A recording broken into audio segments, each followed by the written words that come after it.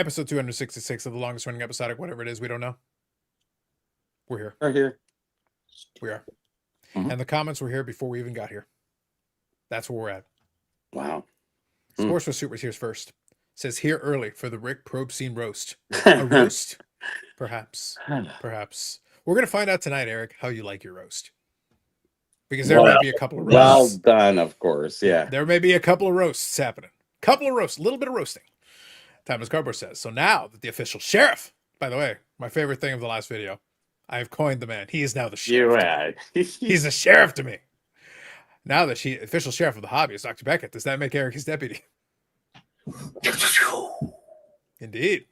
Well, I shot the sheriff, but I didn't. Okay. Yeah, don't shoot the deputy. Bobby, it took all of my willpower not to do the I shot the sheriff joke.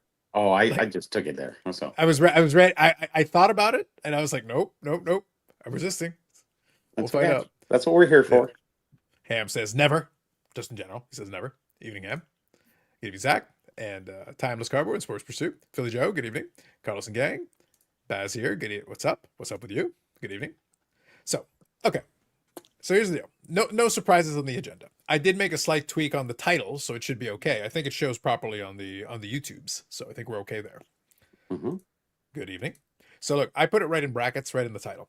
Snype / BGS. We're gonna get to that, and then we'll do the Beckett. And Beckett is still scheduled to be on the Hobby Hotline Saturday. So we're kind of the pre-game show. It's getting very exciting here. So there's a lot. There's roasts and a lot of jokes forthcoming over the next however long it is. We're gonna find out. So let's see here. Ready for round 5? When are you getting a priest outfit? No, Scott, no priest. I'm the Pope. I gotta get a Pope hat, Eric. I need to get one of those Pope hats. Need a Pope It's hat. coming. It's coming. It's happening, man. Yep. I don't know. We're getting close. We're getting close. Let's see here. Yeah, so Yannick's gonna figure himself out. We'll find out what happens. Card deal here is here, and it's all caps. Amazing Corpse attack the innocent of the hobby. And Eric. Good evening, Steve with PH. I won an auction on Snype, and then I didn't. That is correct. And then didn't, yeah. So I want to start with Snype and BGS because it will lead us into Beckett. So we're gonna warm ourselves up into this, Eric. We're gonna get there. We're gonna just ramp. We're gonna slowly go up the up ramp here. All right. So we got everybody's favorite, your friend and mine, Prostein. He had his platform, Snype, and I'm just gonna begin. I'm gonna lead with this, Bobby, just so that we all have it on here. I want to make sure I include this. So again, Prostein, person who has never been associated with anyone of ill repute or question ever, at any point in time, no questions asked ever. Link in the description after the replay. The person on the bottom, by the way, for those who are the uninitiated, is Bill Mastro. Or it looks like a very much older Eric. Well, yeah, that's Eric in like a week. I'm not sitting here for 4 hours of being compared to that piece of shit. Fuck you. You're wearing the hat. You've got the glasses, Eric. Like literally. Honestly, twice. He's a half a curve away from you on his hat. Honestly, like it's right there, man. It's right there. You can't look. You can't unsee it. Once you see it, no. You can't unsee it. It's right there. What are you talking about? I don't see the resemblance. Oh my God. Jesus. Yeah. Indeed. Okay. So Beckett keeps taping Shill segments. He'll finally lose that last 10% of reputation integrity he had left. Time is passing by. He just doesn't get it. So I want to touch on this first. So let me get into Snype here in a second. We're gonna get there. I promise we'll get there in due time. So let me touch on this though, since we're gonna talk about it. You would think so, Baz, but this is not true. You know how I know this is not true? Because I've watched videos earlier today where people are like, man, why do we have to keep talking about this? I'm paraphrasing, but I listened to it. And in that conversation, they said, I heard Beckett's podcast. It's like, he made a mistake. It's like he's giving examples. And I'm sitting there like, do you want to get the earwax taken out of your ears so that you get like, not only did I listen to it, I listened to it with Dan and we broke it through in painstaking detail. Painstaking. It's like, no, actually he did literally say that he was inquiring with Prostein, the aforementioned Prostein, on an auction. The example he gave was cards that he was consigning for a friend of his. This is the example he gave, by the way. I already I covered this extensively, literally. Maybe you should just watch what I made and you'll get the answers to your seeking. So he consigned them. And remember, Prostein at this time is not on Snype. He's on eBay, which, by the way, Jimbo said, eBay has the too strict policy of what shill bidding is. To eBay, everything is shill bidding. Everything's OPG. Everything's shill bidding. He said this too much. Fine. Okay. So Prostein then is listing it on eBay, where therefore bidding on that would be shill bidding. But Jimbo asked Prostein, these are his words, not mine. His words, not mine. He asked him if he would be able to bid on it because he thought some of them would be a good deal. And I painstakingly pointed this out, and I played the clip.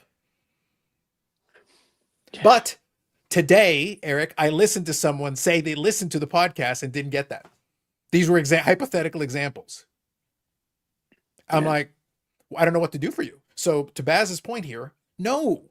There are people whose reputation will never leave. He could admit to being a serial killer, and they say, see, he's a swell guy. It's like, did you ignore the part about him being a serial killer? Allegedly. He's 99% of a good guy. Yeah. I'm just saying. That 1%. Yeah, so my point is that I'm getting at here. And I'm going to get into the 4 collectors thing because I see the comments here. Hang on, I'm getting there. Look, my point here is Beckett will be on 4 collectors, to Orlando's point. He will be on 4 collectors tomorrow morning during Hobby Hotline. And don't worry, we're going to get back to that. But thank you, Orlando. But the point is, he will be on there. But I am telling you in advance, here's a spoiler. No matter what he says, there will be some folks that will come out of it and hear whatever it is they want to hear. And when they hear whatever it is they want to hear, if they just want, if they just want to keep Beckett on the pedestal they've got him in, they'll be like, see, he's a good guy. It's like, he said he stabbed someone 14 times. Allegedly. That seems like, Eric, that would be not swell. Some would dare say. Not swell. So the point is, if you're already predetermined and pre-inclined to do that, if you're pre-inclined for the pitchforks and torches, then there's nothing he can say to appease you. And if you're inclined to basically save his soul, no matter what happens or no matter what he says, then you're not going to have your mind change. So I can spoil this for you. It doesn't matter what he says. It's not going to change anything. I actually believe, here's my quick rundown of my scenarios. Scenario 1, he keeps going down the same path he did when he got on he did the interview with Geoff. He sticks to that version of things, which, by the way, already have modified a couple of times. So it's already happened a couple of times. It's changed. The story keeps changing, Bobby. That would suggest to me less credibility, not more credibility. I would like some consistency in your story from telling to telling. Not it changes every couple of days. Redirecting the conversation to make it seem better for him. Yes. Frequently, yes. So that's the first thing. So that's option one. He stays down the path he continues to go down. Path number 2, he comes up with something new. We have self-bidding. We have, defensive bidding. We have offensive bidding. We get special teams bidding, shilling, whatever it is, whatever it takes. We come up with something else. And then I will make fun of it.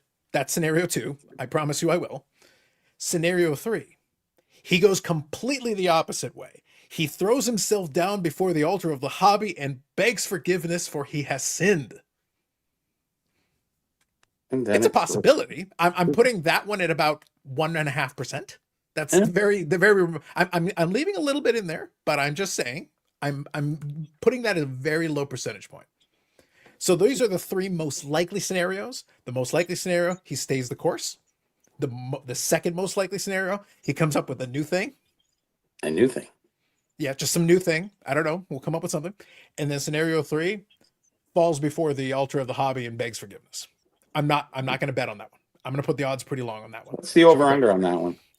That one, you're probably going to be like 5,000 to 6,000 to 1 on that one. All right. Odds are pretty low. So real quick, I'll get caught up. What is supposed to look like the teacher on South Park? He's a real-life South Park character. Or Eric. In like 5 years. Yes. Okay. Maybe 5, maybe 4. At best. A couple more tree crashes and he could be there by next Thursday. I think so. Give you Stu. Dr. Beckett Live, yes, mentioned that as well. I think once it's said that it's erased from the internet forever, the internet never forgets. Oh, no. Yeah. It's temporarily erased from your mind.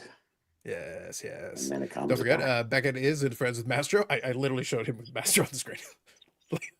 like 2 minutes ago. That was still my favorite. And my second favorite was when Big Bry talked about his conversation with Mastro. Like it was the first time he had been interviewed. It was like, literally, Prostein did this in 2021. Link in the description, allegedly, during the replay. If you're watching this on replay, it'll be there. I don't know where it came from, Eric. I found it. I found it on the ground. Like Ev says, I just took down Captain Crunch and a ship. You do you, Ham. Because they do it so they want the conversation to go away. Yeah.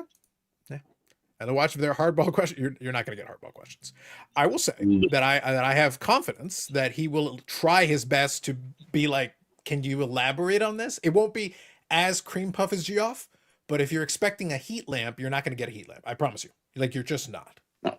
0% chance of that happening. Yes. But it will be better than Geoff's version. I can low bar, but I can pretty much guarantee that. Just says, give video a like. Thank you very much. Appreciate it. His name on the sheriff's badge. Listen, it's all about the sheriff's badge. Yes, yes. I can't believe Carlos won't be calling the program tomorrow. Carlos will be in bed. If I happen to be awake, if I happen to be awake, I'll probably be reading a book. In real time, that will be painful to watch for me. But I'm just not into it. And remember, I'm being consistent on this, Eric. You can attest. Carlos does not do mornings. And Saturday morning, even less. I'll be on the trails at 9 a.m., so I'm not watching it live either. Even Mike Madano learned he doesn't do. I'll skim it. I'll skim it on replay. I'll be there for the replay. And if I'm entertained, look, I'm not expecting satisfaction. I'm very clear on this. I expect no satisfaction from this. However, if I'm at least mildly entertained, I'll give you a like. But I better get some entertainment. I better get some fireworks of some kind. I don't care what it is. Some fireworks.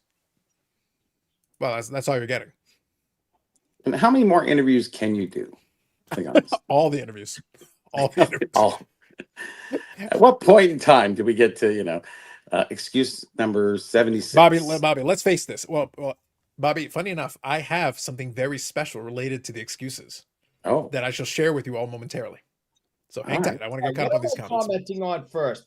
Shilstein or Beckett? Because I'm loaded for Bear. Right now, let's right now. I think the chat wants to do. It doesn't matter. I think the chat wants to do the Beckett. So let's stick with Jimbo. Let's stick with the sheriff for a little bit here. We'll stick with the sheriff. So we'll come back to Prostein here in a couple minutes. So hang tight. This is really all I have to say. Is that this guy is and I typed this in the comments with you guys earlier, so you already heard me say this or read my opinion. This guy has never been this relevant since he sold Beckett. He is on a publicity tour. His ego is being stroked. Everybody with the YouTube show is saying, Dr. Beckett, would you please come on our show and talk to us? And he's like, absolutely. I want to get my name out there, my face out there, my mouth out there, my opinions out there. And his ego is being stroked like never before. Eric, I have a question. Eric, I have a question. I have a question. Do you think if I reached out to the appropriate channels and I said, Jimbo, maybe face me, old man? I might not phrase it like that, but like basically in effect. If you sent out a honest to God request, yes, he'd show up. He'd go, yes, sir, Carlos. I would for a mug. Do you think Jimbo would do that little research? He'd go, wait a minute, not that guy. Nope, not that one. No, I don't. No, he goes, Carlos, can I get one of those mugs? The Pope of the Content Gods mega church? Nice. Give me one of your mugs. He's a starving fish in a pond, and if you throw out the worm, he's gonna bite and jump on that. Let me finish reading these comments. Hang on. I just wanted to throw that out there, Bobby, because the visual would be glorious. Yes. Can I refer to you as Dr. Jimbo? I'm just gonna call you the sheriff. All right. Dan here says the Better for Collectors live stream will be Sunday night. So now is a good opportunity to mention Sunday night on the For Collectors YouTube channel. This will be post that Beckett conversation on Saturday. We've got it on good authority that someone will be there. Someone with Dan. Oh no! I wonder who this is. Who is it? I'll leave it a mystery.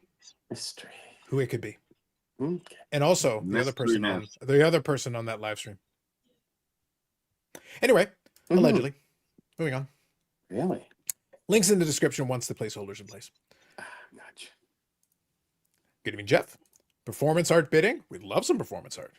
I would Ooh. love some interpretive dance bidding. Yes. That'd be cool. Stephen here says, when you tell the truth, story is easy to remember. Agreed. And stays the same. When you lie, you are forgetting the story and it changes every time, just like Beckett has done. Scandalous. Fair, but scandalous. Yeah, it happens. How do you even get out of that? I don't even know. Well, like I said, look, your real choices are to come up with something really scandalously wacky and throw somebody else under the bus, or Well, you could. or Yeah. go the 180 and go the full redemption. Like, you know what? I have sinned. Forgive me for I have sinned, and just go that way, as hard as you can. Pivot as hard as you can. All right. Baz here says, Yaddick looks like he's behind the table of a dart balloon game at the carnival booth. He's got a lot of stuff going on there, man. He had Christmas lights there. Yeah. Well, no, that's the Somebody's here for the roast, Eric. it's the hockey betting by bib. Let's see here. 9 days in counting since Big Bribe promised a video on Shill bidding. We continue to wait with bated breath. But will the book be a Beckett? Scandalous. I don't know. Yeah, I would set your expectations low on that one. Again, and to be clear, I have never met Mike, Junkwax Hero. I believe he will try his best, but the reason I'm mentioning this, and I want to get through these comments. The reason I'm telling you all to kind of keep your expectations at a fair level is it's actually harder than you might think, because the people in the chat want Bobby to do the grilling routine. Well, guess what? Then the other person just leaves, and you get nothing. And the alternative is the cream puff Geoff version, which again you get nothing because he doesn't offer any resistance for anything. So the guy says whatever, and he just nods his head. The what you're seeking is somewhere in the middle. That's what you want. You want a little bit of like, hold on, you just said this. I want you to elaborate on that, or I don't agree with you on that. Tell me more about that. Before you said this, and now you're saying that. Can you explain that? Not yelling, not screaming. Bobbles and questioning. the Old Man. One of the greatest hobby interviews we've ever seen. Yep. That's for sure. Bobbles and Old Man tag. Yeah. Legendary. There is a way to do it, but you have to be very specific about, instead of screaming, you can't be going in there screaming and yelling, because that's probably not going to get you what you're looking for. It'll be entertaining for a couple minutes, but it won't actually get you what you're looking for. You've got to be like, no, I want you to elaborate. And then as you start talking, if you start being consistent, then you check that. You do that. And if you do that, then you'll actually be able to extract some information. That will work to your favor. But if you can't manage that, Beckett's already demonstrated he can come up with a different version, a different story, and he'll just start spitting a yarn and suddenly give this analogy and go over here and then go over here. And before you're done, before you know it, an hour has passed and you haven't answered a single legitimate question. He can kill the time. It's not that hard. But just remember that.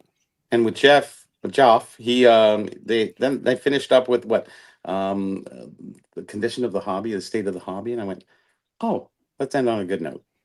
Well, that's basically, yeah. It was basically designed to go from there to there, and then, but it barely left the level. Like, it stayed right at that same level. It was never going to go anywhere. Like, I had no expectations.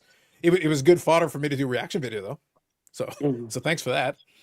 Outside of that, it wasn't very helpful at all. Dr. Beckett's position on the Mount Rushmore of hobby disappointing fast. So it would seem. And good evening, Tim. Big Telton here says, I'm never buying another card at auction again. Done. They're literally stealing from people. I have no remorse. I'm trusting my instincts and not the comps from this point on. Fair. The hobby doesn't have a celebrity death match. Thunderdome. Thunderdome. We need needed something was new Thunderdome. for him.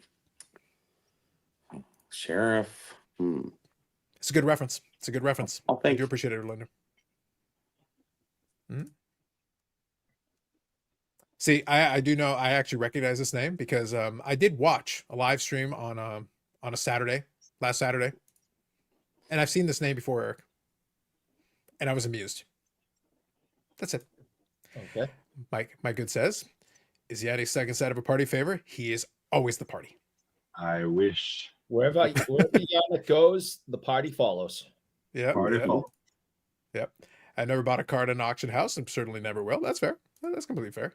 It's good news. It's good news though it is a good move though now that a lot of people have gotten, I talked about it on the podcast episode. I said, well, now you know that the information, that the terms and conditions are a little bit more relevant than they were before. It might be worthwhile if you do want to buy some stuff on there, check what the terms are. Check what are because again, and a lot of them it will explicitly tell you in there that they do these things, and you Yeah. might want to know that. If I'm after that guilty. you still want to do business, then by all means, knock yourself out, do whatever you're going to do. But at least you know, Eric. If at least if you know the rules of the road and you make a choice and say I can live with this, that's fine. Page I 34. thought I knew the gist, but Seven. most of them, I think I don't know. I don't know the rules really. When you think about it now, I realize Yeah, yeah, that I was unaware of some of them. yeah, for sure. I call him Jimbo. Moving on. Nice action, Eric. Your back is getting loose. Look at that. Maybe premature, but are we praising the content gods? Always. Mm, Eric, do me a favor. It's in the corner. Can you just point to the corner, please, for me? Other way. other way. corner. Other corner. Right, but on my screen, I'm pointing right to it. Yeah, you're wrong though. Other way. The other There you left. go. Not on my screen. On my screen, I'm right. Yeah, your there. screen is reverse. Your screen is reverse. Yeah. I'm watching the broadcast. Trust me. I know which direction is which. Okie dokie. Scandalous. I'm just gonna leave it on the screen for a moment, Bobby, so we can all relish it. I've relished it. Oh. Moving on. Oh. I don't know, Eric. You want to read it? Yeah, I can't see it really too much. Do you want to read it to Bobby, Eric? No. Please? No. Oh, you'd be the perfect person to read it. I think I you think should so. read it. No. Then it can be clipped. Go ahead, No. read it. I Read what it don't says. I'm watching. I'm watching Buffalo destroy Chicago. I know he's a Sure. sheriff, but does he have the power to pardon himself? Alas, no. I don't think he does. You'd have to be the judge or something. The deputy. Yeah. All right. I heard Beckett did the forwarding to Jeremy's book. That would be amazing. That would be awesome. Now would not be a good time. That would be great. That would be actual greatness. It would not be. Please. Printers, stop the presses. I was gonna say.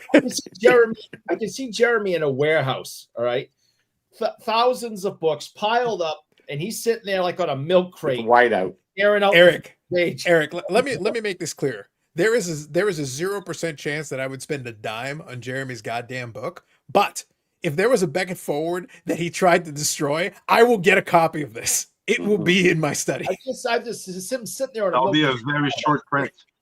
Yeah, it'll be the ultimate scarcity. It'll be the ultimate scarcity, Bobby. That is a hobby publication I want. Good evening, Louis. Appreciate that, Eric. However, coincidentally, that was my last interview ever. People don't like questions. Yes. P. Ryan's bit history. Yeah, I don't think we're going to see that either.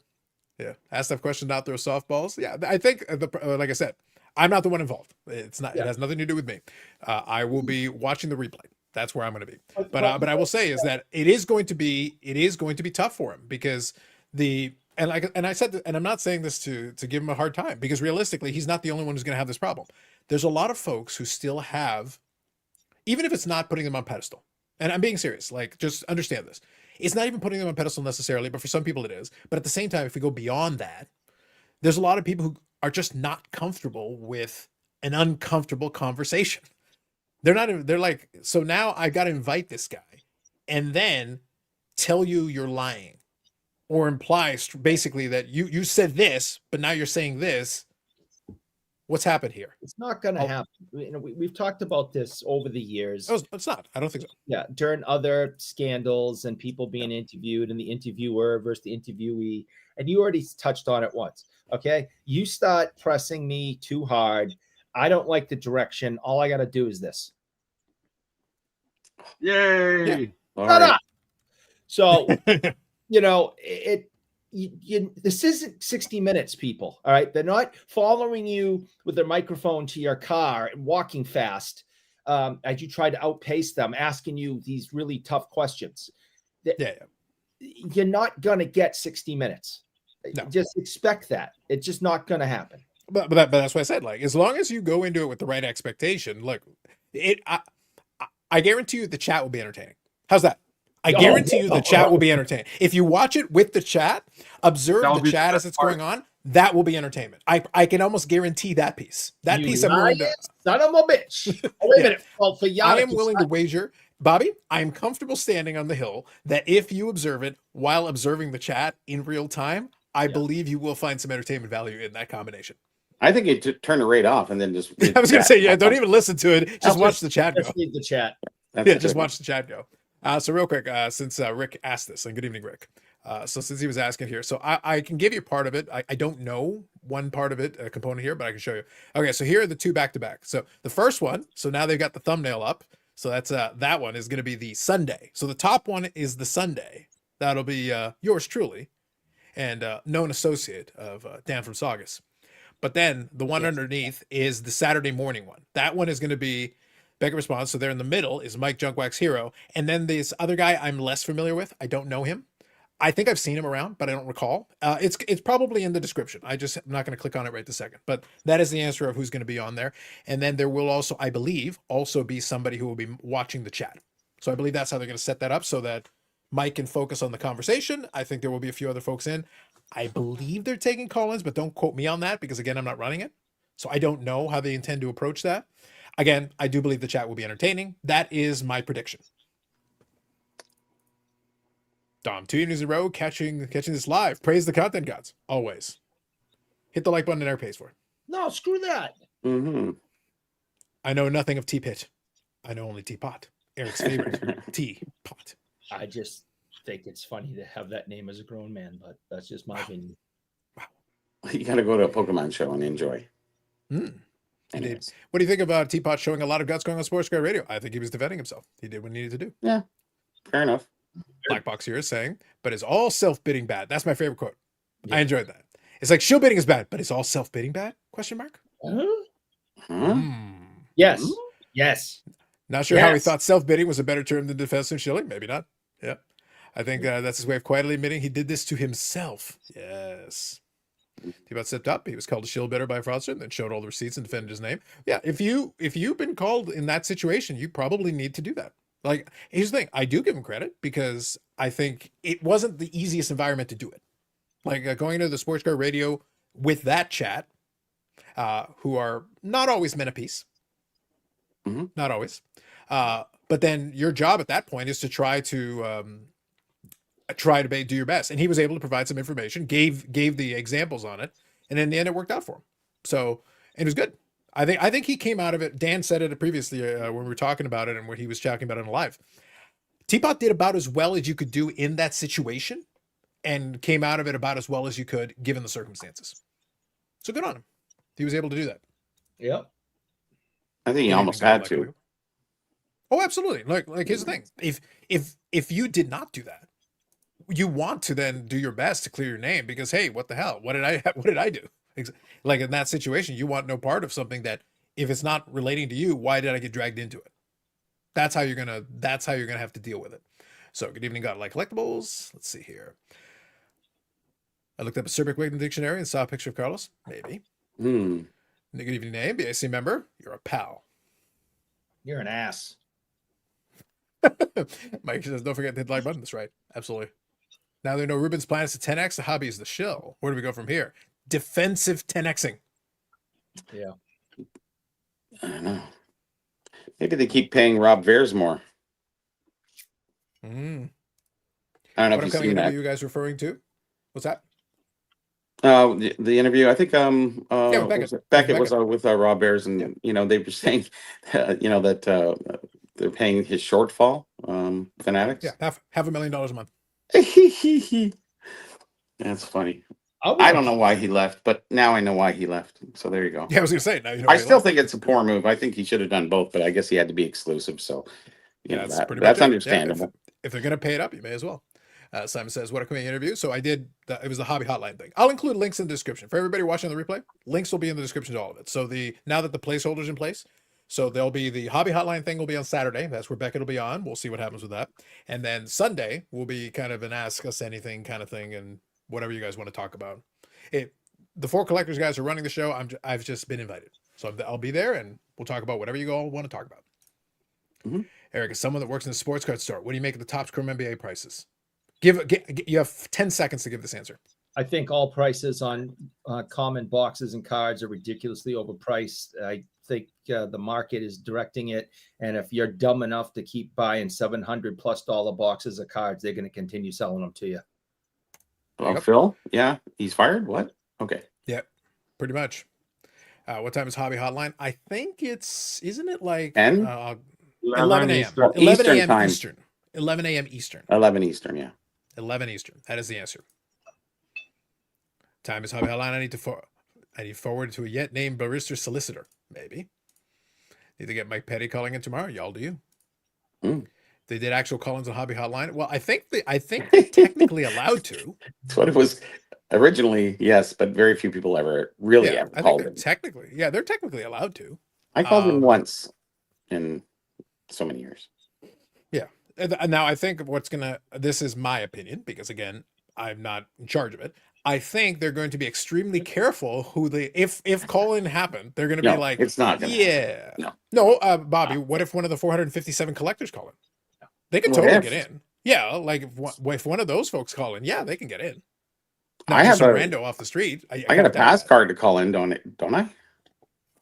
Signed, it's got to mean something. I got one of those around somewhere. You got one of those around somewhere too. I got one of those around somewhere. Yeah, where'd you put it? Go check your box.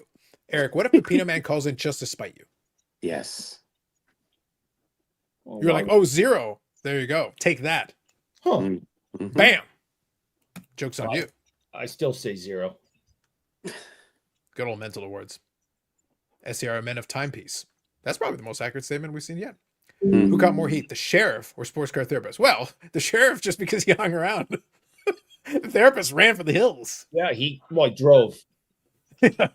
He drove. He just went for it. He was in his car, remember?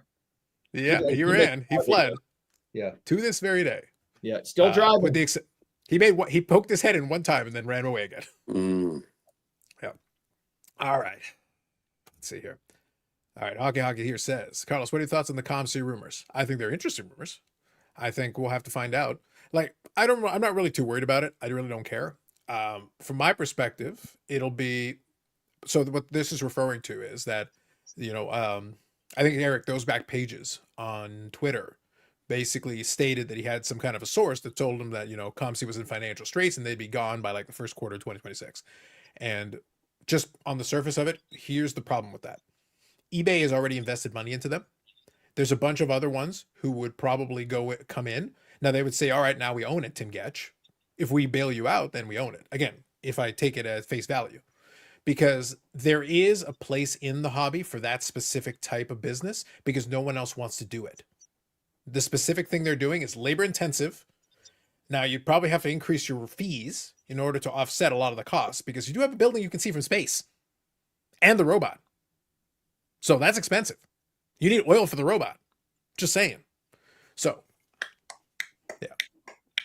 Look at that. Sound effects and everything. So bottom line, there's a couple of suitors that would probably waltz in and be like, we'll save you. We'll take on the debt, again, if that is an issue. But then we own it.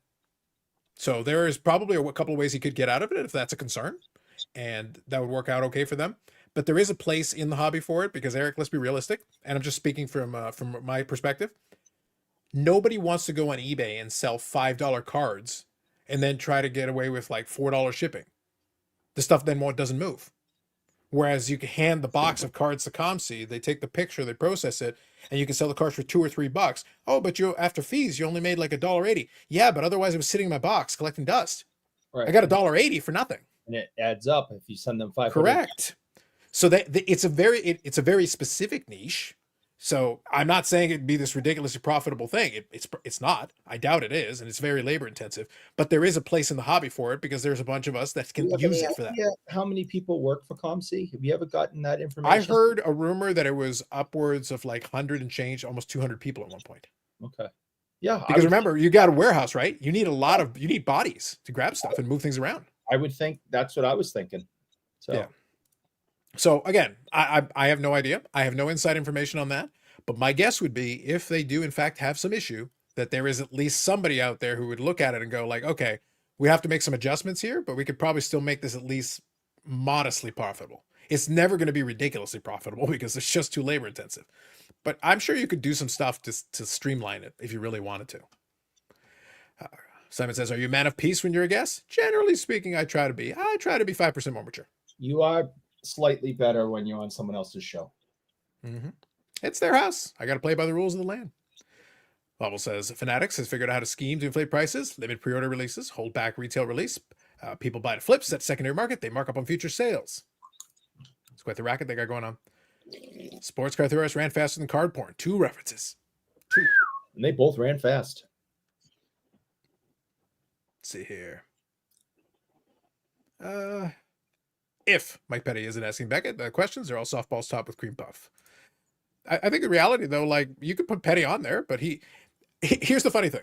You're all excited about Petty. If Petty goes on there and starts absolutely losing his mind after about 4 seconds, he gets the hook.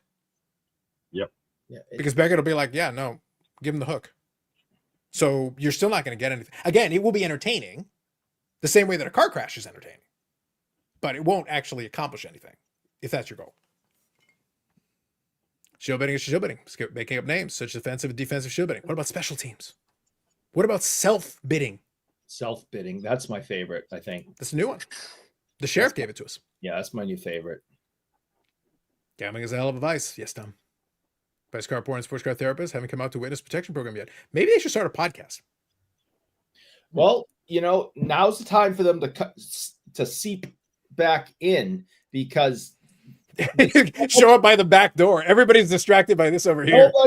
Nobody would even notice that they showed up. They'd be like, no, shill building. No, Eric. The sports card therapist card porn, sports card hour, starting, next week. Episode 1, shill bidding is bad. Okay. Yeah. they get on the bandwagon. Yeah. So hard. Yo, get him. Get them bastards. Yeah, see, Geoff gave all the hard-hitting questions. That's right, Baz.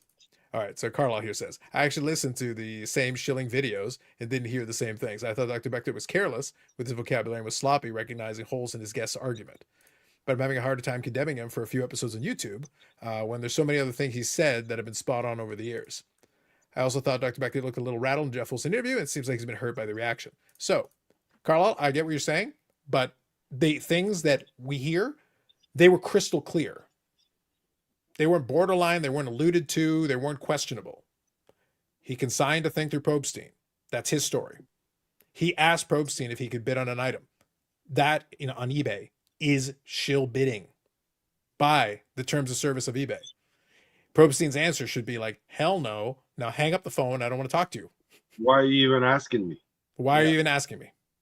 He said that. That is not putting words in his mouth. That is not I'm alluding to. That is his story. Answer. Yeah, that is his story. You know the answer to this question. And again, in Geoff's interview, he said eBay's terms of service, he thinks it's too loose on what's considered shill bidding. His words, not mine. His words. But it's always been until they changed the names. And before that, we used to be able to track people. We used to track guys who bought a lot of wrappers because then they were repacking cards. So we, as a group of collectors, we would all go, oh, that's this guy's name. That's his handle. That's his numbers. So we used to do all that. Nothing has changed in shill bidding, actually, from 2004 to today. It's just that when people get caught, then we talk a little bit about it. Well, that was the last video when I did the reaction video to the Geoff talk. I said the obsession with intent, the intent is what you do after you get caught and you're using it as a defense. Sure. You're like, no, I totally plan on, and according to the sheriff, if you intended to pay, then do whatever the hell you want. Who cares? Oh, I intended to pay. That's a get out of jail free card for everything. Oh yeah. There's many guilty parties out there that just will never admit it at this point. It wasn't more my fault. I intended to pay for it. Yeah. Simon, Carlos is a guest of peace. That's right. Appreciate the hashtag. Thank you, Bez. Bertha Rosary came back. Yep, we talked about this already. Let's see here. Yep, they still got the wording wrong. They still messed it up. I heard there was some hot shill bidding shenanigans happening. I'm not defending him as a good buddy, though. Yeah. It is a problem. Let's see here. If you would be paying attention, we've got it in the title. I'll get to it after we're done this. See, Hockey wants to be a producer and he's not paying for it. Eric, send him an invoice. We already have one producer in the comments. All right, let's just keep it to one tonight. Let's set the tone. Yeah. Yes, there's unions here. So let's summarize for now. If there is a thought or comment or question that you guys have, we can talk about it. Okay. So bottom line, I already made multiple videos about this on the channel. I covered episode 1. Beckett said a lot of dumb stuff. Episode 2, I didn't specifically cover, but he said even more dumb stuff. Episode 3, all by himself, he said even more dumb stuff. Really Oh my dumb God, stuff. I can't believe there's more. Yeah, like it's every time he opens his mouth, there's more dumb stuff. Really dumb stuff. Wait. In the same vein, do I feel bad for him? No, I don't.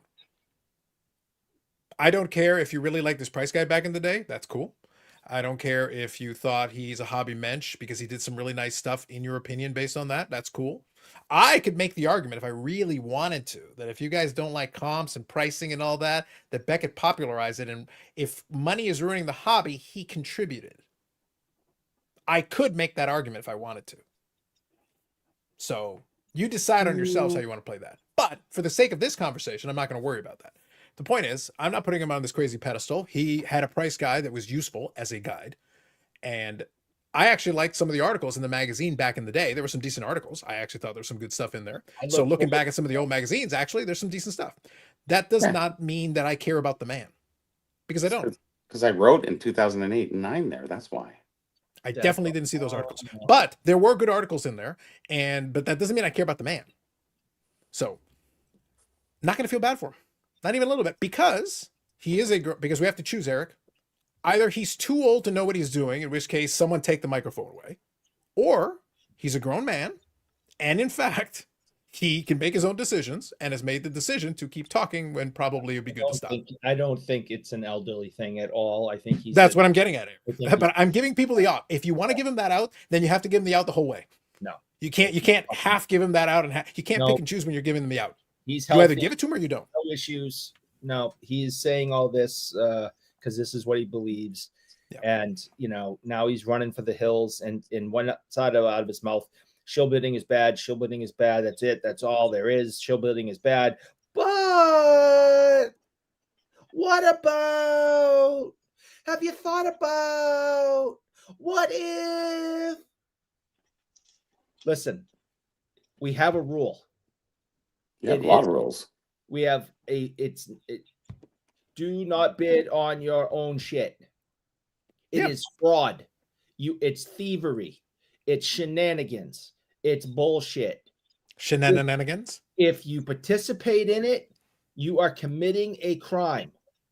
You are stealing money from other people, whether it be 50 cents, $500, or $5,000. You are stealing money from other people. 50 if you cents. Participate in it, you're a scumbag. That's it. Mm-hmm. I saw. Right. Hold on. I saw what he did there. There were two people. I have two. Dr. Exclusive and Louis. I want to see what Louis put up. I know. I saw that. I see what you did there, Louis. Oh, you dirty birdie. Wait, Bobby. Eric is ignoring Dr. Exclusive, who said it. Who I showed first on the screen. I didn't see it. It was the exact same thing. I didn't say it. He's a dirty birdie too. Okay, I'm just saying. All ignoring right. Dr. Exclusive. That's kind of rude. Both get That's credit. kind of rude, man. Dirty birdies. Okay. Anyway, Rick here says, I'm bummed Dan in Orlando not on tomorrow morning. Well, I don't think there's anything stopping them from calling in, allegedly. In theory, they could, because they obviously are connected to it. They probably could. I hope Mike Junk Wax doesn't make it a love fest. That's up to Mike.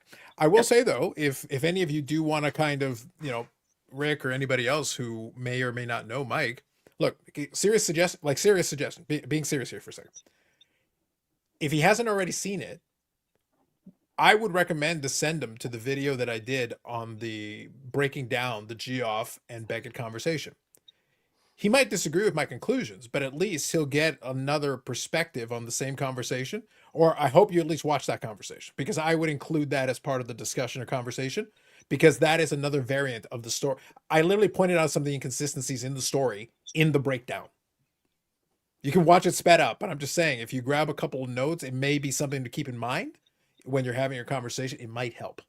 Just throwing it out there. You getting hot under the collar, Eric? Taking his shirt off?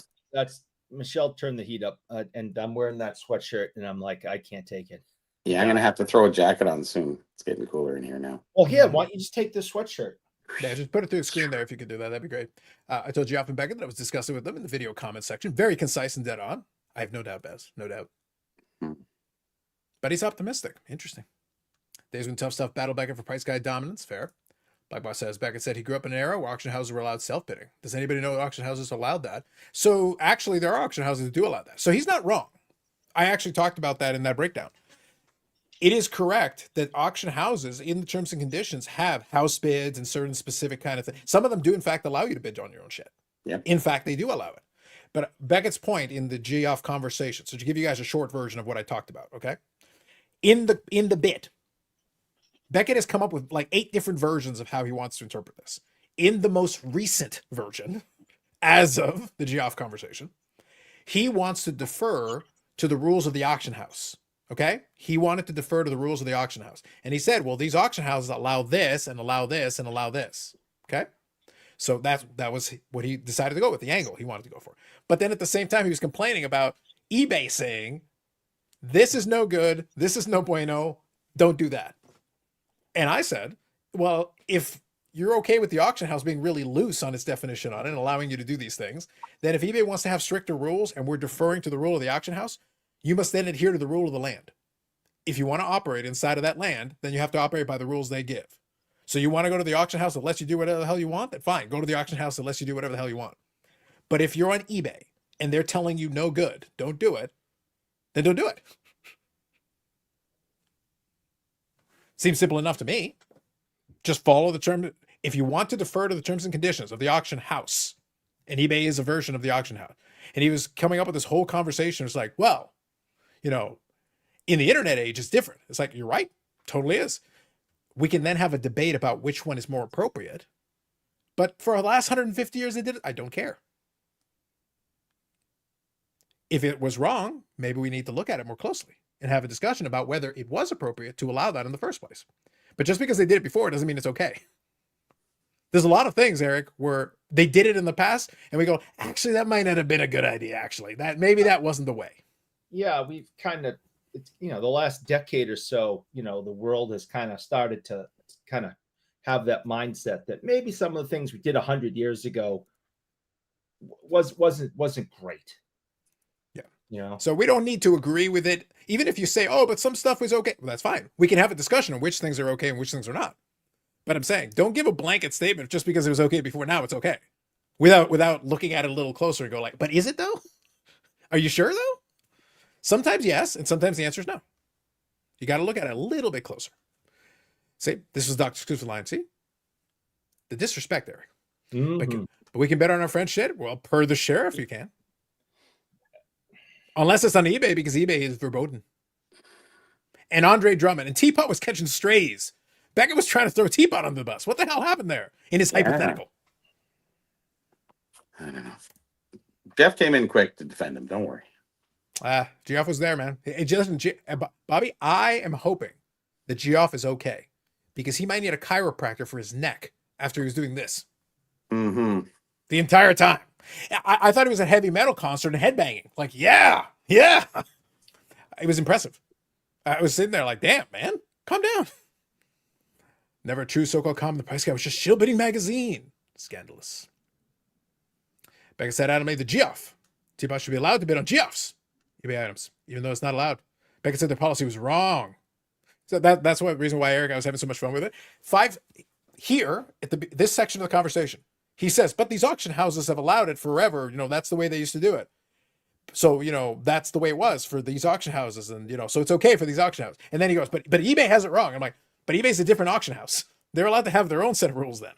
Yeah. You can't tell me these guys can have these rules and you're kind of okay with it. And these guys are not allowed to have these rules if you don't agree with them. What the hell was that? No good. No bueno. So anyway. Thank you, Mickey. Appreciate you. Jeff says here, we need these scandals closer to the National so we can see a rumble. Thunderdome. That would be nice. I'm fortunately old enough to know my Jeffries, Seitzer, Sabo, Conseco, and Ricky Jordan rookies aren't going to pay for my kids' college tuition now. And I was probably going to shill bid along the way. Well, if you had defensively bid them correctly, that's it. They could still be good in this very day. Yes. Just saying. Be defensive. No worries. Absolutely. Be a lot of praise for the content gods of Carlos called in tomorrow. They're not when they're doing 11. Hells no. Yeah, so Y'all don't know. I'm catching up on my YouTubes after we're done this shit. I'm up way too late. They do it at 4:00 in the afternoon and they're not letting you call in? Well, the second part's true. So Eric, a second ago I said it's like if I go, hey sheriff, you want to come on my little show? We'll do it live. Somewhere off in the distance, Rich. See, Eric, you joke about Uncle Rich, but I guarantee you, Uncle Rich will get up like Lazarus. No, he will run. You've never seen that man move that fast. He might turn to the camera. He will dive. He will dive at Jimbo to take him out of the way. Yeah. Beckett dug himself into a hole he can't get out of. Orlando, I agree with your statement. I agree with your point. But Orlando, I promise you, look into this after. And like I said, I'll watch it on replay. But listen to me. When the hobby hotline thing is over, pay attention. If you guys are watching it in real time, seriously, pay attention to the comments. Don't get mad. Don't get upset. Read the comments, though. Watch how many people are like, oh, Beckett did nothing wrong. He's good for the hobby. It's like, he's the OG. He's an OG. I'm giving you different variations. But pay attention to where the sentiment lies, and then pay attention to what happens after. Oh, he totally explained himself. Like, it was all a misunderstanding and blah, blah, blah. And I'm sitting there like, Eric, how much time have I spent in the last 2 weeks literally parsing out every syllable out of this man's mouth? You've broken one of our major rules. You have been efforting a lot. The content gods called me. You have been doing a lot of efforting, and I think you need to go in timeout soon. Mm-hmm. It has to be done. The content gods have spoken. It is a higher power that called me, Eric. Yeah, the content gods spoke. We have rules, and you're breaking them. There's no rest for the demigods. Mm-hmm. When I listened to the original conversation, I thought Dr. Becker was being devil's advocate. No, he was not. No. He is the devil. You can take advocate out of there. Yeah. He is the I listened to him for years previously and presumed it was his perspective. He didn't say it. I was inferring it. I get you. So the thing is, I have no problem with Carlisle saying here. Zero problem with Carlisle saying. The only thing I would say, though, and this is go back to what we were talking about in the past. Jimbo has been around this game a long time. So I'm giving him credit for being around this game a long time. And at one point, Bobby, he was a professor or an associate professor or whatever it was. It was in statistics because that is his, that's his PhD. That's what he's actually specialized in. But let's put it this way. He was in higher education and from the perspective of a teacher. You'll understand my point here in a second. The point that I'm getting at is, as a teacher, one of the important things you need to be able to do is you need to be able to get the information to the students and be able to, through analogy or example or whatever it is you're going to do, being able to communicate it out is important. That's actually part of the job. You have to be able to help, because otherwise I could just hand you a textbook. Then what do I need you for? If I'm just handing them a textbook and asking them to read it, and that's then you're not really contributing to this conversation. He's had multiple opportunities on his own platform to clarify his position in one straightforward, simple way. And what Carlos is talking about here. The thing is, Bobby, ironically, if you wanted to make a point, wouldn't it make more sense to use a hypothetical person that isn't a real person, but you included yourself in it? You actually said, I, back in the day, have this scenario. So it's like, well, now you brought yourself into it, Bobby. If you said Rando McSchmando, what if they have this situation? I have a friend. Yeah. Or what if you say, hey, this is my hypothetical. I want to know what you think about this. And you lay out the parameters for these random people that don't exist. John Doe 1, John Doe 2, John Doe 3. Third party it. Yeah. Yeah, exactly. So if you do that, then we're like, okay, fine. And we can consider your scenario. Whatever your scenario is, we can at least think about it. Maybe you agree, maybe you don't agree. Fine. We can talk through it. But it's not me. But you didn't. That isn't what you did. So that's a failure to communicate. That's not my fault. I'm merely picking up what you're putting down. That's it. I'm just taking what you talked about and I'm listening to you. I'm hearing your words and then going like, huh, okay. New monthly coming out. Yep. I generally wonder if Beckett turns off his camera and thinks, geez, I should have never said anything. We're preparing part 4 to try to re-explain himself because we don't get it. Well, right now, technically, part 5 is the live interview. Fire up the computer. Let's get it on. He is happier than a pig in mud. He has never been this relevant, never been this desired. Everyone's calling him. Everybody wants a piece. He's at home and he's like, I got another one, honey. I got another one. All right. They want me tomorrow at 6 p.m. I can't wait. I mean, he's doing backflips. that he's relevant right now, and everybody wants to talk to him. He's only been on like one show. This, the morning show there on Saturday mornings. No, who the hell wants to talk to this guy in these last few years? It's kind of sadistic relevancy, wouldn't it be? There's no such thing. Hey, listen, some people want it no matter what happens, man. I don't know. I guess. Yeah. No such thing as bad press. I guess so. Yeah. Oh, yes, there is. Anyways. Yeah. Anyway, so Louis, wrong. Louis, you could not be more wrong. Not enough. Not enough. Not even close. Not even remotely close. Louis, I haven't even warmed up yet. I haven't even started. Hobby Hotline will move tomorrow's time slot to 8 a.m. just so girls won't call it. Listen, at 11 a.m. I won't call it. At 11 a.m. I'm out. Before lunchtime? Fuck that.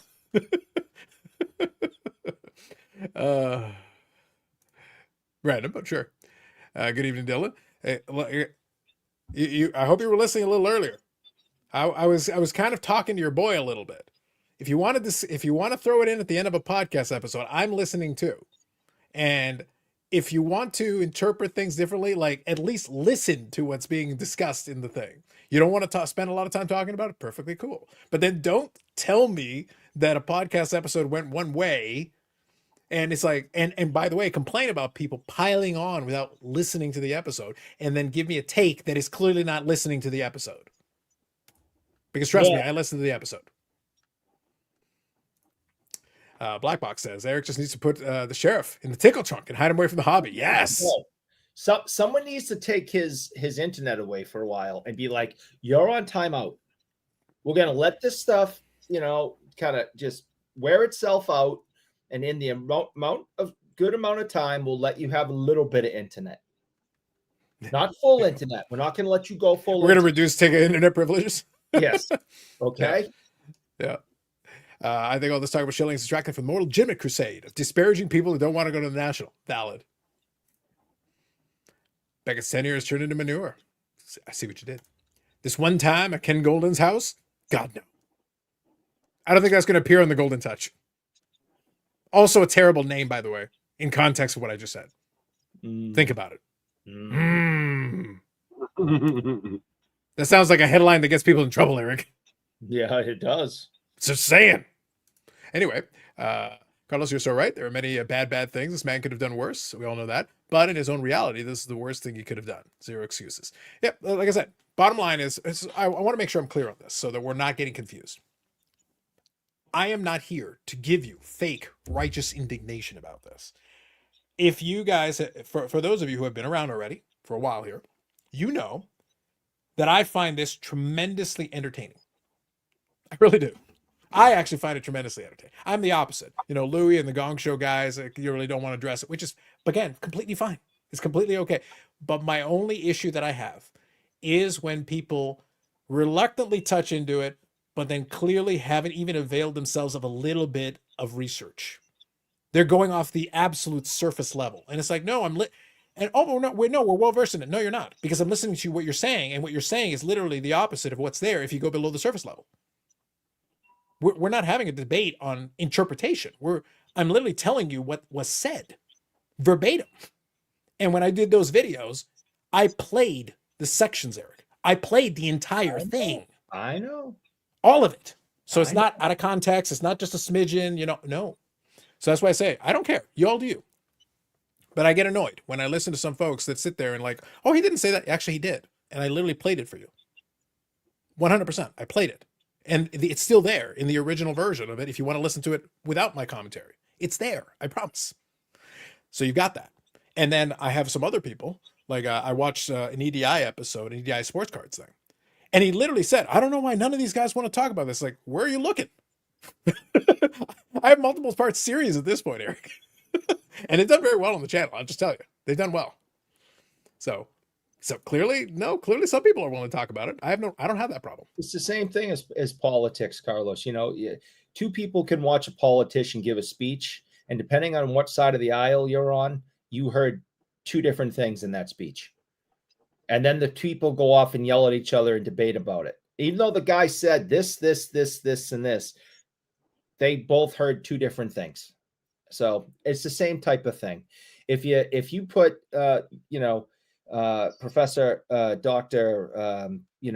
Godlike Beckett on a pedestal, then you are defending him and coming up with excuses and interpreting his comments one way. If you think he's a complete tool bag, you go in a totally different direction. It takes somebody that doesn't have an opinion of him in either direction to actually pick out exactly what he said and say, these are the facts. There it is. So, no, I didn't catch Burbank, so I'm not sure what you're referring to, but feel free to let us know if you want to summarize it. I try to watch a lot of stuff, and hopefully you guys have seen from the previous video. If you watch the previous videos, I do watch a lot of stuff, so I keep tabs on a lot, but it's impossible to keep tabs on all of it. There's no way. Like there's not enough hours in the day. I'm sorry, but to the best of my ability, the stuff that we talk about, I try to keep tabs on it. I recently remote viewed this, and it doesn't end well. Never meet your heroes unless it's zombie reborn. Facts. Ray's not a zombie. Totally a zombie. Not a zombie. We were there. Beckett has gotten more attention than ever. That's true. Yep. What I said above is not piling on. It's the truth. Yeah, totally. Steven, I'm with you. I totally get it. And by the way, just to be clear, I'm sympathetic to the people that are, oh man, I just want to, enjoy my hobby. It's like, guys, I'm not telling you not to, Eric, I'm not telling anybody not to enjoy your hobby. You should probably understand that I am not only a man of peace, I am also a man of schadenfreude. Google that shit. Yeah. I enjoy it. I am actually having a tremendous time right now. Yes, you are. So, I'm in my glory. And I'm still participating in the hobby. I bought a card today. None of this has really interrupted my hobbying. As long as my wife isn't watching, I bought a couple today also. Yeah. And this week I'll share it. I'll share it on a video this weekend. I got this one in. Oh, that's pretty. Yeah. Nice little stature Medanos. Emerald green. Yeah. So it's a good looking card. I like it. I'm a fan. So bottom line, my collecting continues unimpeded. But I can still, I actually enjoy digging into these things, doing the breakdown. Hopefully it comes across in the video. I'm having a great time. I'm actually enjoying it, but I'm also listening to what's saying in it. But hopefully if you're listening to it, you're getting something out of it. Maybe it's entertainment. I read some of the comments, and some people actually they enjoyed the delivery. They enjoyed the way that I went about it. They got a kick out of it. Good. I'm happy. If anything, I hope people are getting somewhat of an education. And that's always the hope. And a wake-up call that this type of behavior is going on. And it's not just going on by, Joe Collector that's walking around the floor of your local card show. I know Joe. I know you do. It's going on by industry leaders. It's going on by, the people, that have the biggest, YouTube, platforms and followers and money in their pockets, that think the rest of us are idiots and are poor. Their comments, not mine. Well, guess what? Because you're poor. That's right. So, wake up. Do not put anybody at all, whether it be in this hobby or anywhere else in your life, on a pedestal. Everybody's fallible, and and everybody puts their pants on one leg at a time. Okay. And whether you had a price guide named after you and a company that you started, or you buy $50,000 sports cards and put them on YouTube and Instagrams and pat yourself on the back and say, look how wonderful I am. You shouldn't put them on a pedestal. I mean, P. Ryan has all those followers. He went on the YouTubes and called you all idiots, and then said you're jealous because you're poor. You're just gonna go, oh no, I'm still a fan. He's great because he can buy a $50,000 card. So I don't believe that he's shill bidding, and it was all just a mistake. And he called you idiots and then said you're jealous because you're poor. His following number should be 0. Well, okay. 1, but I won't say who. He knocked on your front door and called you an idiot, would you invite them in and have cookies? Or would you knock their teeth out right there on your front porch? The cookies were great, Eric. What are you talking about? Well, too many Anyway. people are going in and having cookies I'm with just saying. these idiots. I like cookies. Yeah, cookies are good. So T26 Kid says, my favorite line from Beckett this entire time is 1 minute the guy is basically his best friend, and then he said he only knew him through third party. Yeah, that's why I played in one of the videos, I played the two kind of back to back. Just so you could hear two versions. So that goes back to what I said a minute ago about the changing stories. Yep. So just, I don't care about the rest of it. You can decide if you believe him, you don't believe him, that's cool. Like whatever you want to do is fine with me. But I'm just pointing out to you, when a story keeps changing, it makes me more dubious of the next thing you say. Mhm. So I'm going to be dubious going forward because if I want to give you credit, you're an unreliable narrator. If I want to be super nice, or you are at best on a good day, truth adjacent. At best on a good day. And that's if I'm being super generous. I'm being, at that point, Eric, I earned a charitable contribution credit for that. That was a charitable that was charity. It's almost saying that the guy has his pants on fire without saying. Oh, his pants are on fire, all right. Yeah. So that's the bottom line on that. I'm being very clear about this. Like, even if I want to be as generous as possible, Eric, that generosity gets me a return, an extra tax return. It gets me credit. Like I get it credit at that point for that. We'll figure out what the value is, but trust me, that was charity. Mad City here says, Dr. Shill will start the Sheriff Defensive World Tour. Maybe, who knows? That's what he's doing right now. It's in progress, yeah. Went Neil Armstrong actually spoke the truth, yes. Look, all I'm saying, man, I built the mega church on the last video. He keeps this up. We're franchising the shit. We're going worldwide. It's gonna be amazing. Orlando says, back to cards. Carlos, how many Medanos do you have now? 2835. 2,835. That is the answer. How many are doubles? It's 2,835 different. How many doubles do you have? 7. Probably 100. Probably 100. That's my answer all the time. I buy bulk lots. So I'll end up with doubles. Yeah, I know. They just get thrown into a separate box. Yeah, I got it. Over the years, I've gotten rid of most of the doubles, but I probably still have about 100. Like, if you buy lots, all about. Yeah, exactly. So I try. So again, look, I need to keep them around just because it's useful for me. Like, to grab some of those singles. Like, if it's a $2 card, I would just rather buy it on Comsi and be done with it. Yeah, makes my life easier. Pretty sure Yannick is AI always.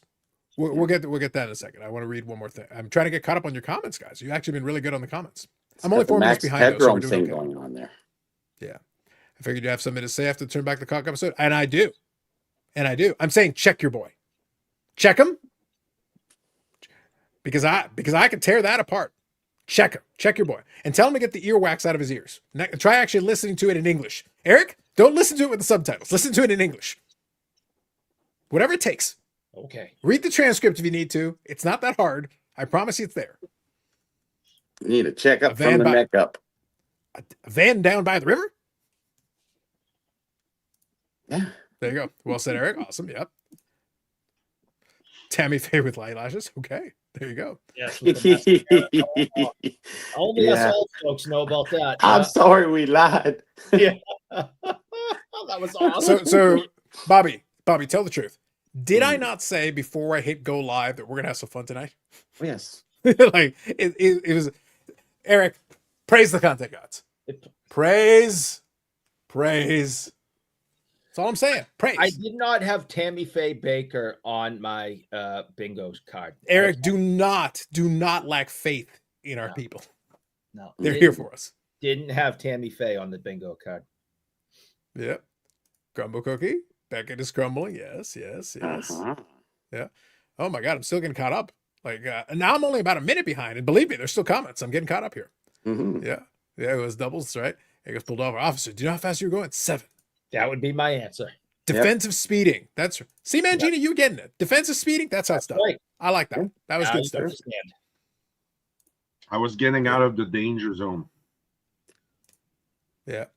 Let's go over here. How did I do, Carlos? Any words for me? Yeah, my words are check your boy. You're the one on the conversation with him. Check him. there was something that's like, actually, that's wrong. What you just said was incorrect, like factually incorrect. Not even just opinion incorrect, just like wrong. 2 + 2 is not 18. Doesn't matter how hard you try. 2 + 2 is not 18. 7. So check your boy. Dylan, check your boy. I'm letting you do it. Check your boy. Episode 1, P. Ryan mentioned people tell him they bid on friends' items to protect prices. Beckett basically ignored it. That's what I'm getting at. So like there was look, but you think I'm joking? I could have added another hour to that episode if I wanted to, because I could have really parsed it out. And as it was, we parsed it out. So I'm sorry. Like, get out of here with that, please. No judge ever for murder. How dare you try to prove my intent? That's right. Intent is everything. All right, I got caught up. Miracle of miracles. All right, real quick. You want to want to have a little fun, Eric, with our AI overlords? Let me share with you a little something. I don't mess with them. They treat right. me bad. See, Bobby, I had a couple minutes in between meetings earlier today. I understand. And I decided to have a little fun with our AI overlords. So you might be familiar with ChatGPT, of course. You know, all good, all good. But there's another one called Claude. I don't know if you're familiar with that one. Claude is actually a very interesting program.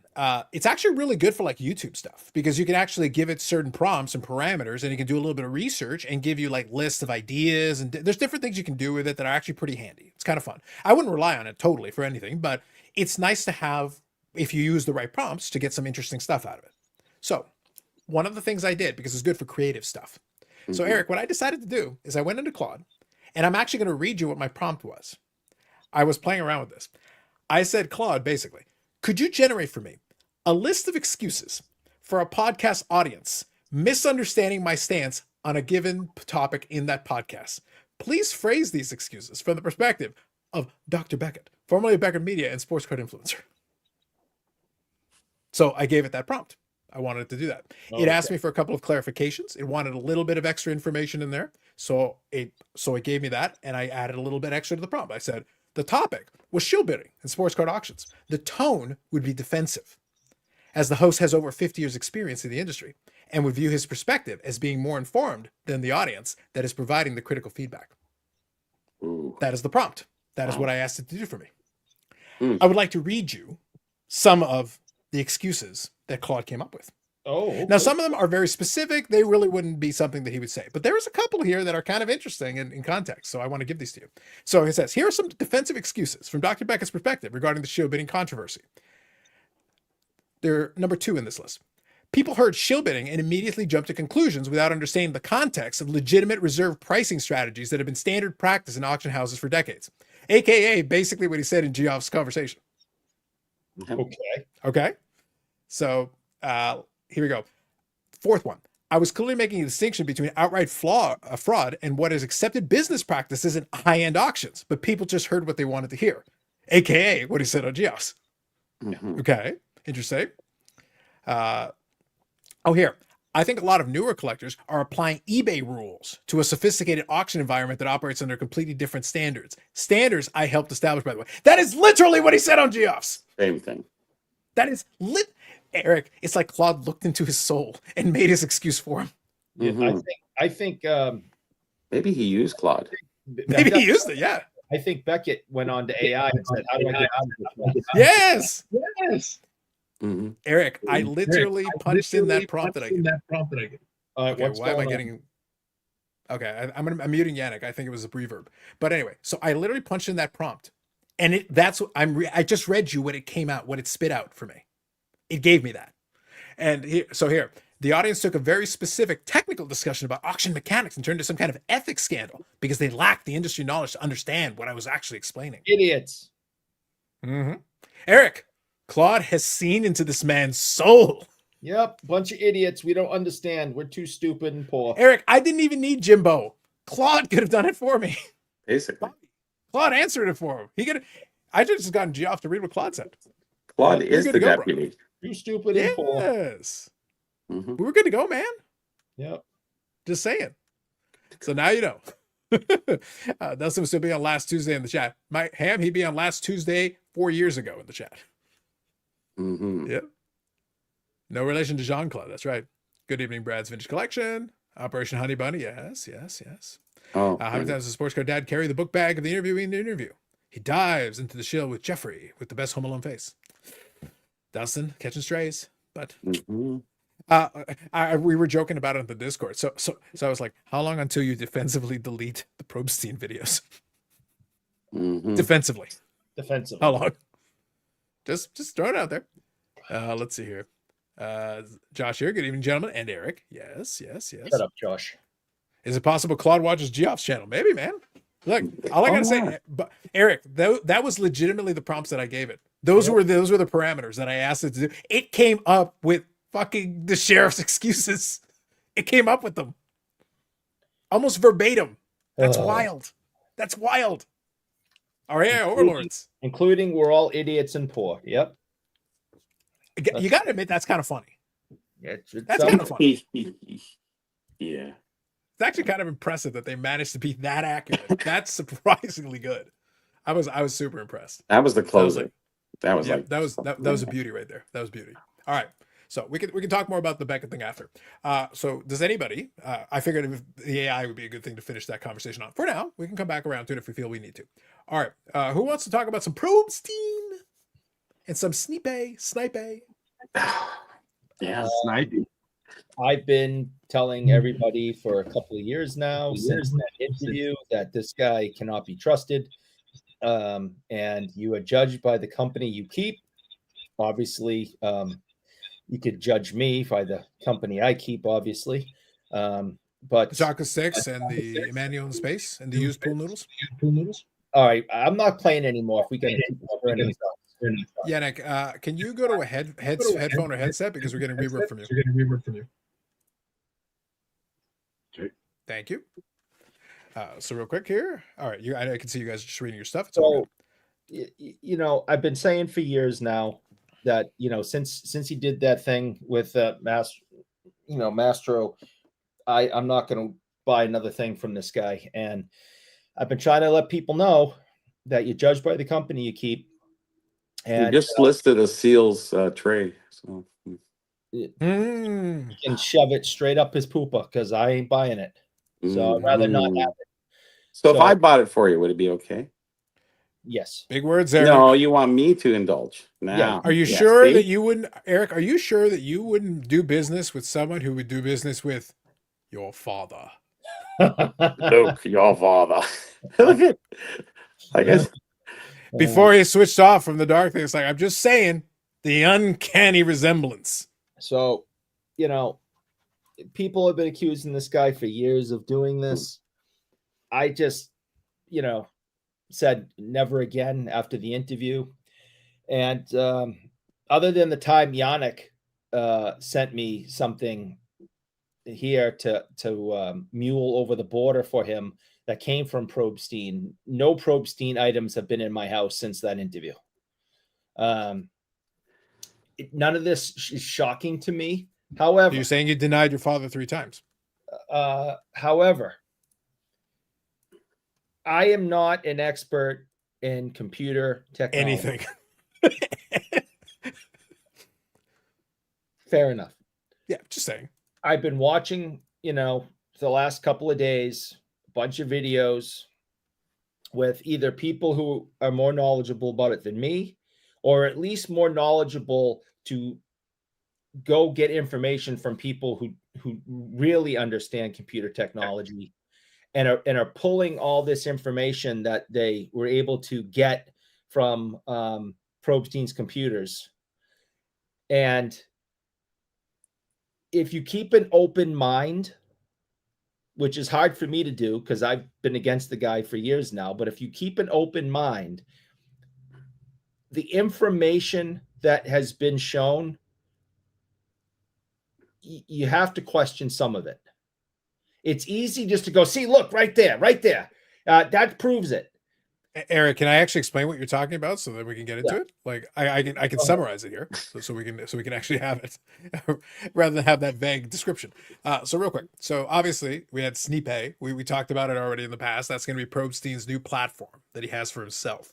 And that was going to be his, launch off from eBay. He was going to go off eBay and then do the Snype platform. You might want to watch the videos related to it on Dustin Sports Car Dad channel before they defensively disappear. But whatever happens, we'll see. But anyway, so they talk about this. Fine. Okay, whatever. The 10-part promo. Yeah, he didn't get the 10 parts. That's the pro move is to get the 10 parts. Anyway, bottom line.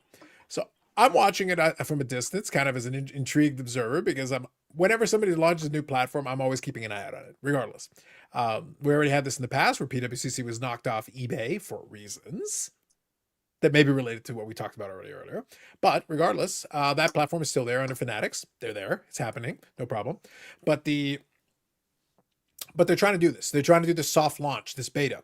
But the reality is, from everything I've seen, I played around with it a little bit. I was watching and paying attention to some of the auctions. I put a couple on the watch list just to see. And it looked like it was clunky. It was kind of having struggle with it. And I want to get into something about that in a second, because I think there's something pertinent that I want to discuss in addition to the big findings, the happenings. They had a crash where they shut it down. That's one thing. That's the first story. Second story is people trying to get to the bottom. Like, okay, so what happened? What specifically? Because, by the way, PWCC had this issue back in the day originally. They actually had like a system issue. They did not have the capacity. They did not have the bandwidth, which a lot of people don't understand. You know, we all look at eBay, and there's a lot of things that eBay does that we don't like and whatever, but eBay has had decades to build up the infrastructure to be able to handle the sheer amount. Think about how much computer power. Amazing. You don't need to know the technical part of it. Just understand, think theoretically. How But much server and issues. computer power do you need in order to run that many simultaneous auctions that are ending at all hours of the day, all hours of the night? The power required to keep it functioning without it crashing every 5 seconds. Oh yeah. That's not easy. So then you decide to build your own platform from scratch, Eric. And look, even if I'm being charitable, I'm earning all the charity credits tonight. Prostein may be a lot of things. He does not strike me as a technology savant. Just sight unseen with minimal additional information, he does not strike me as the tech wizard that will be running that. So in other words, he's only as good as whoever he puts in charge of making sure that this platform that he wants to build, I don't care how much money you fucking have. It's not easy building a platform that won't crash, that won't have issues, that can't be messed with. These are all things you need to, as soon as you decide to do it, you need to be able to set this up in a way that works. So what happens? More information comes out.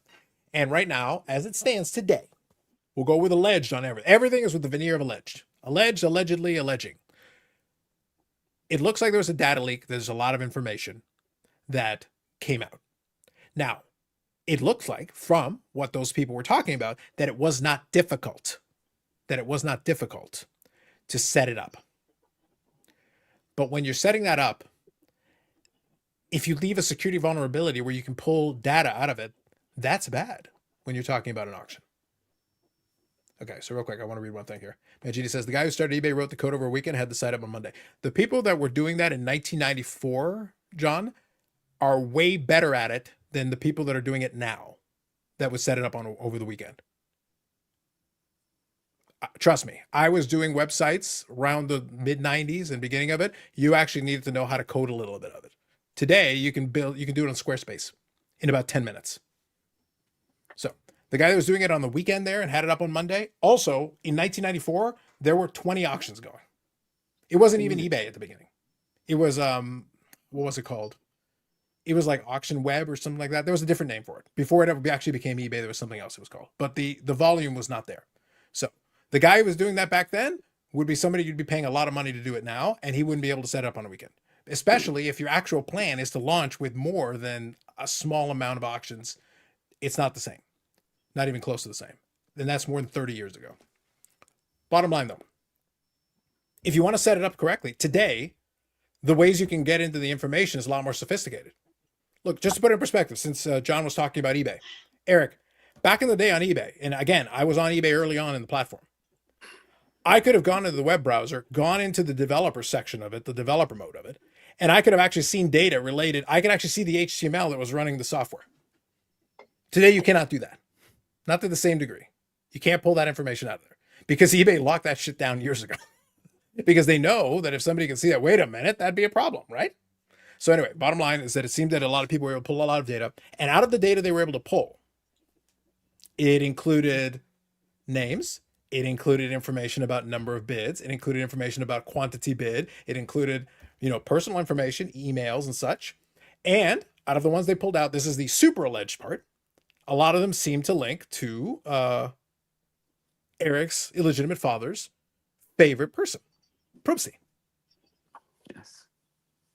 Again, we can't unsee it when we see the image. I might just have to put the Eric picture and the Prostein picture side by side.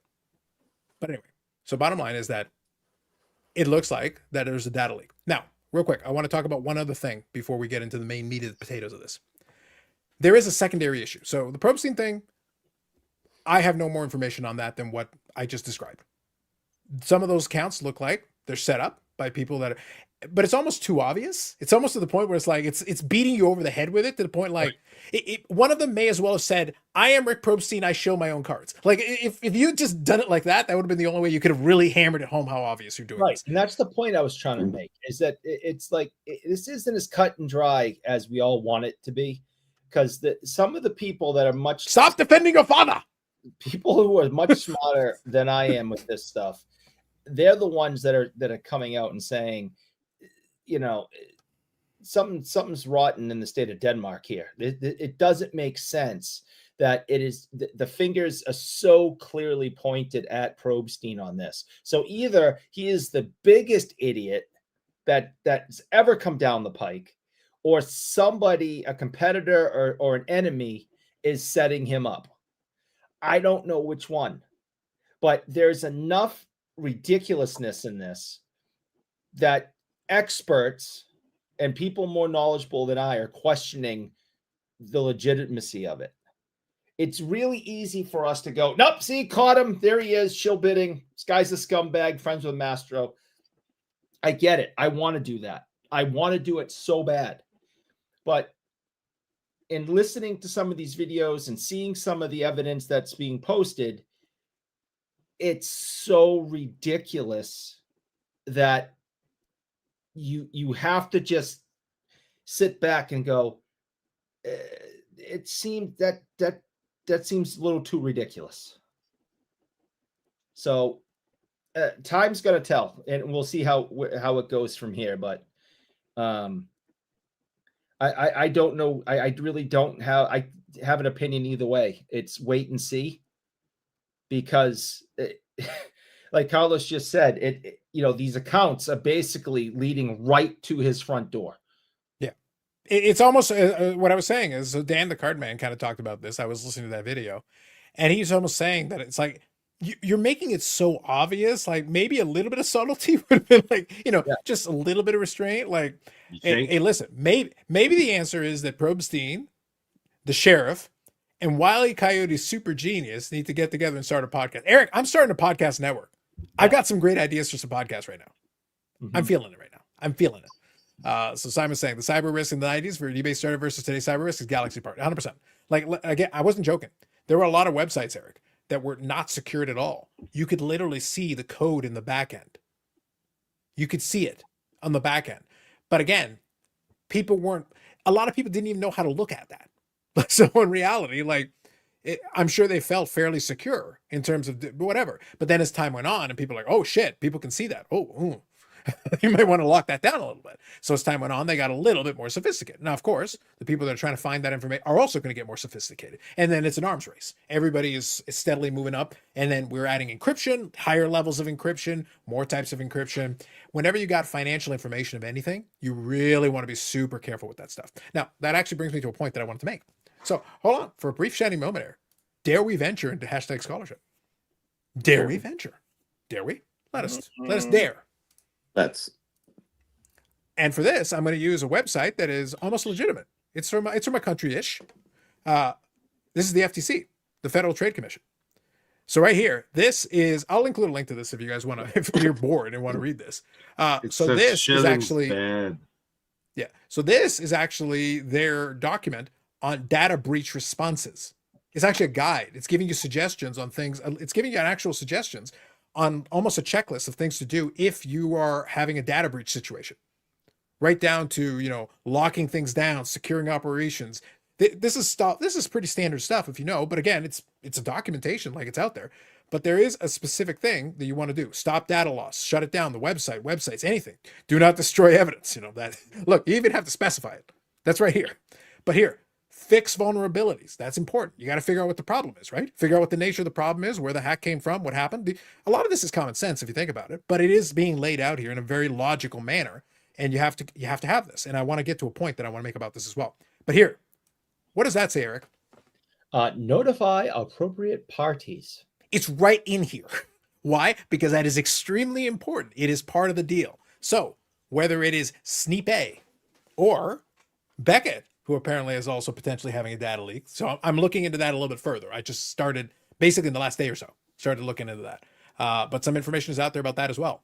But Eric, notifying appropriate parties is kind of important because in a lot of places, you could get in a lot of trouble if you have people's information and it gets out because you were being really sloppy with the data and you left it exposed and you don't tell them. Right. Again, allegedly alleged. Wait, give me a couple more alleges, a couple of allegedlys real quick. Yeah. Allegedly. Allegedly. Thank you. Important. Yeah. So anyway, bottom line. Hold on. Say it in French so we got everything covered. Allegedly.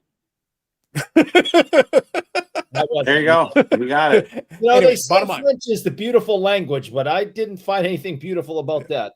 Bottom line here is that, Bobby, there is a process. Like there's almost like a checklist. As soon as you find out something's wrong, something has happened, first thing you do is you lock it down. First thing you do is shut down everything, close everything off, try to figure out what happened, where did the information come from, where did it go, who has it, all, as much as you can figure. But at the same time, somewhere on that checklist, you have to tell anyone that might be involved. That's kind of important. So that's what I'm waiting on. That is the piece that I want to find out, because now it's out there. And if I may offer some advice, I've tried to offer advice to the sheriff, and he's not listening. But if I may offer some advice to Eric's father, Prostein, allegedly, it would be get some kind of a statement out there, and if there is data that's been compromised, get those emails and start sending out emails as soon as you reasonably can. Get those emails out the door. The rest of it, you're going to have to deal with anyway. Like the accounts that look like it's from him, the shill bidding accusations and all that. That's one conversation. But before I get into that piece, you do need to let the other people know. Because if there's other people, you do need to let them know, hey, just so you know, because people can get fined. There's a lot of issues involved in that if you do not let the appropriate parties know and you have some other information. It's not kosher. It's not cool. You know? So there you go. Yeah. So it's there. Like I said, look, even the FTC has it on there. Like I literally just scrolled through it a couple of seconds. Just a lot of that is common sense, but it's important. Certain jurisdictions will have different arguments. I'm not going to bore you with the overall details. I know a little bit about this stuff. You do need to figure it out. You need to let people know soon. And as soon as you start to let them know, Eric, then we're going to find out exactly how big the problem is. Because they're going to share. Oh, they will. If they really were hacked and by competitors or enemies, I'm hoping that the authorities, have the tools and the expertise to figure it out and, clear the name of Prostein and his company. But if not, I don't see how his company moves on without an official, government legal investigation report saying this was a hack.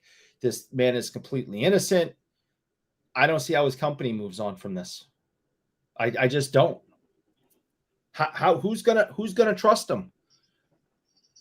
I don't see how his company moves on. Sorry, repeat that question. I don't see how his company is going to move on. And what was your question? Who's going to trust him? Who is going to trust him? Not Eric. Moving on. Anyway. He was hacked by P. Ryan. Trust your father, Eric. Trust your feelings. Moving on. Good evening, Paul. Evening all on Eric. Yes. Where's Rick? We covered that. Yep. He's coming here. Snype. Slimy name for a company. Hey, listen, it happens. Martin Scorsese tossed that even successful criminals can be idiot. I look forward to the Prostein movie. That'd be amazing. Yep. Hey, listen, there is an upside. There is an upside. I bet you there has not been a single shill bid on Snype in like the last 2 days. True enough. At least since last night. Eric, you can't shill bid if the platform doesn't even work. Huh? There you go. 4D chess. Take that. How about the hobby creators who figure out who killed Kennedy? There's a few who could. There's a couple who would try to figure out who Kennedy is first. There's a few that would struggle with that piece. And then they would question if he was actually killed. Because what was the intention? What was the intent, John? Rolling Stone said it. After all, it was you and If they me. didn't intend to kill him, he might still be alive. Can't always get what you want. There you go. We're getting all the movie references today. Probably bad programming did the website. So actually, so that was kind of the point that I was trying to make. So part of, like I said, at the end of the day, they got to figure out what they want to do. But my point that I was making earlier, you want to start your own platform. Cool, Eric. And if you got a bunch of money, that's cool. But just to be clear, you're really going to have to make sure, again, if you want to run an auction house, your software's got to be on point. Wherever you're hosting it has to be on point. The security things the security protocols you have in place have to be on point. It's kind of important. If you don't have that on point, Bobby, then that's a disaster waiting to happen. It's not a matter of if, it's a matter of when, and it's a matter of how bad. It's a matter of what particular disaster you happen to come upon. It's not just building a website. That's not enough. There are platforms out there if you just want an auction house and you just want the software for the back end, there's third-party companies that make this auction software. You can have that, sure. Oh, you want a website? There are people on Fiverr that can make you a goddamn website. That's not. You can go onto a bunch of places and make a website. That's not the issue. And even connecting it and getting all the, so that you can put your credit card information, all that. There are widgets and things you can tack onto that and glue it on there. But there's a big difference between doing that in a very simple way and actually trying to build a scalable platform. An auction house is a scalable platform. At this point, if one of the eBay servers go down, Eric, there are backups, and there are backups to the backups. It won't go down easy. It won't go down just with one thing going wrong. It's got to be a whole cascading effect of a bunch of things going wrong. That's your backups. That's redundancy. That's the boring techno crap that a lot of people don't want to hear about. That is how you build a robust system. But if you want to start your own auction house, well, then you're going to have some of that boring. You basically need a really boring person that no one wants to talk to, whose job it is to be the man behind the curtain who keeps it from collapsing on itself. Yeah. He's the guy in the basement with the red steeple. Yeah. But the thing is, you need that guy. If you want your thing to work, you need that guy. And he better be good. Especially if you're starting something from scratch. Because eBay already has a bunch of those guys, and they're probably paying them pretty well. So they don't necessarily need to work for you. So make sure you're not just getting the random third string guy. You got to make sure, again, if you want to boast that you're going to build this big platform and compete in the space, well, then you better make sure you got somebody decent. Draft for skill, Eric. Draft for skill. Mm-hmm. But what do I know, Bobby? I'm just a guy on the internets building a content guide megachurch. That's right. Yeah. Idiots must have built it. Oh, see, P. Ryan's talking to us again. Who knows? Prostein headed back to eBay. I did hear that rumor, and that would be funny. eBay is like, well, crawling back. The prodigal son. I still don't see how anybody ever does business with him again, unless there's an official investigation and it comes out that he's a victim of a crime. I don't see how anybody. A victim. Eric hacked him. Yeah, if he was hacked. And this was all done by bad actors. Then by Eric? P. Ryan? Eric? If I knew how to turn a computer on, then it might have been me. Because I'd love to see the guy fail. But we're going to find out that the entire hack, Bobby, happened because Eric was hanging out and his father, his take kids to work day. Prostein brought Eric in, and Eric starts eating a chocolate stick too close to the servers. And bang. A little bit of the chocolate melts, and all hell breaks loose. Yep. And all that honey from that chocolate stick goes in there, and that's where honey bunny comes in. There's no honey on the chocolate stick. Yana, can you please defend the chocolate stick? No honey on the chocolate stick. You don't know the ingredients. It doesn't say when you buy them. So anyway, so Brady's saying, how long did PWCC survive and escape? They're still survived. They're not Fanatics Live. It's still the same. It's same still one. Same. Yep. Yeah, it's still there. Yeah. So I'll do one better. It's still there to this very day. He'll crawl back to eBay with 20% fees or be baby Fanatics. 20%. Yeah, we'll have to see. Yeah, it'll be something. You'll be higher than everybody else. That would be amazing, man. It would be amazing just to. You want to come back, eh? 20 points. Eric, I'm the franchise. I may have to upgrade the individual franchisees if these guys keep doing these things. Like we're gonna keep adding more bells and whistles. Eric, I'm going to 16K monitors. 16K in the megachurch. Going extra fancy. Dr. Beckett took down Prostein as a redirection. False flag. Maybe. Yes. False the conspiracy flag. deepens. That's the way to do it. P. Ryan had the money to do it, so let's just. Well, we all know he's rich. The rest of us are poor. Oh, your poll. We're Poe. Yep. Snype isn't a platform, it's a trapdoor. Maybe, Bob. Maybe. You can have great software developers and still fail without the proper infrastructure. Totally. 100% agree. Look, I was trying to really simplify it because at the end of the day, there's a lot of things that have to be in place. There's a lot. But again, I don't really think you guys care about the specifics of it. I know enough to be dangerous in that space because I've done a lot of work with a lot of these different things, but that's not my main job. My main job most of the time over the past several years is to kind of be the guy at the back end doing the system admin part.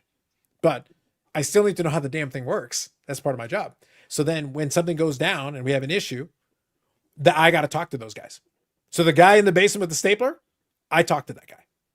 And they have to know what the hell they're doing because that's the only way we go back online, Eric. We cannot be down very long because that costs money. It's not good. You can't do that. And Snype has been down for days. No bueno. That's not what you want. You need to get back online super Not with the the startup. quickness. No. No.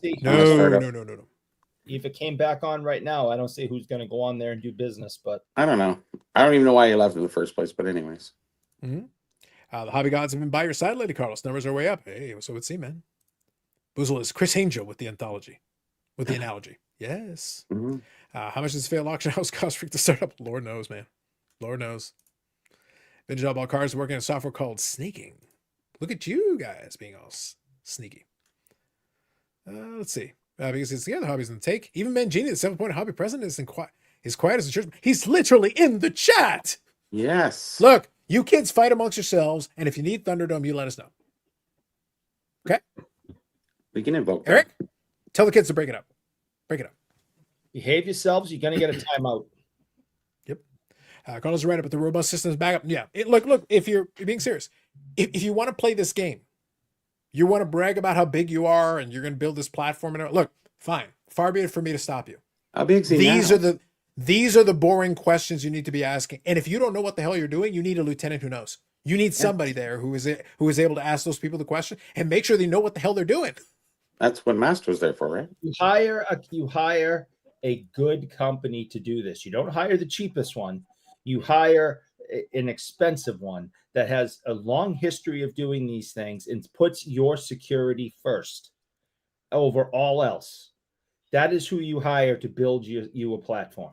And it seems as if that was not done. He went, okay, lowest bidder wins. And the guy said, I'll do it for $7. Someone should have shilled that bid. Yeah. Defensively, of course. He damn right. Said he did it for $7 and he got it what he paid for.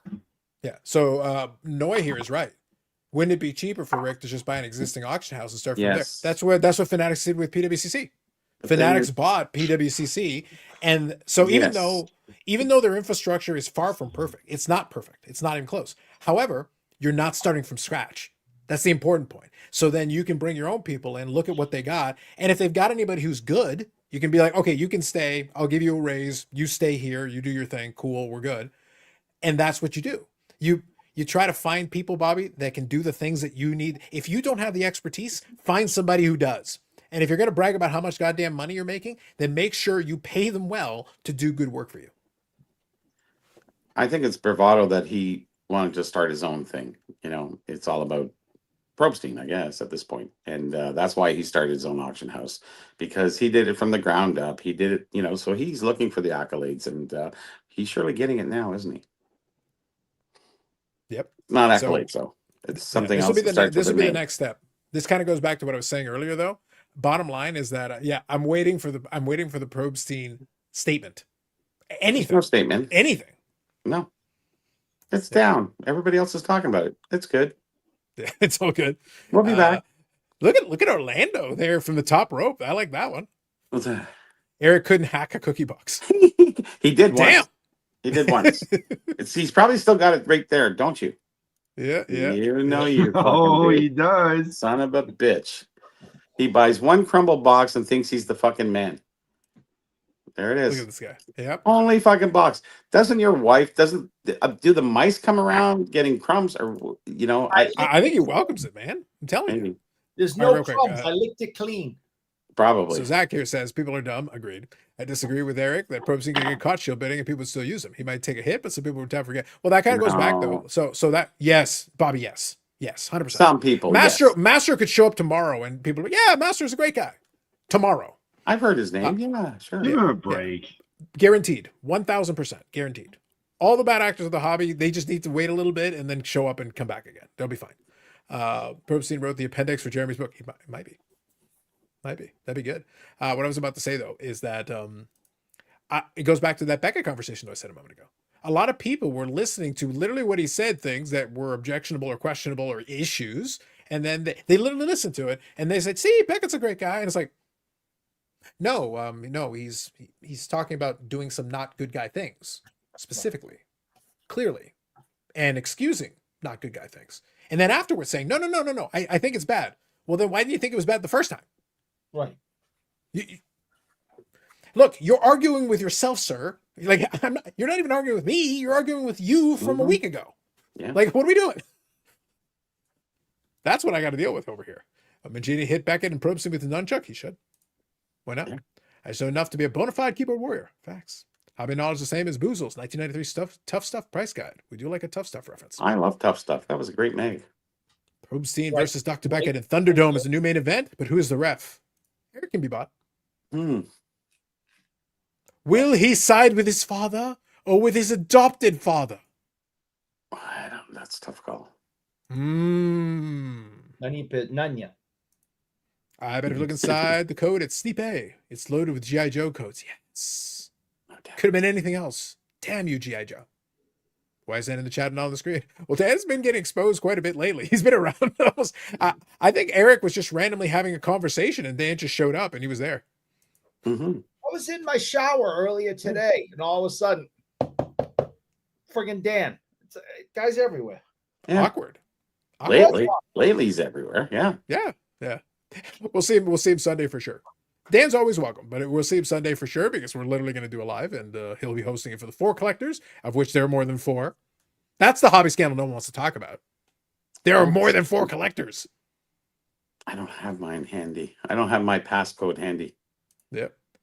Needs more points to gain access. Carl's behind a paywall. Everything's behind a paywall, Ham. Everything.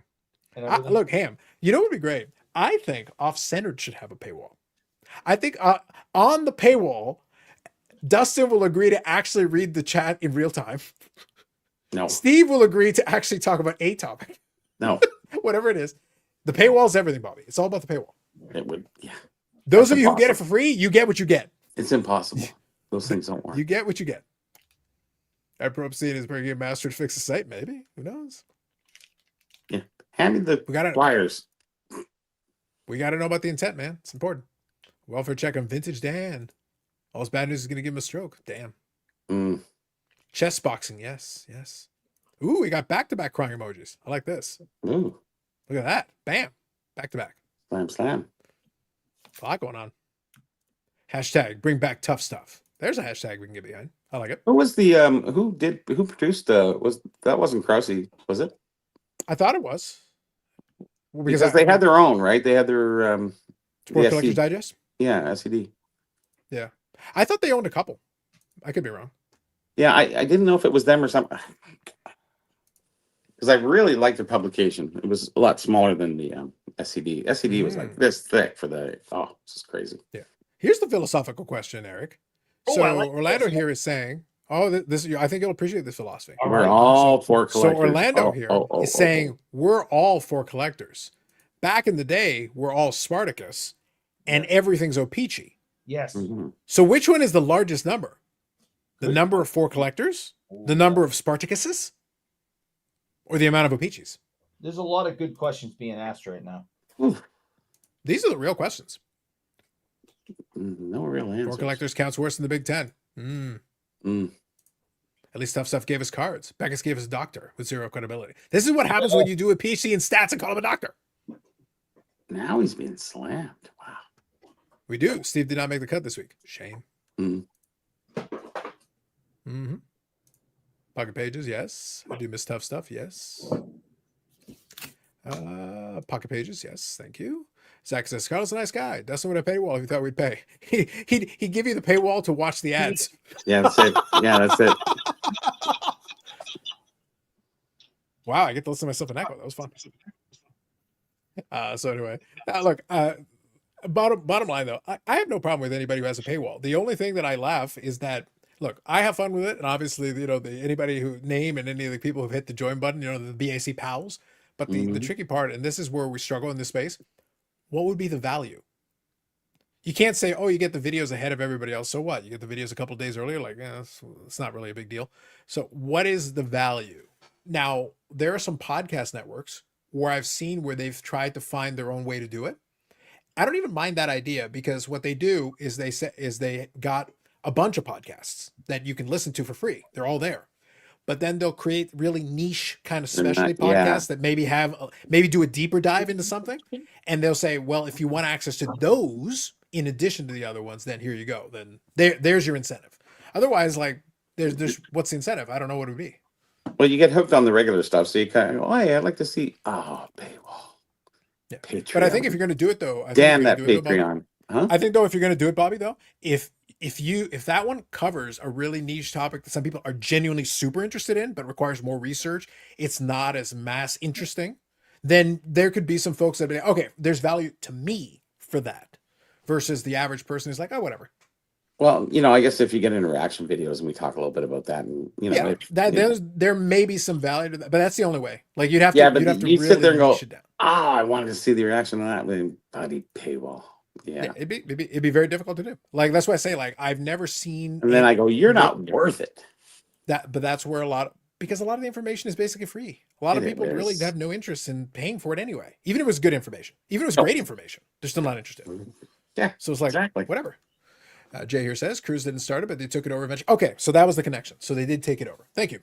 Thank you, Jay Hawker. Appreciate that. Good clarification. Bob also says philosophical questions are Dr. Beckett's specialty. Facts. 4 collectors, now 6 collectors. Nothing makes sense anymore. What will we do? Dr. Beckett, the doctor of statistics. Stats. He's a PhD in stats. Friendship. Good evening, Keith. Lonely Basement Cards. Amanda here says, Valley would be blocking Eric's picture from the stream if we join. Hashtag Bruins suck. Facts. I'm going to monetize sports share content and sell it to Ham as an ETF. There you go. I like that. Ham will buy any ETF. Good to know. Do people feel back in the day that Beckett created BVG grading? It was because he felt he had a wall with grading at the time, or revenue stream cash grab. So I'll again take it for what it was worth. I remember at the time, the argument, I think, from what I recall, the explanation was they felt like vintage should be graded with a different concept on a different scale and not used with modern standards per se. That was, I think, what they were trying to sell it as opposed to doing the BGS scale and just saying, okay, well, vintage, it's this. They would try, but as a result of it, the BVG grades would be inflated because you'd take it easier on the cards. You'd be like, because of that, we'll take it easier. IFPL plays a lot. The different grading. Yeah, you would try to, and as a result of that, you would look at it and go like, if any of the other graders graded it, it would probably lose a couple of points, and that's how you tried to set it up, basically. BVG was just no good. It didn't work. Yeah, you didn't understand it one way or the other, and then they got into that. What was it? BCCC? Like it's like the BCCCG. Yeah. What's going on? Like they went through that time period, and they lost it there. And then their holders, and then their website, and it's a couple tweaks, they could be back. But now the Beckett name is it? I don't know. I doubt it. No, I guarantee. Bob, that's why I made reference to that podcast earlier, Bobby. Even after the podcast and everything, the one guy there who remained nameless. No, he would co-sign with Beckett's stuff anyway. Yeah. So it doesn't matter. It makes no difference. You can tell Dr. Beckett was upper management because whenever he's asked a direct question, he'll spend 5 minutes not answering the question. There. BVG grading helped launch SGC. No, BVG came after SGC. Yep. Because SGC was before Beckett. No, yes. SGC was first.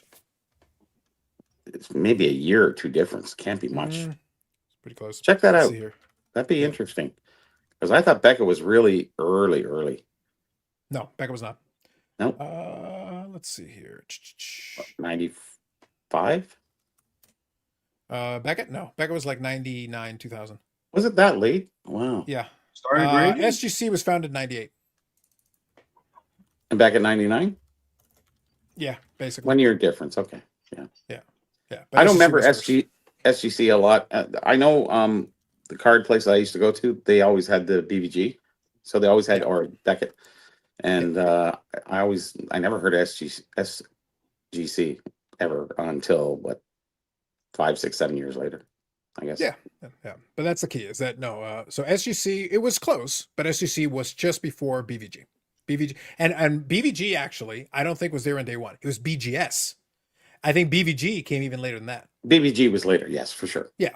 BGS, so, that's what I meant to say. Yeah, but anyways, yeah, that was the BVG reasoning. Thank you, Dylan. Heard OJ had a BVG STD. Hey, what is in his own business? I remember the ads they ran in back and it said the exact same thing. That's what I was remembering. That's what I thought so. Yeah. BVG equal KSA. Hey, I don't know if you want to give him that much legitimacy. KSA's been around a long time, actually. KSA was like 96. Yeah. They've been around a long time. They predate those ones. What's his name? Steve ran. Forget his name. I remember the original owner. He was a really nice guy, and then he sold it to Nathan, and then we're moving on. Mm-hmm. Bubbles says, I have a parlay on Carlos and Bobby getting a 10-minute pocket argument by hour 3. Now, to be clear, are we talking about an argument about pockets? Because there could be a lot of passion for that. I got pockets right here. Pockets are critical. That's why I put this on, just for the pockets. Orlando says, Dr. John Mangini, the hobby doctor. Orlando, I'm right here. What are we doing here? Yeah. Settle down, Orlando. Settle down. I was a hobby doctor before it was cool. Moving on. When I rejoined the hobby, circa night 2017, the word was that Beckett was for graded modern cards, and SGC PSA was for vintage. And it used to be the other way around. That's why the BVG came in. Double D only bought BCCCG 9s. Yeah, 9s which are 6.5. I don't know, something like that. 7s. So that was the joke, is that the 10 was already kind of like whatever, and then if you've got a BCCCCG 9, the card might be torn in half. The card might only have particles. And guys at the show would bring you that, and they go, "It's a 10." It's like, or 9.5. It's like, yeah, but that's not really. And they go, "Well, I don't understand." And I said, "Neither do I." But it's not. Anyways. Yeah. Nobody understood that. I think it was a pre-grading, a precursor to grading. Sorry, you're talking about the BCCG? Yes. So what it was okay. So I do remember. Well, a lot of them came in just a top loader, and it had this foil sticker over it. No, that's different. That was Beckett pre-grade. We're talking about the BCCG. Yeah, yes. The BCCG was actually in a encapsulator. It was a very flimsy holder. It was a very flimsy holder. Those were for commercial grading. So basically, in today's parlance, they basically would design those almost for repacks. If a dealer had like 5,000 cards or 10,000 cards and wanted to grade them super cheap to like put them in a bag or somewhere, or basically just be able to have them super cheap, it was, here we go. Perfect description. It was a bulk quick grading service. It was designed for you're sending thousands of cards at a time. Like and it can be whatever. It's like 10-cent cards. I think they did it on site too, a lot of times, and where they didn't have their machine set up. So I think they did it at the expo, if I'm not mistaken. BCCG never bothered. No, I meant the pre-grade. Oh, the pre-grade, yeah. It's just putting it into yeah, that was early on. A semi-rigid. It's just semi-rigid with. That's all it was. Yeah, but they had that at the expo, early 2005, 6, 7, 8, somewhere around there. There was a little while around there because it was Grosner who actually did it. Grosner did it through them, yeah. They were the ones who submitted it on behalf of Beckett, so that was how we would be able to grade those ones. Yes. That's why I had that one submission that I did with them. It was for them and Grosner, and that is where they got every single label wrong. and I was like, you guys are idiot. Well, Grosner isn't the one actually doing it. It's Beckett. It's them. Yes, Grosner is just taking the cards. Yeah. BCCG, because Carlos can grade. That would have at least helped the branding. I could have made that happen, but they would have to pay for it. Grading's been a scam from the very first graded card. Yes. Eric wants to agree with you. The problem is he collects Boston Bruins cards. He is the scam. What are you eating? Cookies? What is it? Jubes? Oh, is M&M's? Peanuts. M&M peanuts. CTA was AIs? They're not in my cup, are they? No, on the table. Bubbles says, I denounce Honey Bunny. Strip them of all rank and titles, of all lands, incomes, and holdings, and send us into a proper Singapore caning. Serious business. Honey Bunny, Pulp Fiction, if y'all want to know. It's a good reference. Wasn't BCCG super cheap? Yes, it was. Yeah, it was like it was designed to send volume. Super cheap per card volume. GAI had a lot of problems. It had a lot. So going back, so John, you remember this. The problem, GAI had a bunch of issues, but the running joke was today we've got Mike Baker authenticated. Well, Mike Baker was involved with GAI too. he was, him, Steve he Rocky, and he was originally with PSA, but then he went and did stuff with GAI, and then today we got Mike Baker authenticated. So everything sold is new again. Well, GAI came in. They were the first pack graders, and we sent all our packs in there. So everyone's saying that the GAI packs are no good, and I'm going, dude, like the best guys sent the best packs in. Like they're good. Like, you know, I never understood that why people say that. You know, I know their grading was off a little bit and their holders were way too large, but you know, the packs that were sent in, they were sent in by a lot of guys like me, and they were great packs. So I take a chance on any one of those packs. Yeah, and actually, it was Steve Wright actually who was grading for them. And Steve Wright, if you know him through history, very few people do now. He was an amazing guy who knew everything about the hobby. Was amazing grader, new packs. He was phenomenal. But he died. I don't know, about 20 years ago now. 15 years ago, yeah. So. Mm-hmm. But he was part of them, and he was the grading guy, and that guy knew his stuff, man. He was great, and we shared a lot of information together, and we were good friends for about 5 years, and then he passed away. So, anyways, that's going back early 2000s. Mm-hmm. Yep, there was a lot of interesting stuff there in the early 90s, in the early 2000s. A lot of fun stuff. Orlando's early GI was good. There's the funny thing. So it's you have to kind of be careful not to throw out the baby with the bathwater.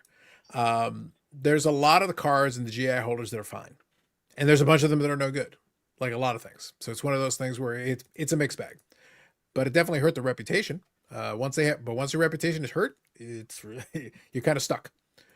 So here it's saying, you know, and I haven't seen you before, so good evening. Don't mess with slabs, they're a scam. There's no need for third-party authentication either, because if I don't know a card is real, why would I consider buying it? Doesn't have to be. Do you know if all your cards are trimmed or not trimmed? Do you know if all your cards have been messed with or not messed with? His name wasn't Steve Wright. It was Paul Wright. My mistake. Just corrected on that. Yeah, Eric, you don't count. All your cards are Boston Bruins. They're all fake. All of them. We know that. Every last one. All of them. Oh. So that's easy. Yours is actually an easy case. All of them are fake. Mm. So anyway, so that's fine. Bottom line, I don't argue with these people. You're more than welcome to have that. But I'm telling you that if there was no third-party authentication, a lot of people would end up with a lot of altered and trimmed cards, because the first thing that would happen is a bunch of dealers would be like, okay, cool, done. The card's real, but I messed with the corners. I messed with the edges. I fixed it. They still do it now. But even if all they did was catch 5%, there's a bunch of people that would end up with cards they wouldn't be happy with down the road, because actually, oh no, that literally is a trimmed card. Or by the way, that card literally is it's been rebacked. Because dealers were doing this all the time. Also, by the way, before the third-party authentication, the dealer would tell you, this is a mint condition card. It's torn in half. But it's still mint on the corners. Both parts are mint. So if you put them together, it's double mint. Oh, ooh, Wrigley's. It's minty. Yes. That's why you got to get this. So you can check. Do you try to look through both at the same time, Eric? Is that what you do? Yeah, is that like scissors? No, no, it's a magnifier. Oh, looks like it looks like Beckett's dad. No. That's all they do is they just take the card, take one of these, and go, yeah. Okay, 30 seconds. That's a 7. Yeah. Yep. Oh, that's a 5. That's all they do.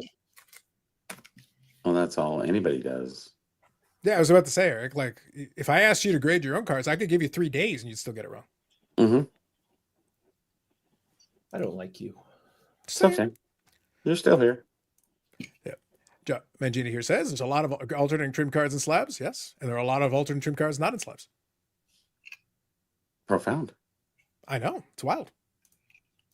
Like I said, I get the point, but it's not actually an argument. That's, again.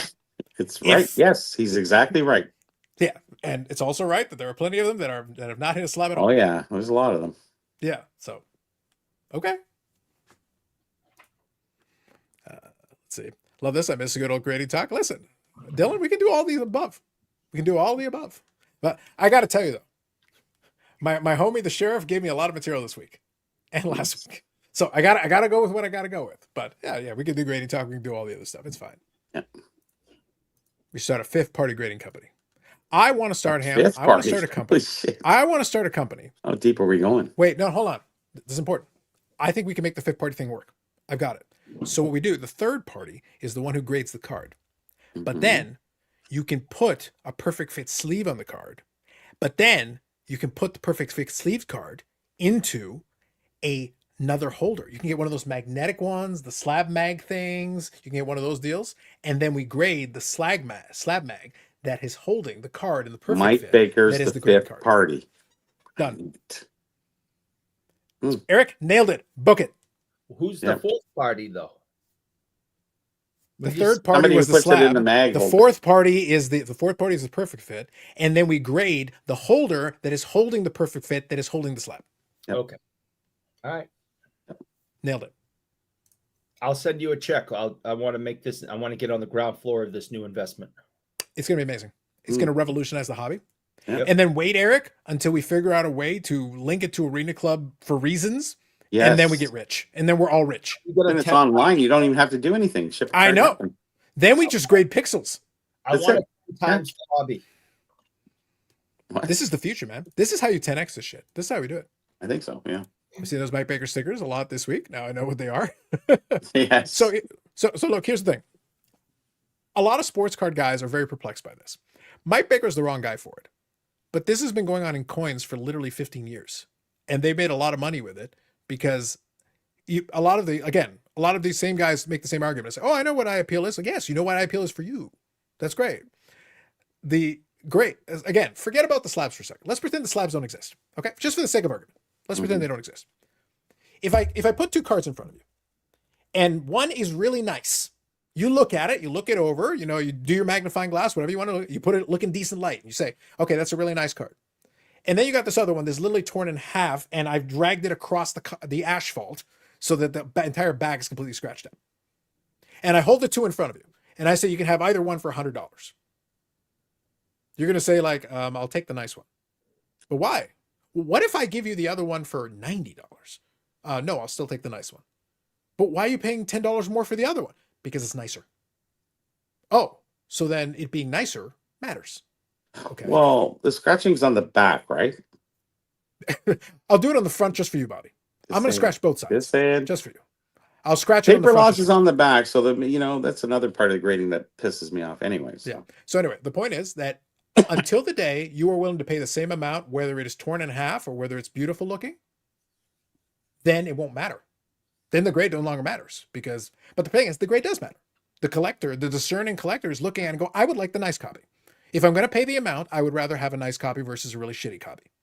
Well, if beauty's in the eye of the beholder, then what are we talking about here then? Beauty has always been in the eye of the beholder, Bobby. What's your point? So if I like the card that's kind of got a little bit of back scratch on it, maybe then it's better for me, and maybe that should be. It is. But what if I charge you the same amount as the one that doesn't have it? Do you want to pay for that? Maybe. I don't know. Maybe it's you the do. Beauty, right? It's the beauty thing. So it comes down to who's going to pay that. Yeah. I don't know. Exactly. And exactly. people do.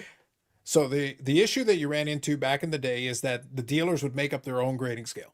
So they would sit there and they'd be like, "Oh yeah, it's mint. It's mint." And literally the corners chopped off mint. And all kinds of ridiculous. And it'd be absurd. And at a certain point, you're just sitting there like, "Okay, dude, whatever." But here's the key. And I've talked about this before. Using the low end is the best example because you can have a 1 equivalent to a 1 or whatever you want. Tough one. And you can have one that actually looks pretty decent. And then you got another one say, "Oh, that looks like absolute garbage." So clearly one is nicer. It should be a negative one, and you just can't justify. Clearly one is nicer than the other. So Eric, all things being equal, they're both 1s, but you're sitting there and no, I'll pay the going rate for the one that looks pretty decent versus the one that looks like absolute shit, even though technically they're the same grade because there's a spectrum. There is a room inside of that grade. It's harder to grade below a 3 than it is above a 7. Yep. Yeah, you're gonna have to stick to the head. You're gonna have to stick to the headset. It's absolutely terrible, the reverb. Yeah, but we heard that though. We did. So anyway, the point is because that spectrum exists, and for the person buying it, the person who's spending the money, Eric, would like to make the choice. I want my best bang for my buck. I would like the nicest version of the card for the money. So the problem is, so the reality, again, so in the coins thing, for the coins, it's the surface of the coin, how many scratches, how many dents. It's the same idea. It's the same principle. So what the person is doing then in that instance is they're saying, you're within this grade. Are you at the absolute bare minimum that you barely made this grade? Or are you at the top of it where like it's borderline almost a grade better, but it's still hold inside that holder? That is where they would use that sticker. That is basically what they would use it for. They would say, no, this one is actually super nice. On the right day, it would bump a grade. Or you just don't put the sticker on at all and go, no, that's borderline, dude. It's literally at the bottom end of the scale. Literally, like, you're lucky it even got that grade today. Try it again tomorrow, you get a bump down. It's the opposite. So that's why the coin guys started paying a little bit of premium for it. Problem is, Mike Baker doesn't have the credibility, but a couple of the coin guys actually had been around a long time. Again, they've been doing it for 15 years. The problem is that for card guys, this is new. For coins, have been going on for a decade. Grading was going on a decade before PSA really got popular in coins. So they were doing it in the 80s. And the same problem that people were talking about then, the coin guys were talking about 10 years earlier. The exact same conversation. It's like, dude, then buy all your cards raw. And if I'm a dealer, then I'm sending you all my cards that have been messed with, and you can pay full price. Stare at it until you're blue in the face. Yeah, I have a hard time with pre-war and the grading between authentic and 2. It's just all over the board. It's so hard. So hard. It's even hard for me to call because I kind of look at some things and go, if you gave it this and this is this, like, holy crap, how does that even work out? Nothing works out at the low end. Easier at the high end, like I said. So much easier. Mm-hmm. Let's see here. And I have seen athletes sign slabs, and some of them come out pretty good. I actually have a common upper deck base card of Grant Fuhr and a PSA slab that I picked up for like next to nothing. And the next time I see him, I'm gonna get him to use like a light blue paint pen to sign the front of the slab. I think it's gonna look nice. You just buy another card; it's cheap enough. But I already have this, so I just thought it would look nice. So yeah, so I have seen autographs on slabs, and if they're done right and you're careful and you make sure that nothing hits the autograph off the glass, the plastic, they look pretty good. But they're very susceptible to scratching the autograph off. So you got to bag it like right away. I like this. 2 back-to-back little votes for HGA. Back in the day, Neo kind of liked HGA. I'm just saying. They're matching labels. Color coded, yes. Mm. Designed to the set, yes. She was pretty. AI, the first AI. When Timmy Two Hats tells you that company's messed up, that's saying something. Oh, Timmy Two Hats is messed up. So that's my point. So if he's going in to a meeting at a company and walking out going, that place is messed up. That place is messed up. These guys are weird. Yeah. So Bob Boozle here says, we deserve better than these clowns running these clown companies. Listen, this is the best of what we got. This is the best and brightest. This is all there is. Unless you want to step up. Yeah, anybody who's any good at business, Bobby, there are better businesses to be in. Yes, I'm sorry.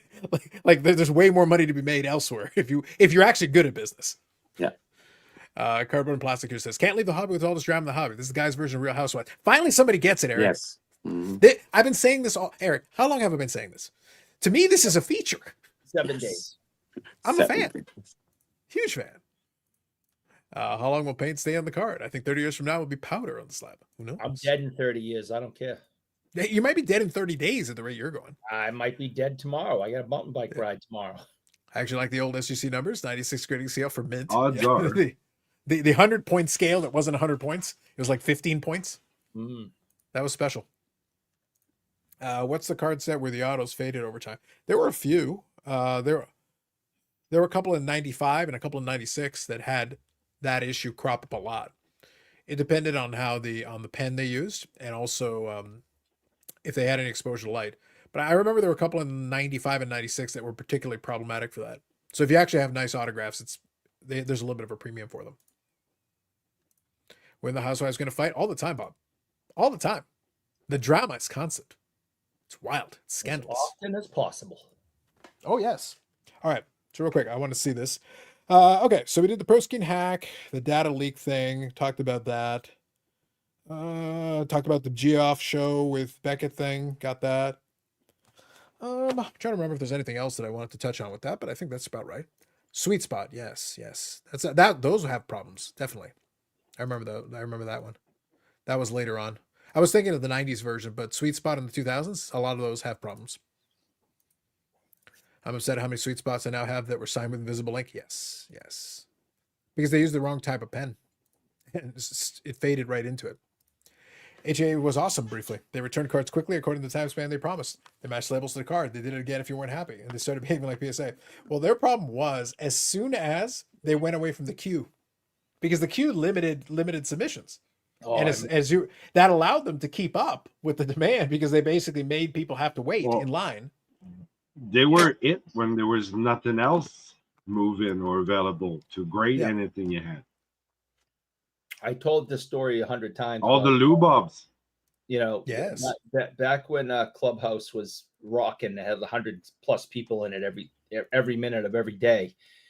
When that queue came up once a week, these people were going bananas trying to get in, and then it'd be like, "Did you get in? Did you get in? Did you?" I mean, I had no. Eric was sending all the Reggies he had on hand. Say all the Reggies, every one of them, all the Reggies be color coded. But I mean, there's 100-something people in the Clubhouse room, all going absolutely bananas trying to get into that queue. It was the hot thing. It was something for a few minutes, let me tell you. That was a wild time, Eric. Wild times. That was a long, long time ago. Trilogy ice scripts are bad. That is true. Yeah, those have a lot. Some of those have issues. The queue was the key. Yeah, it allowed them to limit. They just couldn't scale. Then once they tried scaling, HCA became very funny very fast. Bubbles says, when times get tough, I like to curl up into a ball and watch a manual in space with the volume all the way down. Eric knows those feels. No, Eric does not. Well, that's true. You prefer to have the volume up usually, but fair enough. Rick has his pre-work card signed with fountain pens as a kid. That was the best. Look at you. Nothing like a great quill pen autograph. We'll get that to Bobby when he comes back. I honestly don't know who did this, but who in the hobby took credit for sticker autos? I remember somebody did. Because sticker autos was burn them and it's find them and burn them like a witch. I hate sticker autos. Yeah. No, I get that, but like here's the thing. In the early 2000s, like Leaf and those guys, they used the silver ones. I'll be honest, I actually like them on some of the designs they came up with. I actually think they fit with the card design well, but it's about the design of the card. You have to design the card to be able to accommodate it, otherwise it doesn't work. Because if you just haphazardly throw it onto a card, then it's like whatever. But if you design it because in the play, Be a Player did that. They actually took Avery labels, but they embedded it inside. So they created a pocket on the outside so that you could have the space. The trilogy autos, Eric, you're saying trilogies. They had the similar kind of concept where they would do a cut and they would they would be recessed inside, and that would allow. But technically, those are sticker autos. Yeah, but it worked okay because the design at least accommodated. It was fine. I don't have any on my desk right now, but I do like those. Yeah, they look nice. So that's what I mean. Like it can be done, but it's about the execution. The execution is the thing. If you don't design it properly for that in mind, then you're just slapping a sticker auto randomly on the card. Then it's junk. Whatever. It's not going to work out. Forgot about the queue. Yes. Rick did it. Told him not to. Damn. Slabs for bricks. Honestly, needed to be leaner. Fair. Don Russ. Yeah, I know they did it for sure. Yeah, Ham likes the silver one. That's what I'm saying. So you see, it's about the execution. It's not just sticker autos in general. It is how did you execute it? What is the design of the card with it? Because if the design complements it, then less issues. But if it's just randomly sticking it onto a card and it just looks like crap, then forget it. Rick says 13 hours till we hear some hard-hitting questions from Mike. Promises, promises. The countdown has started. Yes. Stickers. What about redemptions? What about redemption stickers? Sticker redemptions. Oh, I saw a guy selling the Jackie Robinson signed card from 1976. I messaged him how amazing it was that he signed it 4 years after he died. Ray Bork's been dead for 10 years, John. still And signed. Eric's still claiming he hangs out with him. Ray Bork's not a zombie. Pick up. Not a zombie. What's that? That's one of those There's sticker autos like with the silver. actually both. There's sticker Oh, auto, yeah, nice yeah. design, and there's an MBA pre-grade, MBA. pre-certified. Oh, Ooh, I know, right? you know, It's pretty good. But as I say, like it can be done. Like I've 100% seen it done. It can totally, but it's the design is everything, and if you execute it properly, then it's fine. Now going back to here, like I said a moment ago, Eric's trying to protest too much. Well, we talked about this earlier tonight when we were talking about his dad. But now, if you remember this, if you guys remember this here, Ray Bork's looking great these days. nice. He's been technically dead for Healthy. years, and he's still signing. So why? So if Ray Bork can do it, why can't Jackie Robinson do it, John? true. Explain yourself. Mm-hmm. I give Jackie Robinson more credit than that. Just saying. That's totally zombie Ray Bork there. 100%. Come fall is fire, yep. The clear ones are tough. I know it gave them the ability to produce 10 times the amount of, yeah, that's why I say the clear ones are kind of lazy. But the silver ones, I've seen some good executions on them. Not perfect, but I've seen some good ones. Bubbles says, Mike's first question, what is your favorite King Griffey Jr. cover? Hey, that's hard-hitting, man. You make him choose between his kids. HJ had horizontal slabs. Actually, a great idea. The original owner turned out to be a horrific person. That's true, too. The owner questions. Mm-hmm. Now we'll see. Plus, the male athletes, instead of sit down, had the same place, have the card signed, yes. Early 2000s sticker autos hit hard. That's what I mean. Like, they did a good job with some of those. They did okay. In the game, Ultimate definitely had nice designs. Rookie Update did too with the dual autos. Yep. So I remember Borky was Mario Lemieux's Shadow. Oh, there it is. Eric on the right or the left? Valid question. There it is. There you go. So you see, like, they incorporated that in the design. Like, you see the little border thing around there? Yeah. That's not a bad Rainbow. idea. I mean, come on. If you can, so you got a rainbow on the outside and a rainbow on the inside. Yeah. So I think that when you do that, Eric, that's okay because at least the designer specifically catered to that, knowing that's going to be there. Yeah, I wouldn't mind that at all. Dual rainbow. Wow. Yeah. And on some of those old stickers, I've seen the autos on some of them and they're holding up pretty good. Yeah. Like on that silver foilish sticker, Maybe, the autos seem to be maybe, holding yeah. up pretty well on I'll tell you those. something. And I don't think I'm telling schools tales out of school. This past expo, as everyone that watches knows, I work Saturday and Sunday out back doing with the autograph guests, and some of the promoters were having the guests sign sticker sheets. Mm-hmm. Oh, yeah. I've never seen that before. Huh. And I didn't get involved in it, none of my business, but I saw several of the athletes with different promoters, wasn't just one promoter, different promoters, sitting there and just signing, 50 stickers on a sheet and handing it and then starting again. I don't know if they're going to sell those stickers to a card company, if card companies, paid them to get it done since the athlete was in town and was available. I don't know if they're going to be making their own products and putting. I'd have no idea what they're using them for. It was none of my business.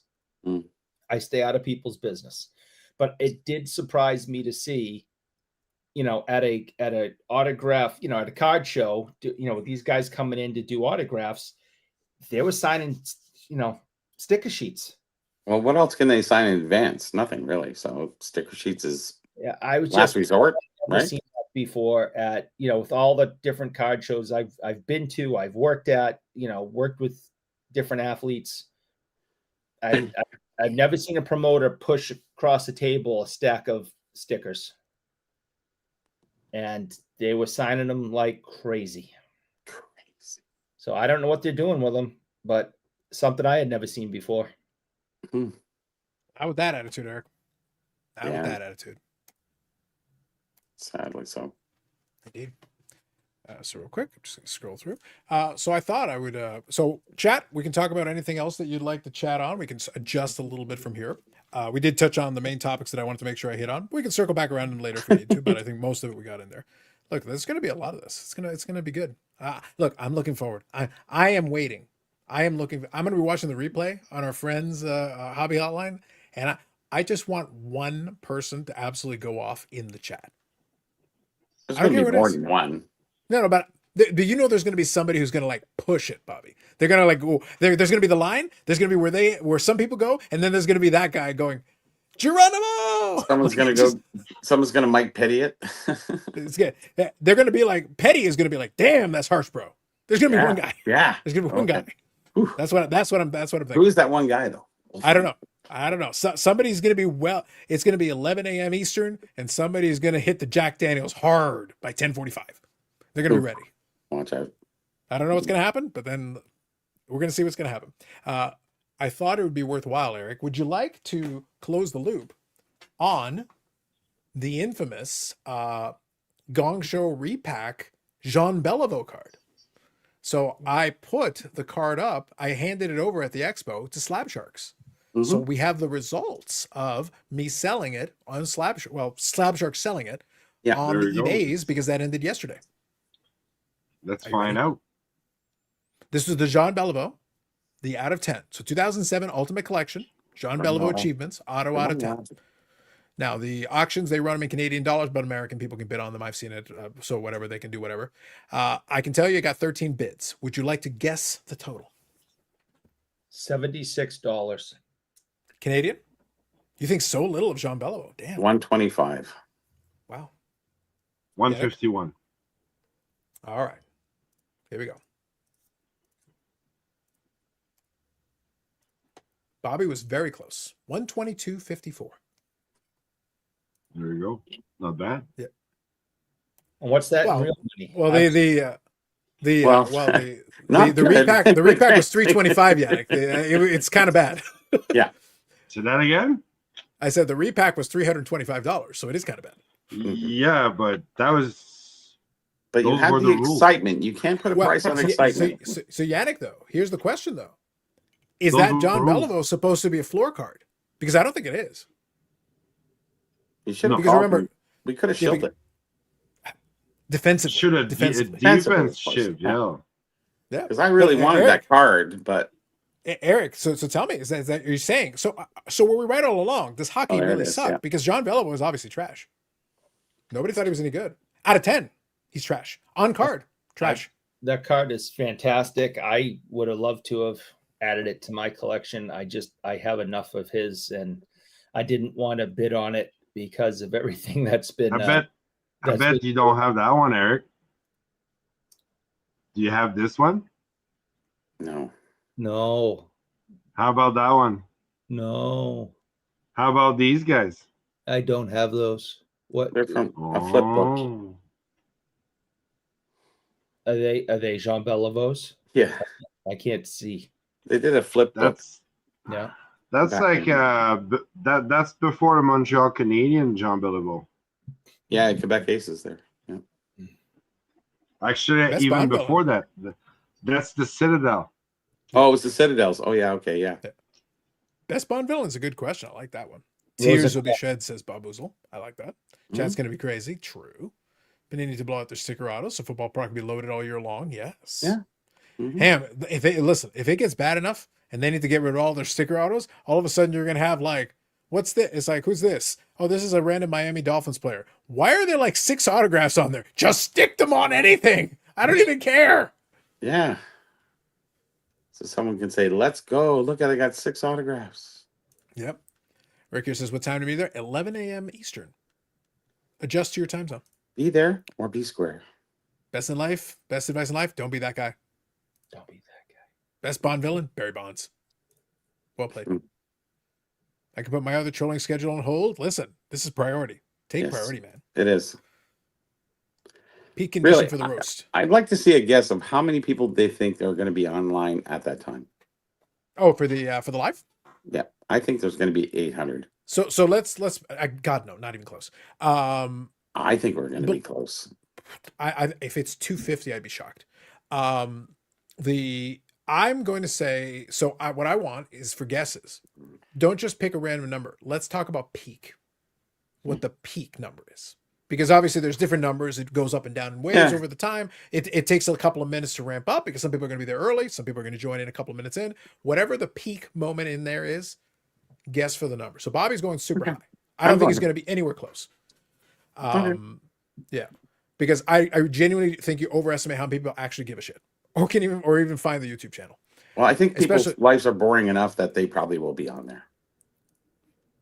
Yeah, we'll see. I'm West Coast with Petty. There you go. Well, yeah, the West Coast, that kind of. I was gonna say that's super early. Yeah, it is. That's 8 a.m. So I'm like, well, it's not early for me, but I mean, yeah. Yeah. So 497 says Ham, so he's a little closer to you. Probably oversleep, be too groggy to watch. Louis got peak at 285, so he's in my neighborhood in that range. Yes, 100 vintage hockey collectors in Canada. Top 3 players to collect.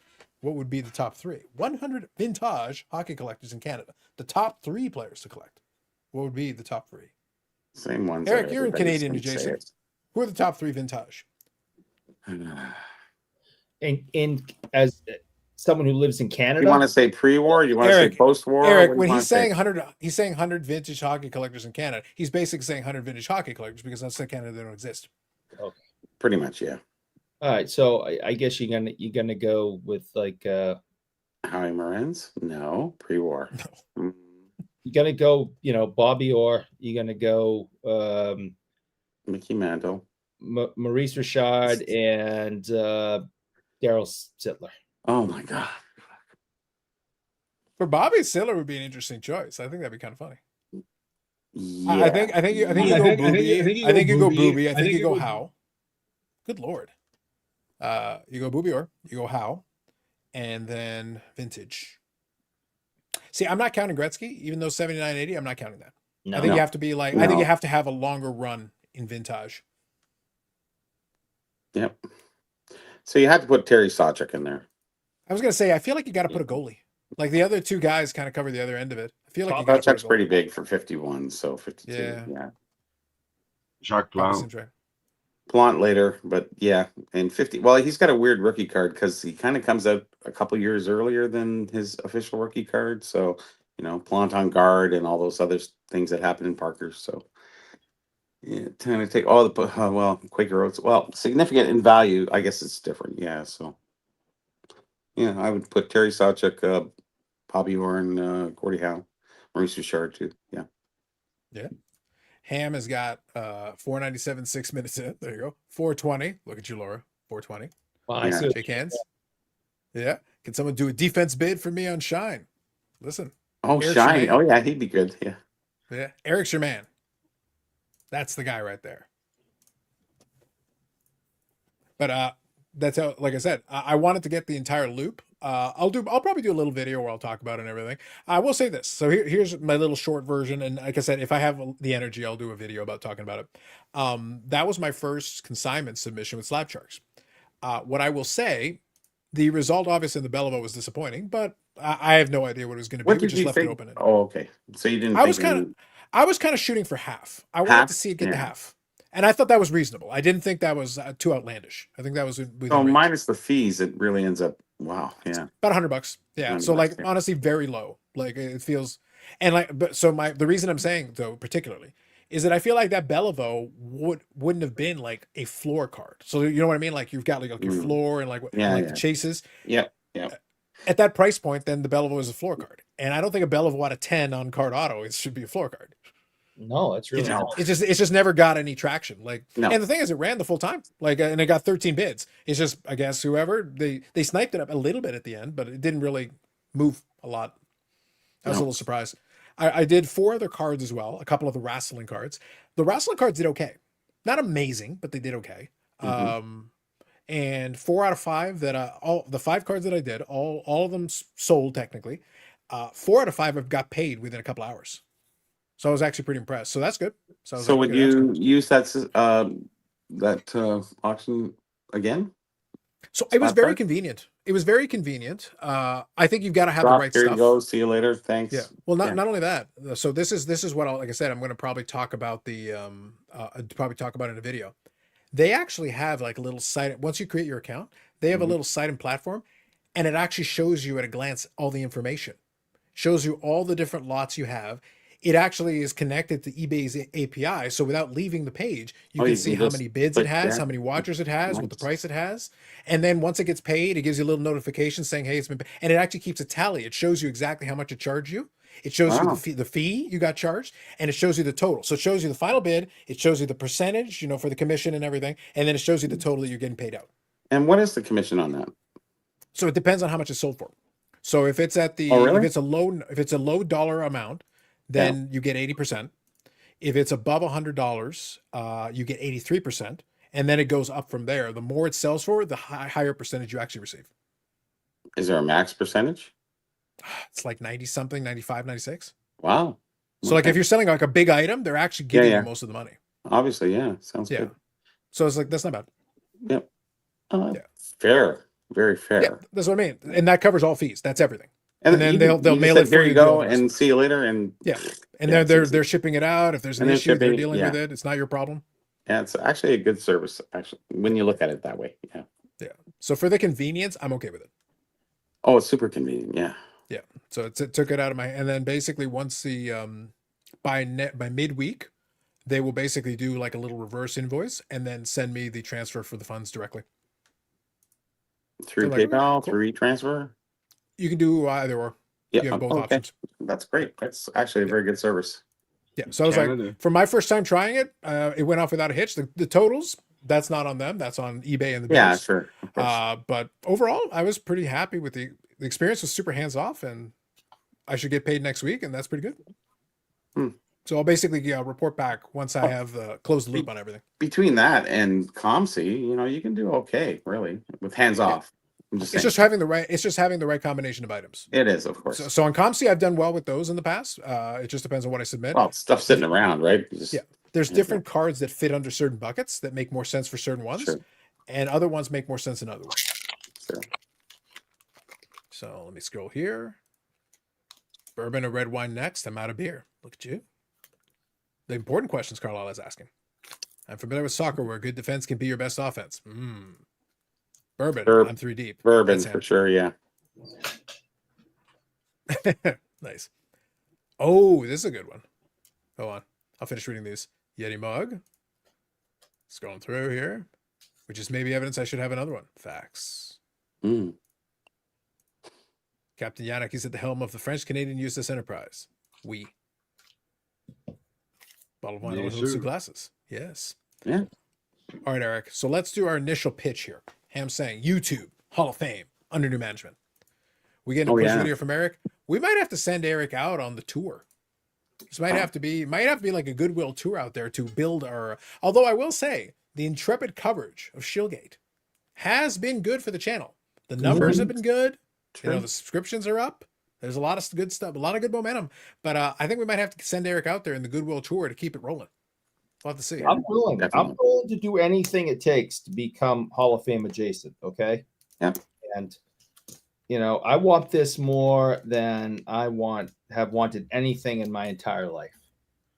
Well, I'm voting, so I'm gonna get. Well, hopefully. Yeah, we all know how you vote for Hall of Fame. Yeah. No thanks. We do. I'm not relying on you. Oh my God! I thought we were friends. No, we are friends. But after last year's performance of you trying to vote for the Hall of Fame, that wasn't on me. That was on them. All my eggs in the Bobby basket. Okay. You kind of have to follow the rules, Bobby. You actually have to tag them. How did I know? It was last minute. I was doing it on my phone. I can pull up the footage where we explicitly told you have to tag them. I thought I did. Yeah. But maybe I missed the @ I don't know. Yeah, the @ maybe, yeah. Because Settles to say I made 10K in 2 months with Slapshark. Don't sell anything myself anymore. Super easy. Yeah, to be honest, like I said, it was a good experience. I give people a lot of flack for a lot of stuff, but I think what they did there, like I said, the little platform was very handy. It was nice to just be able to monitor, and I didn't even need to be on eBay to monitor it. Scandalous, I know. What do you mean? I heard some people got a bid in order to be able to watch their stuff. Oh. Yeah. See, I was able to watch it from the outside, just in a Understood. panel. Nice, Yes, nice I get panel it. there on the screen. Mhm. It was great. Yeah. Catch a show bitter exclusive reporter. Eric might put him over the top. Maybe. Mhm. Catch chill bitter. Yep, I'd like that. Yeah. Eric nearly destroyed the Hall of Fame bid with the G off is a goat thing, but Carlos has recovered. We've had to fight back from that scandal. It's funny you're still mentioning him. Mentioning who? I did vote for Mike Ham. But Yes. whoever, I didn't see who did it. I only heard you say it, but someone mentioned. Can someone shell the vote? Mm, His name. Just Whose my name? point. Whose name? You know whose name? The goat's name. yeah, I did vote for Mm. Mike Ham. That's true. I voted for Carlos, Mike Ham. There's a few others. Shoot, do I still have that video? Maybe. Mhm. I have to look through it. The one that Anyways. never made it? What's that? The one that never counted? The one that never counted. Yeah, It did not count it yet. it's going to count this year. Don't worry. Hey, I This put a new year video. Every 4 or 5 days I put a video out now. Yannick asked the appropriate question though. He said, he was asking, can somebody, shill up the votes? And I go, listen, I would defer to someone who has familial ties to expertise. So you want to ask? Yes.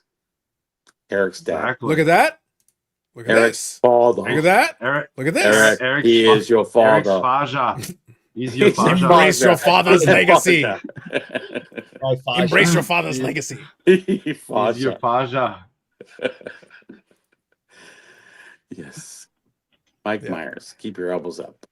Yeah. Hodges here says, Hey. I've seen some consigners who pay 105% for high dollar cars. Not sure how that works. So I What? can actually answer that. Yeah, you can do that. 105% for high dollar cards.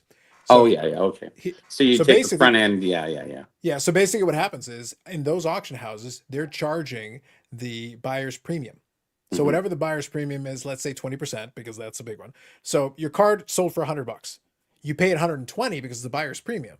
The auction house pays you 105. Yep. That's how. That is the answer to that question. They take off the front end just to Yeah. get the business. Yeah. Yeah, they're giving you a couple extra percentage points off of the buyer's premium they're charging, so that you're happy because the bid went to $100, but we actually give you 105. Why not? Or Yeah. if it goes to 100,000, hey, they don't mind. They'll take Exactly, the 15 exactly. points Yeah, and take the 5 points off. Say, hey, yeah.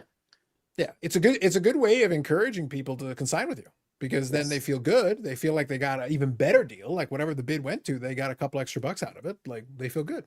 And if you reference somebody, that's even better. Then you get a percentage. Pretty good deal. I Pretty have good done deal. that, and I am doing that Pretty good. Yep. on some big stuff. Ham Well, says we'll see. pre-made a video in StreamYard. Wait to launch it. Game on. Mhm. Hey, I'm getting good at videos now. Don't worry, guys. But now here's a question that we're going to have. What's going to happen? It's going to be very interesting. Is that obviously Dustin made his video where he's doing he's I starting saw his, that, his, yeah. his campaign. I want He's gonna I shill. want a card. I want one We of do those we cards. appreciate a good old fashioned bribe. I'll Eric, take I would be a liar if I was much like you embrace your father's legacy that we were talking about earlier tonight. I would be wrong if I did not embrace the shadiness that is my birthright. I do appreciate a good bribe. Pretty good bribe. I just went. There's a lot of people out there who like a good bribe, actually, just from our last Just saying. conversations. But I So just I'm just- piggyback- you don't have to be South American by any means. Honestly, there's some people in North America doing a pretty good job right now. Well, for those who didn't see, I piggybacked Dustin's Hall of Fame video in the comments Mhm. saying, yeah, Dustin's great. Vote for him, blah, blah, blah. But more importantly, vote for us because I need this. You do. You need it I need He does. this. for what? To live. To live, to lie. Yeah, just self-esteem, just to feel good about myself finally. True. Yeah. 51 years. I've That self-deprecation is, yeah, I know. I understand. I've got nothing to show for it. 51 years of just misery. I got nothing to show for it. If I could Less just than 30 left. Yeah. if I could just be Hall of Fame adjacent, I could die peacefully. Put Yeah. that on my gravestone. So what do you get for agent adjacency that way? Like you get I half don't a know. patch, or like just the stitching of the patch, or the wrapping? Maybe the thread. The wrapper? You get the wrapper? Just the F. The F? The Just F. the H and the O. I can't. Oh, HOF. Okay, yeah. Yeah, just the F. Oh, okay. Yeah. All right. Indeed. All right, so let's Wow. read this here. Do we have a guess of who will get in this year? So here's my Who honest guess. knows? Actually, a lot of people have dropped off. You know, I don't know if the professor's going to get in, but let's say no. I'm not voting No, for he him. wouldn't qualify anyway. Well, actually, Yes, I'll he be would have. honest. Yes, he would. Has he been doing it for 3 years? Yes, he has. Yeah. Okay. I And don't think he's the majority been, of his. but he has been popular for what? For the 2.5 years he was in, and then this last 6 months, 8 months. Yeah. I But just don't think that. I don't think that audience is actually most of them. I don't think actually make videos. that audience, what do you mean? His audience. I don't think the majority of them actually make videos. No, that's true. Yeah. Yeah, But the so- people watching, you know, he's got a lot of different people on, so you know, who knows? Sure, Yeah, but Dr. Beckett that would still require them. That would Yeah, still Dr. require them to Beckett actually on. want. That would still require them to actually want to vote for him. They might go on there, but they'd be like, "That's different." Yeah, it is a little bit. That's what makes We'll it kind see of what interesting. happens. We'll see what Yeah. happens. So my guess, Ham, honestly, is whoever is coming up for the first time, who's just hit Yes. 3 years, Always. they're going to be right near the top. And who would Because that's that be? usually what happens. And who I would don't that know. be? I don't know who hits that line this year. I have no idea. Jeez, I have no idea. Like we could look back over the years and it was easy call, but now it's hard. Yeah. Any Also says, suggestions Hall of Fame out keeps there? changing the rules. What's that? I'm just reading the comments. Yep. Bob Wizzle says Hall of Fame keeps changing the rules. I don't know how you get in anymore. Listen, at this point, I want to change the rules, Eric, so that I'm in. Let's go with it. We Dustin want the Neo? Kazoo parade. Actually, Carlos, That's you're right. looking pretty good right now with all the attention. So I That's what I want say. the We got to keep Kazoo the good parade. ones. We're we going. may all be adjacent, Eric. Hey, the more the merrier. The more the merrier. I'm just doing it for the Kazoo. I need. I got voting power now, so watch out. I need this, folks. Okay, and if you I care need about this, your folks. fellow human beings, Oh, okay. you know, if you got a little charity in your heart, you know, please vote for us. We need it. Got to have it. So Eric, it's important. I think you've got to remember. Now we have to vote for Ham because he's bribed us. Oh, I got to vote for Ham anyways. Yeah, I don't care who else gets voted for. I just need this. I All think right? Dan will get voted in So with the please, new. I don't know. Is it, anyone if you're part of some other group now, does that really count for you, or is it for collectors now? Like, what happens there? Listen, there's 450 collectors. I feel like at this I know, point, I know, the I secret, understand, the secret is if they add enough collectors. but are they then all the independent collectors at can that vote point, for each though? other as a block. Are they under the umbrella, or are they independent at that point? Is You the can question. do both if you want. Can you? There's nothing preventing it. Nothing. So, okay. Listen, it's all about defensive I voting. agree. Man. It's all about defensive voting. Yes. So if you're under somebody's platform, then if you vote for that platform, is For Collectors already in? Yeah, obviously, right? No. No, they're not. So I they don't think should they've be been 3 years probably, yet. they'll probably be the first people in, but being Dan underneath that, being joined in, would that make him qualify? Well, he's adjacent if nothing else. I understand, but would that make him qualify separately now because he's joined into one of Your the own same? your own channel is your own channel. His channel meets if his channel. But his channel's under their channel now. No, it Understand? isn't. No, it isn't. Well, indirectly, it is. You can collaborate on right now. There's already precedents for this. There Yeah. was Tops 85401, I believe is in, and then they also had their collaboration channel that he did, and I believe they're also in. Okay. So it's Did separate. they both go on at the same time? No. Okay. Two separate things. But you can have like I if got you're in a it. collaboration channel and you got your own channel, they're two separate things. Yes, I understand. Yeah. Yeah. Bob Oza says when Carlos gets elected, will he follow tradition and stop posting videos? I will have Eric on here hourly. Oh, yes. I'm going the other way. I'm Awesome. 10xing it. Ooh. Fanatics Thank you, move Orlando. over. watch out. Mm-hmm. Ozzy is in the Rock and Roll Hall of Fame as Ozzy and in Black Sabbath. So I can't. I wouldn't see why it wouldn't be the same way. Is Dan the Vintage Card Man going to be eligible? I guess so. All right. You just asked that Dan question. from Saugus. Dan No, from Saugus, yes, I forgot about Dan him. from Saugus gets in. I don't want to be in. I hate that guy. All right, so I'm going to come right back. I'm going to get a refill. Bobby, is there anything? Is there Saugus. anybody who would like to share any pickups? Sure, I'll I got open it some. up. Yeah, I brought Sure. some. Yep. Why don't you go for that?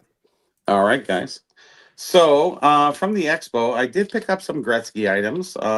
This first one, huh? Yeah, you did. Oh, I know I did. Yes, I know. Actually, I'm not even showing the best ones, but I'm just going to show a few. So this is actually a Gretzky sealed pen set. And actually on the back, just give me a half a second here to open it. I wrapped it up nice because I'm going to be doing a show coming soon. So on They're Sunday. not just big pens; they're Gretzky Bics. They're they're not named on them. They're a regular big pen. His singular named pen is not in this package. Actually, it can be, but it isn't in this one.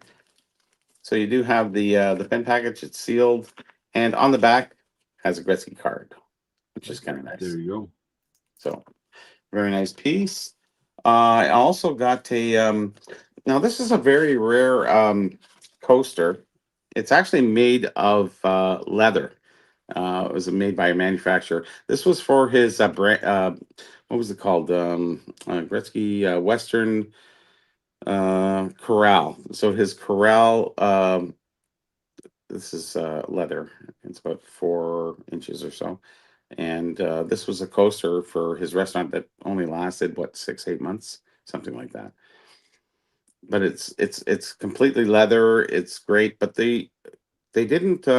I think you could buy these in there. I'm not too sure, but I don't think they want to leave your coaster on something like that because it would just a lot of people would steal these and they're quite expensive. I think each to do because it's about 3/8 of an inch thick too. On top of that, so if you I'm talk about, pretty sure they all disappeared in the first month. So they of operation. did. I think I sold a couple for 100 and a quarter or something like that. So I got 4 of them, which was really nice because you never see them.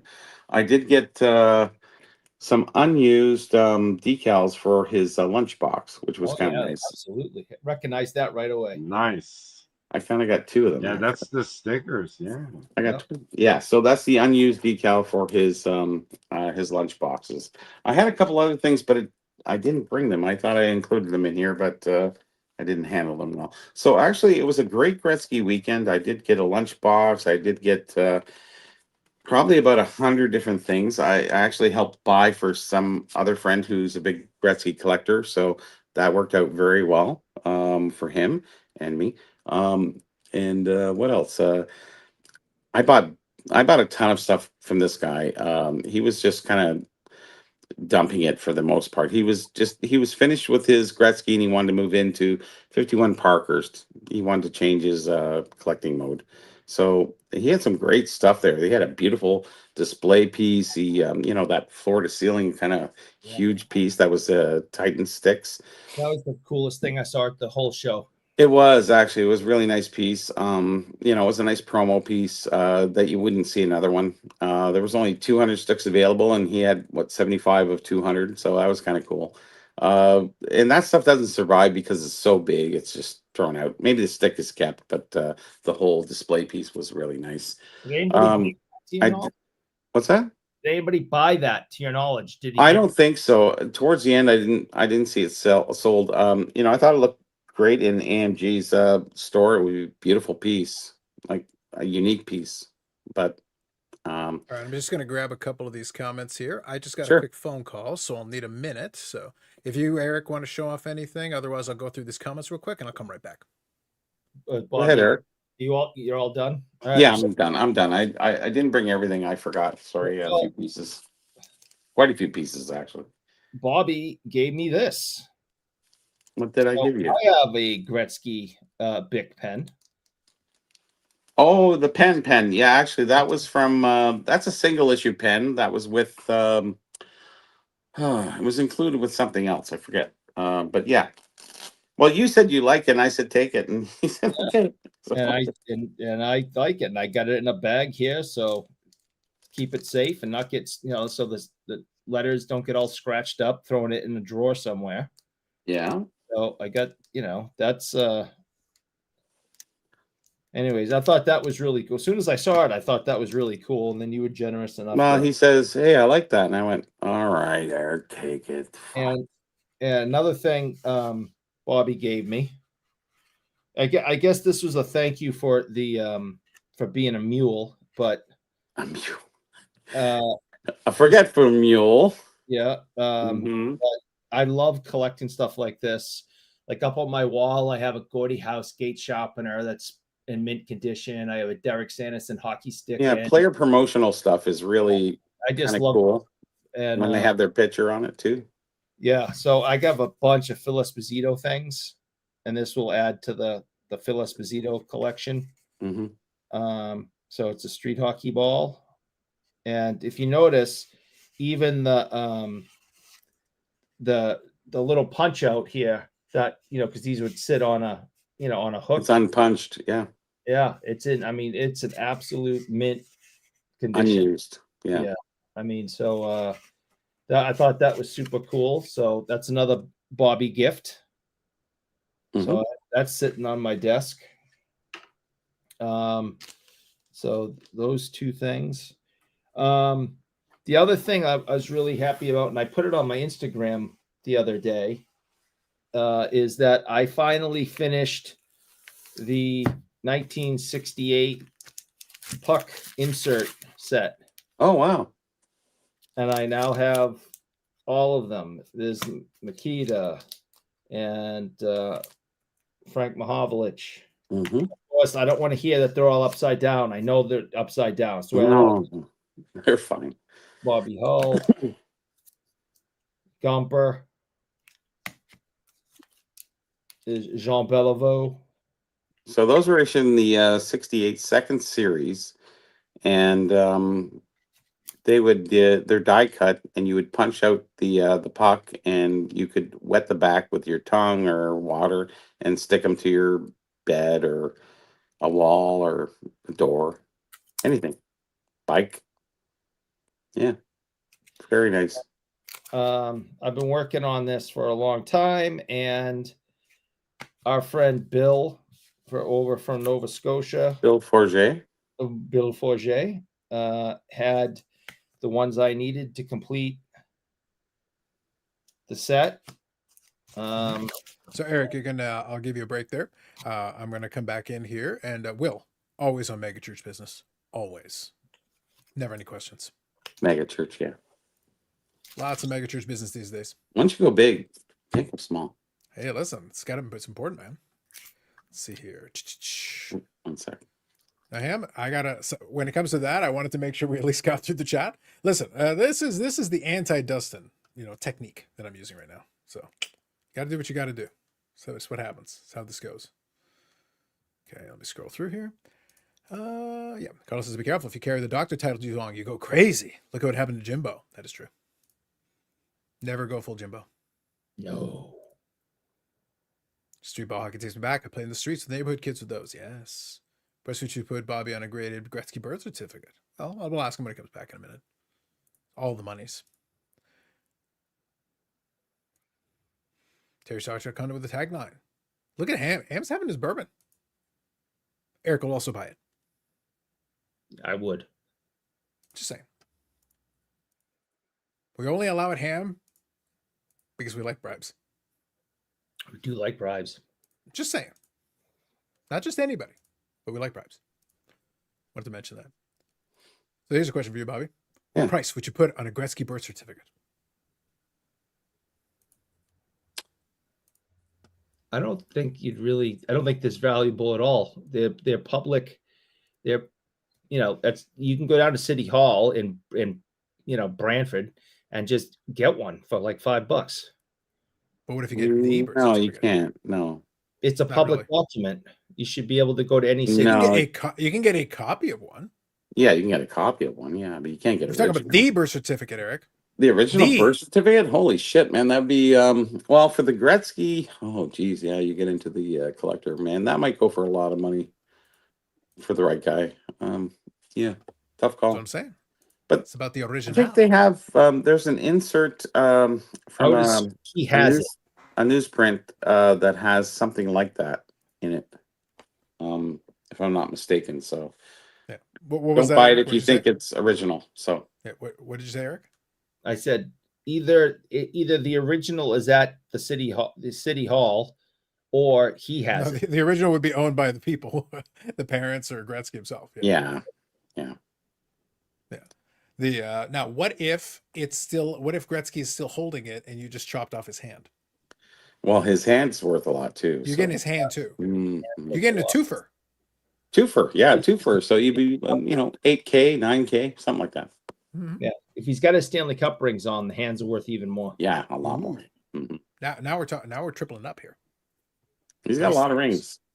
Yeah, 2 hands worth almost. he's got. Indeed. He's got 4. He's got 4. Oh, he's going. that's all? Yeah, it was Oh Forward yeah, Edmonton. because he moved to Forward. yeah. Yeah, Messier is the one who has a couple Damn more Kings. Yeah, because- Messier is the one who has a couple more because one more in Yes. Edmonton and then one And with New York. the Rangers. yeah, he's got Yeah, 6. New York. Yeah. Can I do a mail day? I finally have a mail day because Yes, I got please, mail this please. week. That wasn't. You can actually- Yannick. You can, but I'm going to need you to unplug that microphone and plug it back in because it's robotoing. So just if you can unplug it and plug it back in, that'd be perfectly fine. And by all means. It was actually fine, but then suddenly it went a little robot on us. Yeah, weird, eh? Yeah, it was actually That's going okay. perfect. Like the audio Yeah. was fine. How Right. about now? Now you're good. Good?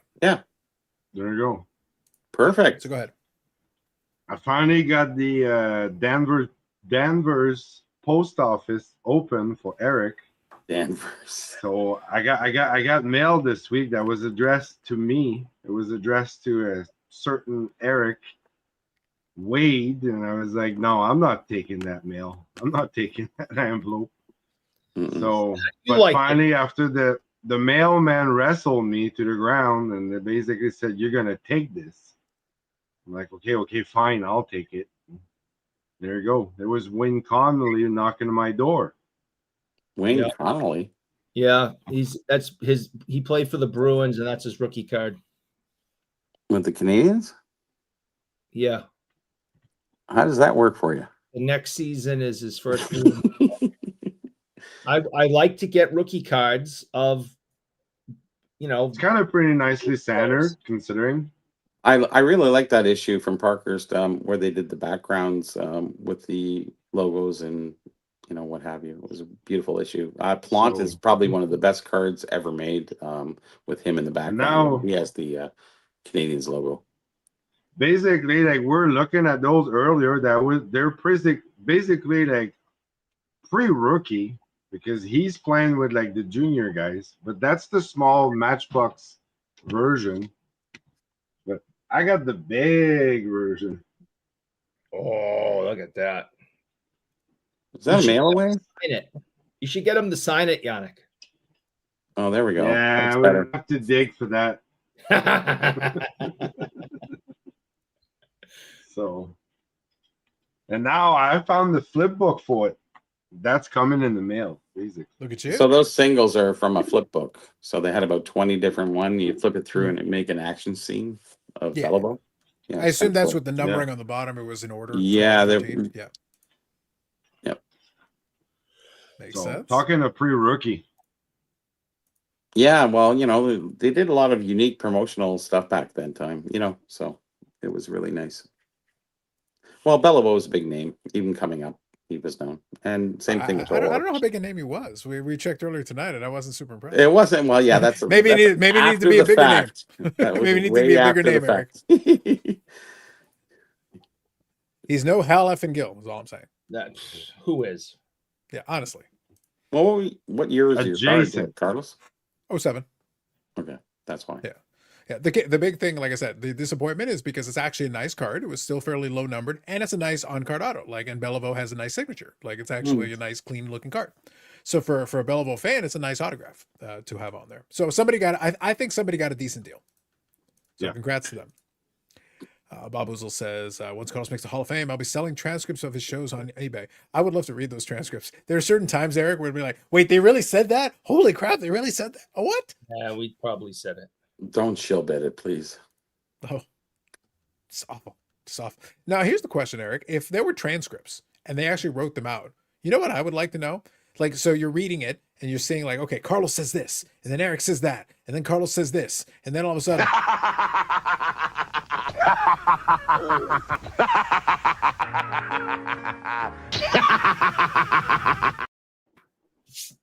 So do you list that as $1 Million Man and then and then write it all out? Yes. Or do you just put cackle, or do you say played video? Like, how does it come off? I don't know. Yeah, I think you have to write the ha ha ha ha ha ha ha ha. That could be serious. Okay. I'd be curious. That's an important distinction, because that's going to take. You might use up all the ink you have, just putting in all the ha's. Yep. It's a lot going on, man. It's tough. Let me see here. I just want to read here. Man of peace interjection. A moment of zen with $1 Million Man. All right. Let's see. Just want to check and make sure I didn't miss anything on my little agenda. Did that.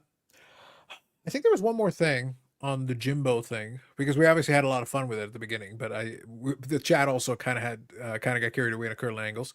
Already talked about the hobby hotline thing. Did that. If there's any questions or anything going forward, like I said, I already mentioned earlier tonight, for those who are joining in later, on the Four Collectors YouTube channel, 11 a.m. Eastern, Jimbo Beckett is going to be on there, presumably answering questions. Give it a shot. See, if you want to go to the chat, have some fun. I do recommend, though, if you are going to go there live, check out the chat, because it's probably going to be wild. It's going to be scandalous over there. It's going to be rough. It's going to be a scene. It'll be happening.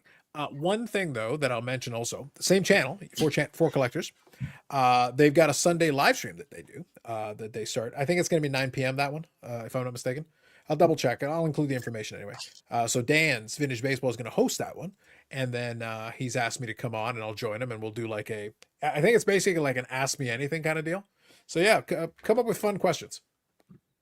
I'll leave it to Dan to figure out which ones he actually wants to address. He's hosting it, not me. So just bear that in mind. I have no control over what they decide to show or not show on the screen. So keep that in mind. It's a family channel. Oh, yeah. Ish. Yeah. Okay. Well, it's probably less scandalous than what we do over here. I would hope so. Yeah. So anyway, the thumbnail says "Ask Me Anything." So yeah. So they asked for it. So bring your questions about the meaning of life, whatever you want. Like I said, I'm not hosting it, so y'all decide what you want to do. Let's see here. I would love a word count of how many times Eric says he hates me on that transcript. That'd be amazing. I don't know what the number would be, but let me add one more. I hate you. There you go. Wow. But Ryan, 11 a.m. chat. I don't know. Listen, I don't know either, man. I'm telling you right now, I am going to be either sleeping, or if I'm feeling bold, then maybe I'll have had breakfast and I'll be reading a book. Because in real time, it's not going to do anything for me. I'll still be amused after the fact. I'll watch the replay, but in real time, I don't need to be there. Fly on the wall in the chat, just to lurking away. Do what you got to do, man. Do what you got to do. Dan is competing with my Sunday brunch plans. I know. Well, I think it'll be okay for Sunday though, Bob. Sunday is 9 p.m. Eastern time. So that's the Sunday evening live. Make a top 10 Beckett list of questions and shill bidding. He would love it. Eric, actually, you know what? We could do this for a minute. So let's pretend for a moment they consulted us. They reached out and they said, hey, what questions would you ask? Now, an important caveat here. This is critical. What questions would you ask that you think you might get an actual chance of getting answered? Yeah. You could ask some randomly scandalous stuff. I don't think you're going to get a response for that. What are questions that you would ask that you actually think you might have a chance of getting answered? I can think of a few, actually. But again, the key is presenting it in such a way where it's like, I want you to talk, because then I will have follow-up questions. So the initial question is just to get the ball rolling a little bit. So again, maybe leading with, you're a piece of shit, answer me, maybe isn't the way that I would start with that. But there are ways of getting questions that maybe open things up, and then you can have follow-ups, and then maybe you'll get something out of it if you want to try. So here would be honestly mine. In my case, I've listened to the podcasts, and he decided to go on Jeff Wilson's show and do all that. He's tried to explain away multiple times. My question, honestly, would be, why are you so concerned about trying to define it when clearly you're getting feedback at this point that there's a lot of disagreement with yours? A lot of disagreement. And you just seem to be doubling down on certain things. And then he answers that question, tries to go in a certain direction, and then you can give him the follow-up question on that. But I would just start with, why are you so keen on trying to define it now? Beyond the Patrick Ryan thing. Because the Patrick Ryan thing was one thing. But now, why are you so worried about trying to define it? It's been 50 years, Eric. He's been in this game a long time. We weren't worried about defining it back in the day, and he had a magazine back then. He could have defined it if he wanted to, if it's so important. Why do we need that definition so badly right now? That's my question. That's my question. Does that make sense? Oh, he got it. Back again. It's been off and on. It's weird. Like, it'll be okay for a bit, and then suddenly it turns back on. But anyway, does that question make sense though, Eric? The key is it's an open-ended question. I want you to start talking, and then as you're talking, I will have some follow-ups. But my first question is like, why is it such a worry now? Why do we need to define it? Again, I'm going to take him at face value. He claimed that the initial thing was to start a conversation of why in the year 2025 of our Lord, since it's been going on since time immaterial, why is it now that we need to get this definition locked down, that you need to initiate the conversation? Yeah. No, that would be a good one. I guess, which, I don't know what his answer would be. Some ridiculous bullshit and tap. But that's where you could have a good follow-up question. It gives you the opportunity to start with follow-up questions, because start with that. Once you get him going from that, then if he goes in a certain direction or whatever, for me, it's the setup.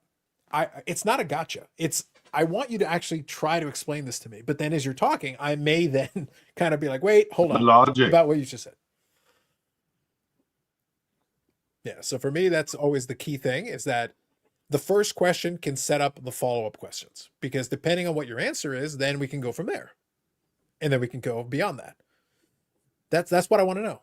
So depending on the answer he comes up with, that we can go in 100 different directions. Then it's up to him. Then you are the publisher of a superior publication. Tough stuff. What would you tell yourself? The tough stuff love has been strong tonight. It's been strong. Under what circumstances is defensive shill bidding not just called for, but mandatory? Ooh. Babuzel. Dr. Beckett, why do you hate us? You know what? You know what's another question I want to ask, Eric? Do you think that a PhD who can't write me a prescription should be called doctor? Yeah, I click. Yeah. Why do you fill our life with lies? It's the chili.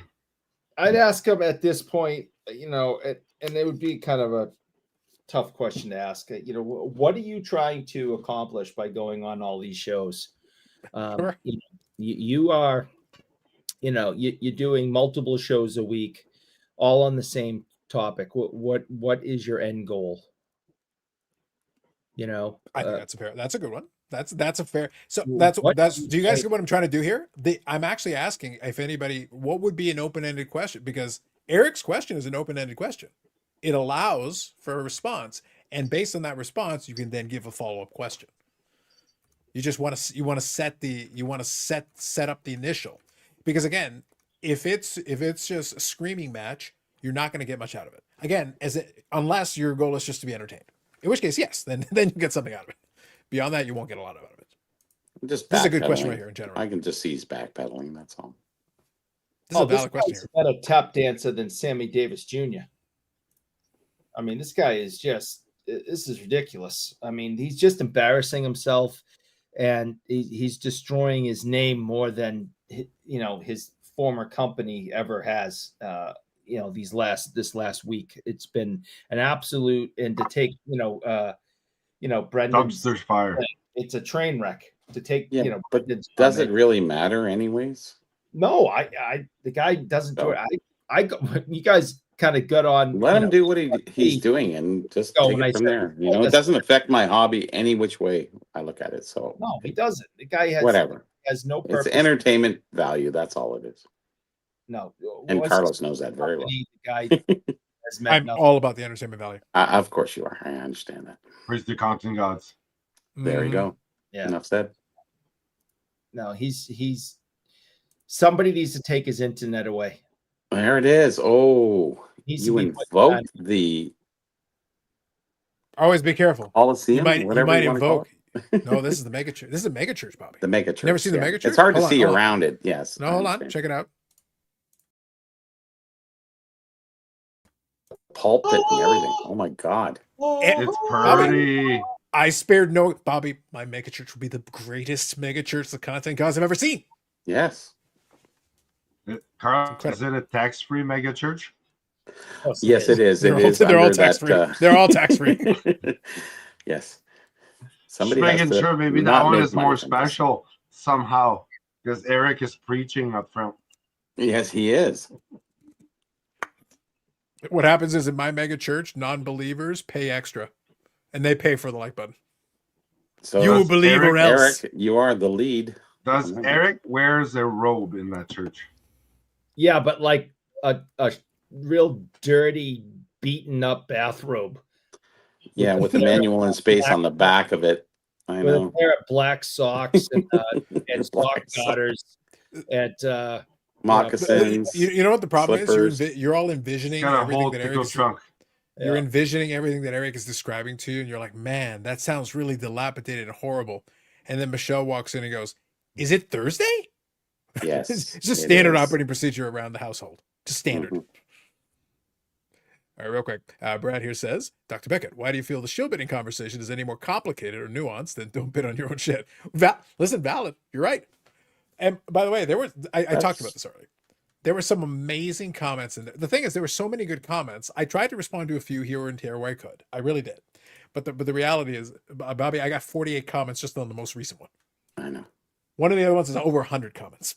And it's like there's no chance. I was reading them too. It was like, yeah, there's some good ones. There's some really good ones. Mm-hmm. I credit to a bunch of you for putting on some really good comments. Good comments. But since Brad is here, I want to read his because this was from earlier today. It says here, Brad's vintage collection. You look great on the pulpit of the megachurch. So I thought thematically appropriate also since I brought the megachurch back. When you make your church commandments, I would wager thou shalt not bid on one so shit will be on the stone tablet. Facts. I think so. I think Dr. Beckett is communicating clearly his position. He is just plain wrong, and the hobby as a whole rejects his premise out of hand. So obviously we talked about earlier tonight, though. The hobby as a whole is not rejecting his premise out of hand. You would think, but not so much. A lot of people are, but not everybody, clearly. Another one was good. Will was here earlier tonight, and he goes, Jimbo, take the L. Take the L. No, he can't. He won't. Yeah. He won't. He will not do that. It's valid. Yeah.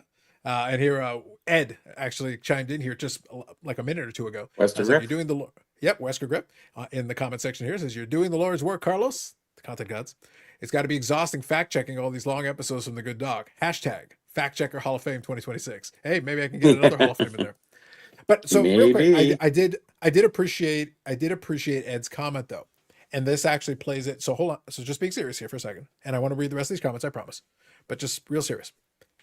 That is actually why I got a little annoyed when I listened to some of those other podcasts where they're trying to downplay it as being really simplistic. And they're basically giving Beckett a pass and trying to say like, it's like, no, I did this for two reasons. Number one, it entertained the hell out of me. Yes. I genuinely enjoyed that segment. Yes. It's very, it's mission critical. Yes. But even in the course of that, Bobby, I am willing to toot my own horn is that no one breaks down those particular things the way that I do. Nobody else even tries. They might play a couple of clips. They might try to do a summary. No one will sit there and go through it in painstaking detail the way that I'll do it. And if you don't like it, don't watch it. But if you do watch it, I think you'll learn something because most often you may not have thought of something that I threw in, or maybe you come up with something else. And even if you disagree, at least you understand why I came to that conclusion because I didn't just give you the Coles Notes summary or the Cliff Notes summary. I gave you more. Yeah. Gave you the full thing. Mm-hmm. And then you decide. If you disagree, no problem. But here's the thing, you'll be well informed and well read on it when you decide to disagree. No, you can't debate that, honestly.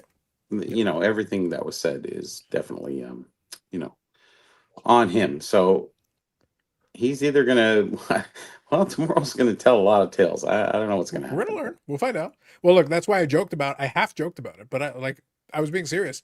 If the Four Collectors guy, if I could recommend it, if you want to do a last minute cramming for the final exam, watch my last video on it. Watch it. Because I go over, I literally dissect everything Beckett says in that last one with Geoff standing there nodding. I take it apart. Like, the argument is so bad. Bubblehead. Yeah, the argument is so bad. It's so bad. It's not even close to being good. It gets further and further away from where he first started. And I just, you know, you can only reword things so many times. And I can see him get caught up on a few things along the way. You know, he was going to answer and then he redirected. And I went, oh, what were you going to say? That would be interesting. So he kind of takes a different direction. And you did catch that too, which was good. Yeah. You know, at this point, he just this should be his last interview for a little while, and just sit back and relax and just let it pass. It'll pass because you know the hobby's very forgiving, like Hollywood, like you know the government, like everything else. That conversation was one that we had early. We said repeatedly, like if you're advising the guy, your answer would have been like, just shut up. He takes no advision. He is a doctor. I'm sorry. Stop talking. Yeah, just go away or talk about anything else. Literally, just make podcast episodes on anything else, any other topic. Go talk about 1991 Fleer. Go find another topic. I don't care. Pick one. Talk to Rob Bears again. Yeah, anything. I don't care. Have like a 1 hour episode and everybody, oh shit, and then talk about anything else. Talk about any other topic for an hour, and people and the world will forget. We'll move on. But nope, you want to keep it. You want to keep going. Hey, fire was about to go out, and you threw gasoline on it for no reason. It was That's on you. It's not our fault for that. And he's doing it again tomorrow. Well, we'll see what happens tomorrow. That'll be interesting. Yep. Either he's gonna kneel and bow, or he's gonna come at it at a different angle. And there's so many angles to come at it. You know, I think if he tries reiterating what he's said in the past and trying to justify it, it's not going to work. So there's no way it can work, really, to be honest. So we'll see where he goes. It will be interesting, but I think it'll be softball questions coming from who's doing the interview? Mike. Junk Wax Hero. Mike, yeah, Junk Wax Hero. Yeah. So I think it's going to be softball because he's not a big, whatever. I said it earlier tonight. I don't think a lot of folks are comfortable with the confrontation thing. And again, there is level. It shouldn't be a screaming match. That shouldn't be your goal. No. But there is a happy medium. There is like you can be challenging. Yeah, respectful too. Yeah. Yeah, you can be challenging. There is a way to do that, I promise. Yes. So I don't know if his opinion weighs any more than anybody else. It's like because Carlos, you're gonna have him on next, I guess. And you're number 5. Bobby, I might end this, man. You might have to. Like someone's gonna have to because it has to end somewhere.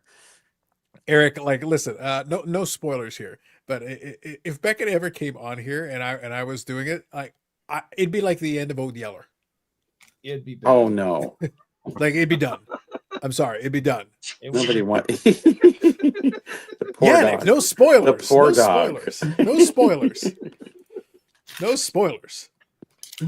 Like at a certain point, it's like enough is enough. Enough is enough. For young people, watch that movie. It's a good one. Yeah. Let's see here.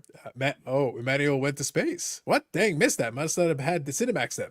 Listen, Emmanuel in Space is a cinematic classic per Eric. No, it's not. 12 stars. We all know. She pedaled to space. Amazing. I'd be more interested in that. Yeah. Just scrolling through here. We're going here. Google, yep. So Rick here says, why are you in this moment wanting to be relevant in the hobby again? You passed up many points of entry over the years, but enter here, which is valid. I get you. It's fair. Well, I think he's been relevant. I think he's been very relevant over the. It's all, but what I'll say is this though: there's like levels of there's like relevancy in the sense that you can be brought in as a consult. Like you're not the focus, but people like can bring you in no, as like a consultant, like whatever. He had his podcast. He's done 1,400 episodes. Like, it's been around for a while. So like, if people want to people want to hear what he's had to say, he's got tons of podcast episodes. Oh yeah. And he's gone on different channels and stuff like that. I would say he's got one that is 5 years old on Shill bidding. Yeah. I think since the pandemic, again, I've said this story before. Since the pandemic, I have seen more Jimbo online than I've ever seen him at any other time. Because prior to that, I did know there was a person, but I had never seen the person. I had never heard his voice. I couldn't have picked him out of a lineup if you put a gun to my head. So like, he existed, but like, he was just I couldn't have picked him up from Adam. He's a person that existed. Sure enough. Yeah, that's for most people, yes. Yeah.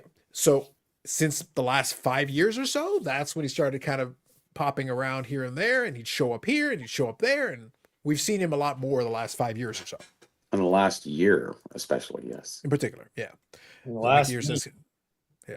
Beckett can't win the In argument. the last move would be 2 weeks, tomorrow and save especially. So real quick, I'll read these comments here. So Beck says Beckett can't win this argument. His best move would be calling sick tomorrow. That's what I would have calling sick. If I was on Eric, what's funny is I made the joke, but I was being half serious. If any of his friends are actual friends, isn't this the time, Eric, where your friends are like, hey man, look, maybe quit while you're behind. Yes. That's what I'm saying. I think he's the leader of the friends. And he's the kind of guy. I don't think any of them want to even try challenging him. No. Yes. Yeah. Exactly. Yeah. Carbon Plastic says, I want to ask him, what friends does he have in the hobby that haven't been accused of shilling? None. Yeah. Has so many friends to defend. Yes. Geoff is a real life bobblehead. He became one during that episode. He definitely was. We could make a new one. Yes. And put Geoff there as a bobblehead. Eric, I would love to have a Geoff bobblehead that has a looser, spring than normal, and it just bobbles on its own constantly. Yep. Non-stop, perpetual. It's just going all by itself. This weekend is going to be a shit show, so it feels like it. I got a feeling Carlos was captain of the debate team. No, but I stayed at a Holiday Inn Express last night. That's right. You should have stayed at Three Trees. What is it? Yeah, my school never had a debate team. Get the cookies. My school never had a debate team. I would have been good at it though. My school never had one. No, we didn't either. It wasn't a big thing here in Canada. Here's the funny thing. No, can I being serious? The funny thing is, a lot of times I've gotten the comment again. Well, we're weaving in and out of it, Bobby. We're weaving in and out. Okay. But in this particular case, I did receive some fantastic feedback also directly, which thank you to anybody who reached out. I appreciate it. I heard from some folks I hadn't heard of in a while, so it was great to chat with them briefly. But it was funny is that it's a shame that kind of literally taking what's being said and just putting it in front of you going like, hey guys, 3 seconds ago you said this, now you're saying this. That's inconsistent. I don't feel like it requires a special skill set, but I feel like it's a skill set that's been lost. A lot of people are not willing to actually listen to the words that are being stated and then also remember what was said 2 seconds ago. And the connection just isn't being made. People just but they have a preconceived notion of who he is, right? So and they just kind of ignore It's like suddenly they get selective hearing loss. They lose half the message, and it's like, no, he literally told you. He said the thing. I promise, it was there. He's good. Leave him alone. Yeah. Dr. Beckett would join 4 collectors. May as well at this point. I don't know. Might as well be. It's the only way to come back, right? Yeah, we'll see. Everybody don't watch. There's a possibility he cries tomorrow. I'll be honest. I would be very shocked. Oh, that would be funny. Oh, I'd love to see that. That would. I have no doubt, Bobby, that you would enjoy it. Oh, that would be. I pay to see that. Yes, I'm sure. Maybe join the Patreon for that one. Max Patreon that. Yes. Yeah, Max Patreon. Not gonna do it. Come on. If it happens, I'm giving $150 to somebody. I don't know. Yeah, there you go. I think the only way that occurs is just a little bit more in the bellable. I'm just saying. Yeah. I think the only way it happens is if he reads the chat, because I don't think anybody on the screen is going to give him that kind of noise. I think it's going to be the chat. Yeah. So if he ignores the chat, he'll be fine. Yeah. If he ignores the chat, he'll be fine. It's going to pressure him on the screen. Yeah, not like that. Not like that. They're already his buddies. They already know him. They've already done plenty. Yeah, but even his buddies are, kind of sitting there going, "Hey, listen, I can't agree with this because I can't get out of it. You can't get out of it, man. it's one of those things that you sit there and go, dude, you got to take the lumps. That's it. Look, Eric, there's a reason that Uncle Rich isn't on that episode. Like I think I think he's like, nope. Yeah. Nope. Eric, he's like, I'm watching grass grow that day. Mr. Klein is going to be declining. Yeah, he's like, Eric, he's like, I believe I found, it's like, I found, I'm looking into this mega church thing. I'm busy. I want What to are you join. talking about? Why, Jim? Why? Why would you do There's this? nothing wrong with Jim. Jim's a good guy. Indeed. Will says, "What, Carlos? What comes after the mega church? Are you ready to full on?" All I have to say to you, Will. All I have to say to you, Will. T. Justice Buford. Sistine Chapel. The content god Sistine Chapel. Think about Oh it. wow! Like we're going all in. Yeah. Yannick, we are getting there, man. We're getting there. Like the bounty. It is bountiful. Dude. Can I be a cardinal? Bobby, I will make a cardinal. Okay. We'll make this happen. See? And you're Listen. adjacent. I will be anything, but I'm not being an altar boy. Oh, yes, you are. Don't All right, you worry. Eric. Wait, Eric, hold on. yeah. Hold on. Go I'll be pick the up. janitor. Hold on. You're altar boy number 1. As the content god Pope, the chosen one from the content gods. You don't want to be an altar You're boy, that's one. fine. I'm two. Yannick, I sense this man is now lobbying to be cabana boy. Because we're gonna have a cabana outside. Altar boy, cabana boy, We're we're gonna same have a- thing, really. Right. So It's a compound, man. This is a mega it is. church. Yeah. No, the problem is the cabana. It's the first mega church is going to be in a place with winter. It's fucking cold out there. Yep. I wouldn't want to be hanging around there. No. I this- just park the cars or something. I don't want You're We part can of make the you do both Latter those Day things. Saints. Of Oh that. no. Don't worry. Oh no. Yeah, watch You're out. not getting out that easy. Eric. Oh no. Eric, you said you didn't want to be an altar boy, and I let you off that. What are you complaining about now? to just go park the cars.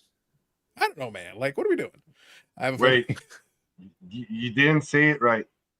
Yeah. You going to I go go do what? Park the cars. Pack the cars. I go park Yeah. the cars. You're gonna pack the what? The cars. Oh, Yeah. okay. Yeah. Where my car keys, pants. Mickey here says, Beckett is 76 years old. Go easy on him. Absolutely not. No, He's not only confused. he's only 5 years older than Carlos Sr. And literally every single Yeah. day when I call Carlos Sr., a lot of people greet people a lot of different ways, Eric. Do you know how I greet Carlos Sr. every single Yes, time I call him? Yes, I do, because you've been telling me for 5 years now. Hello, So, Father. no, yes. Not quite. Hello, Daddy. No, Not quite. Not quite. Hello, No. Daddy. I How are I you begin with Hello, today? Daddy. listen, hello daddy is how you're going to begin greeting everyone as the cabana boy. That's how I want you to start. So start practicing it, Eric. That accent had better get better.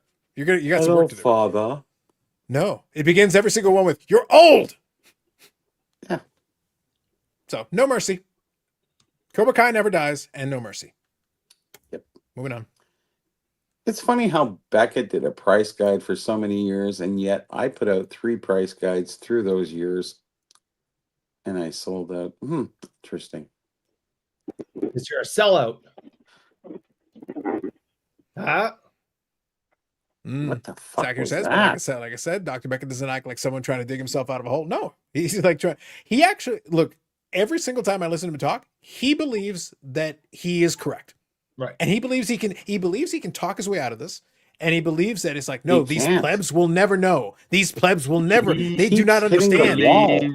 We're He idiots. Can keeps be- hitting the wall every time he talks. It's like, what are you He doing? thinks he can be the Stop. lie detector. You know All how you want to tell a kid to stop? Like, it's like, stop. Just Yeah. like, lay low. Go away for a little while. I'm in timeout. Yeah, timeout. Yeah, please, for like 6 weeks.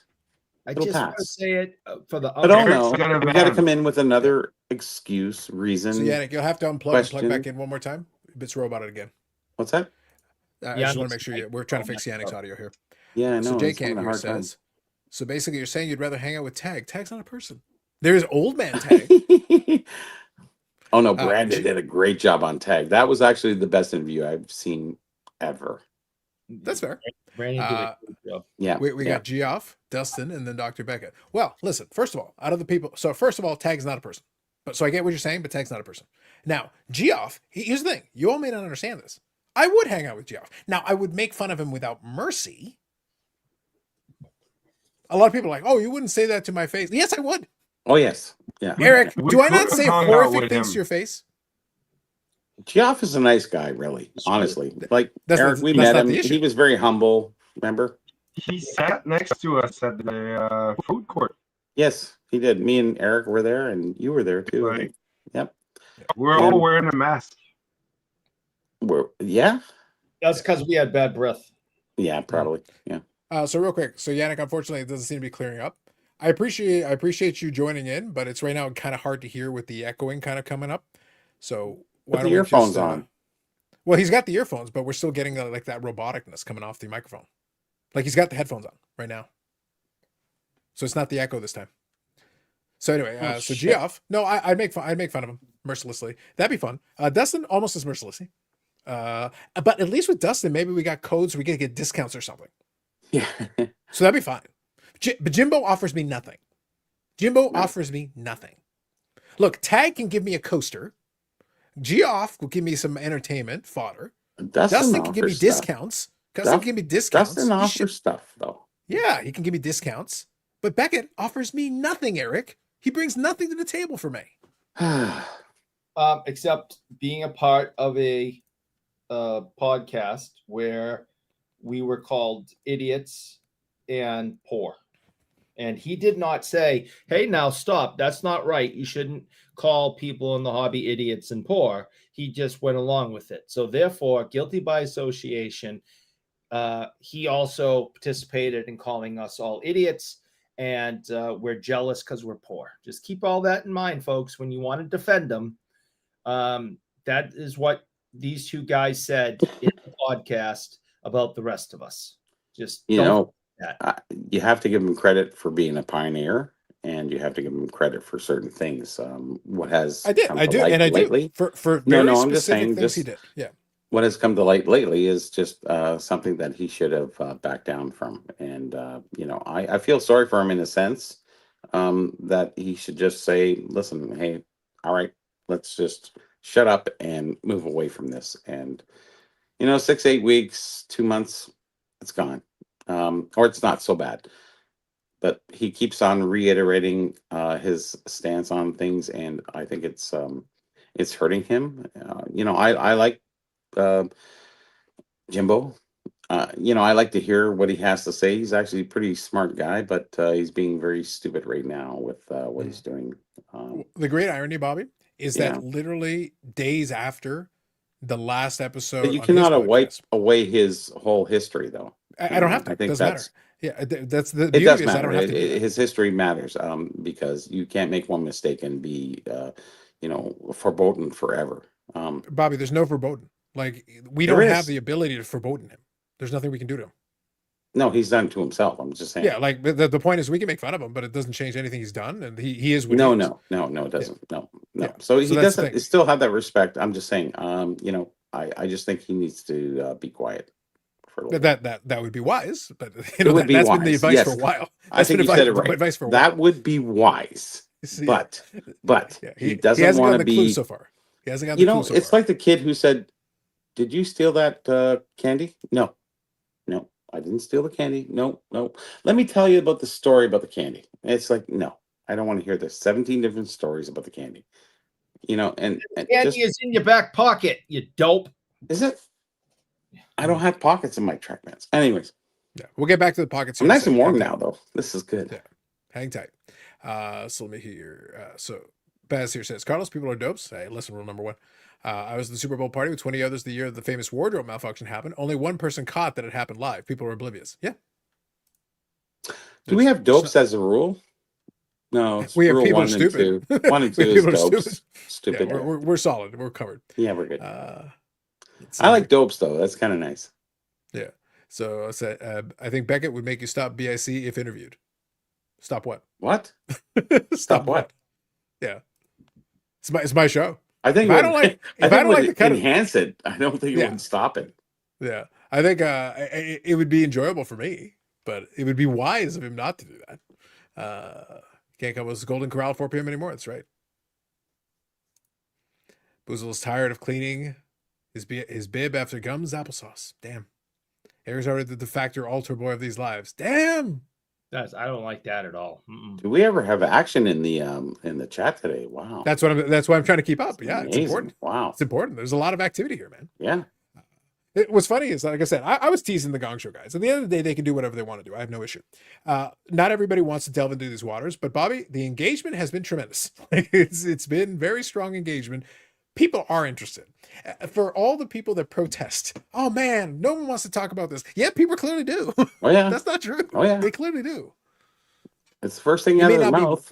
It may not be what you want to talk about, which is perfectly fine. No issue there. To each their own. You talking about Gong Show? Specifically, they didn't even want to touch on it at the time. They were Why? they want because It's hobby news. Josh, yeah, but Josh talked about this specifically. They were talking about it for him. The angle that he's been looking at it is from the perspective that, well, shill baiting's been going on forever. Nothing new has really come out of it from the perspective of he doesn't feel Fair like enough. there's more shill baiting Yeah. than before, Got which it. is fine. So that segment was basically them feeling obligated that they got enough feedback. Hey, you guys should say something about it. They basically did it out of obligation to get it over with. They don't really want to talk about it at all. Which to be clear, wait, Eric, to be fair. To be fair. That's That's the first one tonight. Yeah, it's important we got that in there. Mhm. That's fine. I am not requiring anybody in the space to have to touch on these things or But you it's shouldn't not feel their obligated. it's not their game, right? It's not their lane, it's not their game, it's not what they want to do. Like I don't have a problem with that. I'm not going to put a gun to their head saying you must talk about this or no, it's fine. Nobody has I to talk do- about it. I do feel though You that if chose you to, are and that's good. yeah, but It's I do good but for the my point here- hobby. I think it informs people better. I think it educates us with really what's going on more than the peripheral. That everybody knows what's going on, but this is going on. Like this is big stuff. Yeah. But the So key you have to here is- watch. Doesn't the key here affect is me, this. but it affects a lot of other people with cards. So I think Sure. it's Okay. a big different thing. So the point though is that if they don't want to touch on it, I actually think it's better to completely abstain. Like if you're only doing it yes, half-heartedly rather to than meet an touch on it. obligation, Yes, yes. I would prefer that you abstain and I maybe agree. direct people to other resources. Yeah. That is a better move to me than doing like a half-hearted segment where it's clear you don't want to do it. But you can't And take that's away okay. from them because they don't want to get into that part of it. I know That's they why I want to said- stay positive. I know they want to stay, but this is where our show comes into being a little bit more realistic to what goes on in the hobby, I guess. But that's where I said, to me, that's an opportunity then to defer to other resources and say, hey, okay, but here are some videos for some folks that are talking about this. You may want to check that out. Take a look at those, and then you get what you're looking for. Yes. Just direct people elsewhere. That's the play to me. That's all. the play. Yep. And that way, then it's not your issue. You don't have to worry about it. You've at least, hey, I'm pointing you in the right direction. Go check it out there. You'll get what you're looking for. Yeah, sure. Can see Beckett losing like McMahon did a Bob Costas? It could be. But look, in this hypothetical scenario where Jimbo would take that invitation, Lord knows he shouldn't, but let's say he did. It's my venue, so I can mute his ass. I wouldn't necessarily do that No, because I don't think it'd be you'd kind of do an. that. Actually, I kind of would. You want to let him speak. No, I would, but I would also mute his ass because it would also piss him off. I like both things. I don't know. I think he's going to walk himself into another. I don't know. Yeah, but I'm also I think tomorrow's like going to be. sometimes a I big do things determinant. just for fun. Sometimes I do things just because it amuses me. Yes. That's a different conversation. Are you not amused? If I hit the mute button on him a couple of times, I'd be very amused. Of course. Yeah. Buford T. Justice comes to mind. Yes. Yes. But take the holidays off. That would be also be good. So real quick, I think it would was be saying, good. Yeah. I was saying, though, Thanksgiving. See you later. Yeah. yeah, I was saying though, if he didn't want to do that, to me, the irony of this entire conversation is that he did an interview with Rob Veras, which I thought was very interesting. It was illuminating. Rob Veras gave some information, which is good. I actually think that played right into his wheelhouse. It's something that he can do. Like that's Yes. perfectly like, and I'm sitting there like, well, okay, just do that. Just do that. Like, Well, he it's did that fine. with Joff, you Yeah. know, state of the hobby kind of thing. You know, it was like, Yeah. Okay, that's gone. Let's talk about this. Yeah, but that's what I'm getting at is that, but the difference is though on his podcast, it's like 15 minutes. He's doing these 15-minute episodes. So I it's know. like this, it's like this concise thing. If all he has a big enough hobby Rolodex, he could literally just go through it and just be like, oh, I'm going to talk to so-and-so. I'm going to talk to so-and-so. I'm going to talk Yeah, to it's boring though. It's like It's old not the point. news. I don't Bobby, know. the whole point of what I just said No. is the smart move for him to right now, him being boring would be wise. Yes. Yeah, Being but, boring very is the much so, move. yeah. That's the move. but if Exactly. you're yeah. trying to run a business or you're trying to, you know, have good Is standing he? He's hobby, got enough money. He doesn't What care. business? What business? What well, business? listen, Well, actually, if you listen to it, he had his sponsors. It was only Beckett this time. There was no other sponsors. If you heard his podcast from before, because he had this. Now it's just Beckett, and that was it. Listen to his last. Bobby, let Rob Eric Bears. say his piece. Let Eric say his piece. What's your piece, Eric? oh, I was just saying that if I am somebody that has a business or I'm trying to raise my standing in this genre, I don't know if now is the time to go get on his show and do an interview with him. Rob Veras going on there and talking about, Burbank sports cards. Who cares? I was like, do you really want to do, you really want to do this right now? Now's not the time to go on and do interviews with Jimbo. Well, Eric, for a lot of people, it is though. Like I said, I'm not joking. I listen to podcasts. I think where it's people good listen for him to get away from it, but I listen to Yeah. podcasts. It's not good for anyone else. But Eric, I'm being completely serious here. I listen to podcasts where people listen to that first episode, and their interpretation is Beckett's still a good guy. He's still good for the hobby. He's a good guy. He's still a goat. So, in other words, there's plenty of people who are still listening to him and don't care about any of it. They could have heard everything he said, and no, they're still listening. Mm-hmm. So, and from Rob Veras' standpoint, he's like, well, yeah, I've known him forever. He's my buddy. We'll do this thing, whatever. It's not hurting Veras' businesses. So, like, he doesn't give a shit. He has no business right now except sitting at home collecting checks. No, pretty much. They still wrong. They still sell it through the website. Yeah, I know. The eBay, and by the way, the eBay store is not closed. There's 80,000 items on eBay. Still. Yeah. He's getting paid separate from that, but the 80,000 items on eBay, he can still sell them at any time. So he's still making money from those, the additional payout. And then on his website, literally on his website, you can actually buy items directly through his site. Mm-hmm. So the people that go on and order, you can still buy stuff from him. So he's getting the payout. He's still got a little bit of eBay, and then he's got his own personal site. And then he also sells stuff through Beckett's back in the marketplace thing. So Rob Bears is just a dealer. That's all. He's a dealer. Yeah. And people more. come into a store and buy their stuff directly from him. Nothing more than that. Not a collector. Doesn't care. He's just a dealer. Leave it at that. My invitation. I don't know why everybody talks about him so much. It's just a business. It's like Steiner. Steiner was on with who was it? Was it Beckett? No, Steiner. I have no idea. Steiner was on with somebody. I can't remember. Anyways, another dealer. Who cares? Like, why is so much focus on dealers and third parties and not on the hobby? It just bothers me. What do you want to hear about the hobby? At this point, who's left in the hobby that anyone wants to hear about? What do you want to hear about? Some random cards? Yeah. Something. Well, okay. Well, that's a hobby. It's not about third parties. It's not about business. Sure, but here's the thing. I've listened to my share of favorite podcasts. There's plenty of people who want to talk about their collection or whatever. I click off. I don't care. Yeah, I understand that. It's not important, but that's where we are in this industry, I guess, at this point, right? We forgot about what we're collecting and what we're doing, and we're talking about scandals and other shit, right? So, yeah. If that's the main focus, then I guess maybe the hobby's finished in a sense, in podcast sense, just saying.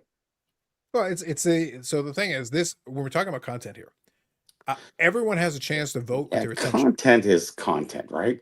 Like, is it That- for That's literally what we're talking personal about. Yeah. adulation, or is it for pertinent hobby stuff? Like, really? I'm talking about the audience right now, Bobby. The Okay. audience has to vote with their viewership. They click on the dramatic thing. The person who's talking about their little their binder with the cards they're Not their doing little gets collection. 10 views. It's talking about different other things. So, anyways, Okay, yeah. how many views you got for that one? It doesn't matter. It really doesn't matter. It's the people who are collectors really. We'll get into this like we did a couple weeks ago. The people who collect really just want to collect, and they want to hear about information on their cards or what's in the set or what have you. And then we get into all this other stuff with Mr. Beckett and stuff like that. And entertaining as it is, it's still away from the hobby. It's not even part of the hobby, really. To be honest, it's a secondary part of the hobby. And it seems our main focus is mainly about that. I see Sports Card Professor. I see him talk about stuff, and I just go, "Yeah, we did that a long time ago. Okay, enough, move on." So I get bored of stuff very easily right now. Your stuff is good because you're reviewing what has happened because of what he said. I get it. It's good to watch.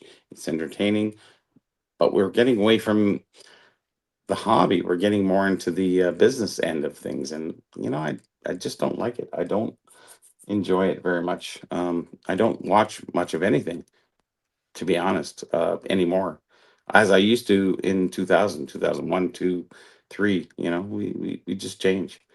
We've gotten different. We got indifferent with our collecting hobbies. It's fun to talk about that stuff, but we talk about third or fourth or fifth parties now, and that seems to be the main focus and what gets the attention. And is it really attention for the progression of the hobby? No, it's for entertainment value, and I think that's the difference between the hobby and sort of the card industry, so to speak. And I'm sort of getting tired of it at this point. Okay, so I just want to hear about. My answer to you would be don't watch it. Well, we still got to watch stuff, right? No, you It's don't. like, yeah, if you don't like that program, don't watch it. Okay, yeah, but exactly. there's only so many things you can watch, right? So we enjoy certain things, but some things are taken too far. And this Beckett thing is great, but at what point does it become redundancy? I think we're at that point. I think we're at this point. And what's going to happen tomorrow is going to really prove what really happens with all of this. If he just shuts up and says, "Okay, I was wrong," good, move on. Shill building's still going to be there. It's always been there. It's always going to be there. Nothing's changed. It's not like it's new. Like, honestly, guys, come on. Let's talk about the hobby and move on to stuff. Well, but hold on. I'm gonna pause you. Yeah, so you keep ahead. saying let's talk about the hobby. What is talking about the hobby? What does that mean? I don't know. Talk about different collections, different things, different productions, be it 2000 or 67 or 43 or 27. I don't know. Okay. So we have been here tonight and we've had upwards of 70 people in the chat and multiple, correct me if I'm wrong on this, Eric. Multiple times I said, so what else do you guys want to talk about? No one has asked about collections. No one has asked about any of those things Bobby said. No. Not a single living soul. No. With multiple opportunities. And I do this every show. Every show there's stretches where I'll be like, so what does it, I didn't say we have to talk about news. I didn't say we have to talk about companies. I didn't say we have to talk about dealers. I said, what would you like to talk about? That's the entertaining Nobody's part. sitting there. I get it. Correct. I get it. Yes. The audience is making the choice every single day. They're voting with their wallets constantly, or in this case, their attention. They are literally telling you, I want to hear about if I wanted to hear about somebody flipping through a binder and talking about a collection, I go watch that video. But they're not. No. They're choosing not to do so. And Chubby Champ's right here. This comment I've left on the screen. It's something to talk about. There's no way you guys could fill hours just talking about cards. It's just not possible. No, that's true. Yeah. And the audience is choosing it constantly. And the option's always on the table. I always go like, no, you want to, if we want to hear about 68, 69 Peachy, Eric's there. He's right there. I think this has got Installation is everything, right? Like everybody loves bad news. Everybody loves the shit that goes on in the industry. But the industry is really about the hobby. It's not about the bullshit that goes on, because it's been going on since the beginning of time, really. This shill bidding is nothing new. It's just that Beckett's involved. And, that's really unfortunate for him. But he brought himself into it, and he's not getting out of it. And that's great news, but it doesn't do anything for me, for the hobby. It does nothing. It's just interesting. It's just news. So Eric, go ahead. So news wins. I'm just saying. Go ahead, Eric. You're going to say something. I think this has continued to be a talking point, and why so many shows are doing it and so many Instagram accounts are going over it daily is because what we have suspected for so long and accused, quote, the hobby of doing to us, we now find is confirmed. We now have proof, whether it be one of the big movers and shakers and P. Ryan basically screwing himself over with stupidity, standing in front of a backdrop with just the word guilty written across it. Then you get the interview with a pioneer of this hobby, one of the biggest names, someone who's on the Mount Rushmore, basically okaying it, participating in a conversation, and I will say it yet again, participating in a conversation where these elitists talked down to us, called us idiots, and that we're jealous of them because we're poor. You then have Prostein setting up his new site. He's been accused of cheating us for a decade, and possibly, we now have proof of that. And people are pissed. It's one thing to suspect that you're getting screwed over by these elitists. It's another thing to actually, it's like Leonardo DiCaprio meme where he's sitting in the chair with the beer, and all of a sudden he pops up and goes, right there, hey, yep. I love that one. Yeah, it's great. Okay, that's what's happening. That meme, that Leonardo DiCaprio meme, is what we've been doing now for a week. Is right there. See? Yep. And the idiots, the poor people, now have proof of everything we've been saying for since eBay first showed up, right? Because that for the record, Eric, no matter how many times you plead poverty, I'm still charging you for the like button. Damn it. Doesn't matter. Really you're not keep going, Eric. Keep going. I got you.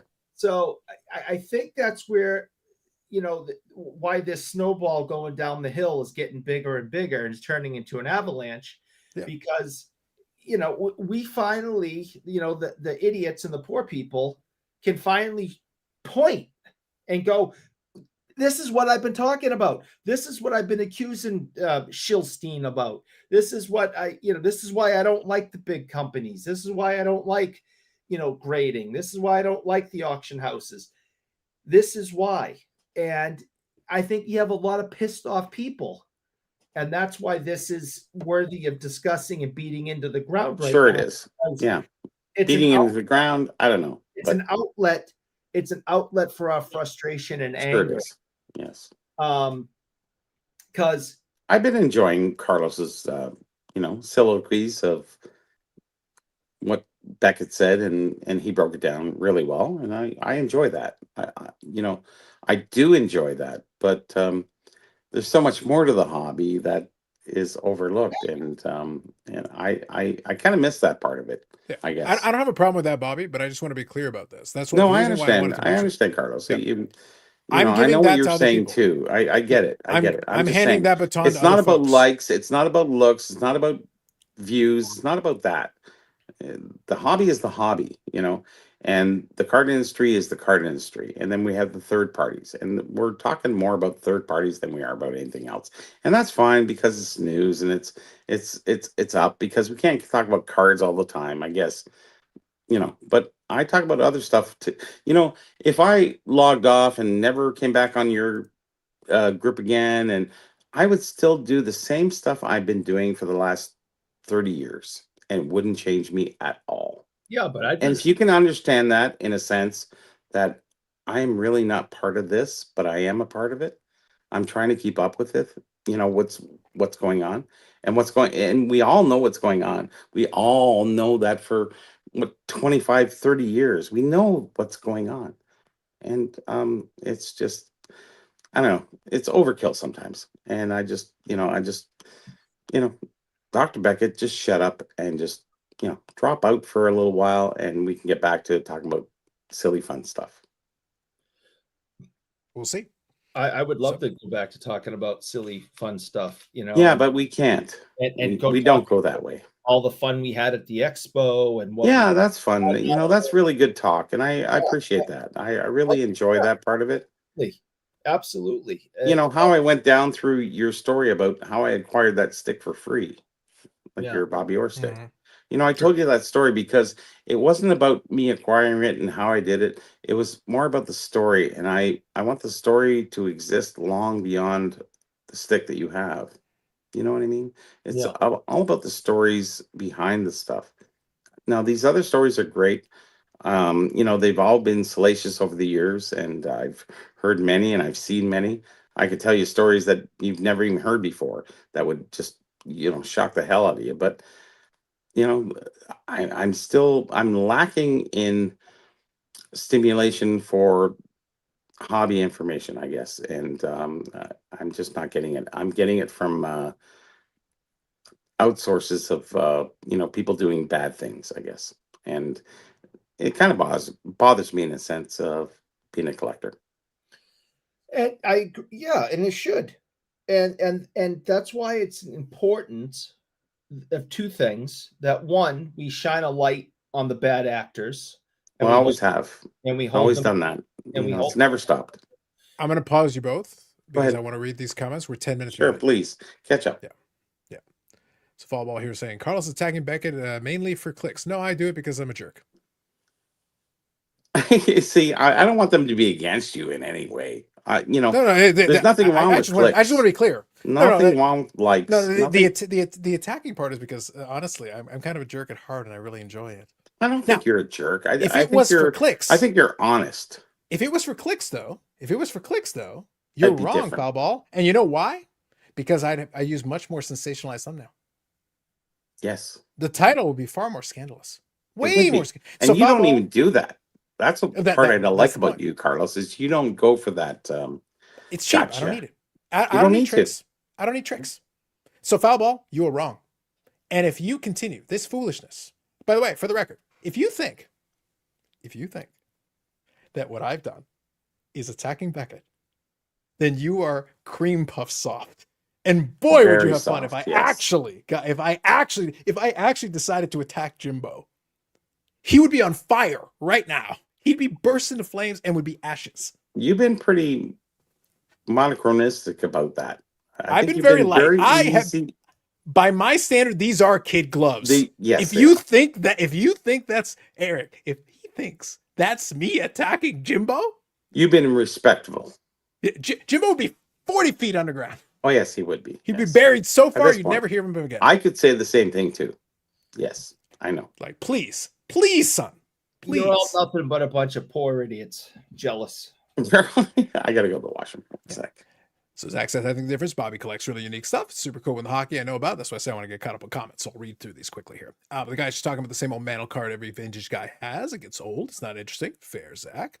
Shawn Michaels about to super kick Marty Jannetty. It's always at play. Love the reference. My great-grandfather was a boxer in Winnipeg before moving to North Dakota. That's right. Activate Lex Luthor remote. Drama sells. Facts. Viewers should be ashamed. I tried to talk about 1991 Fleer, but no one wanted to listen. That is true. By the way, Eric, for the record, did you watch specifically the last video I did when I did the Geoff Beckett thing? I was watching. I think I was watching. I don't think I got through it, but your last video, I believe I did start watching.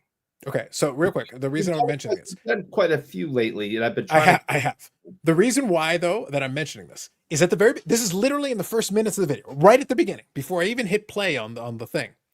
At the very beginning, I specifically pick on the people that are obsessed. Oh, it's got to be about car. I literally had some 2001 Topps XFL cards, and I literally went like this, and I just fanned them, and then I go, all right, now we're done. This is Content God's Christmas. I'm on to the good shit now. Yeah, I did see that. Yep. That was a reference. I thought about using 1991 Fleer. I specifically thought about using 91 Fleer. That's why when Bob Boozle made this comment, it just made me laugh.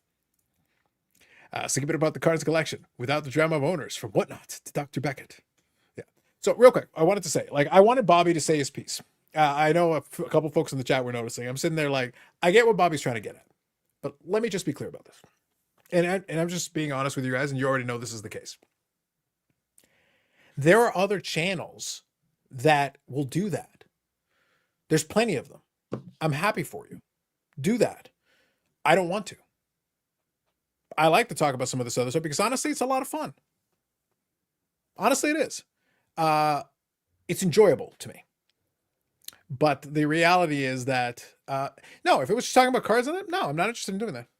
There's plenty of other places when they want to do it there. I honestly don't watch it very much because honestly it bores me. But for other people, they want to check that out. Do it. That's why I say there are enough channels out there to cover the full gamut of these things. So why not use one of those channels for this purpose? If you like what we're doing here, that's awesome. If you don't like what we're doing here, that's fine too. That's completely okay. So do that. But I'm not gonna placate the people. Oh man, but I just want to talk. Dude, there's 500 channels I could recommend to you that just talk about the cards. Really, there is. All kinds. New, old, all in between. Go for it. Go there. I like to do this stuff because honestly, it's more entertaining for me. Because if it's just about cards, dude, I don't need to hear people talking about cards half the time. I can just do it myself. I don't need people for that. I don't need those folks for that. Yeah. So real quick, I'll skip ahead. I'm going to come back around to it. Fallball says, you're so full of yourself, Carlos. You're damn right. I call myself Dr. Carlos, you fucking idiot. This is not news. Are you actually that dumb? Like, you just clued in on this now. Just now. The channel is called Because I'm Carlos. I call myself Dr. Carlos. Were you born in a barn? Eric, like, am I being wrong? Have I not given enough hints? Have I been too subtle? You're full of yourself. You're a jerk. And sometimes you scratch and sniff asshole. Like, no, it's a good show. It is a really good show. I have to admit, there is a lot of things that we discuss that are really pertinent. And I agree it is good for the hobby in a lot of senses. But, there is a lot of parts of it that, should be more focused on other things too. And, but it's not your show. This is the show that we engage in. So, which is fine. I don't mind it.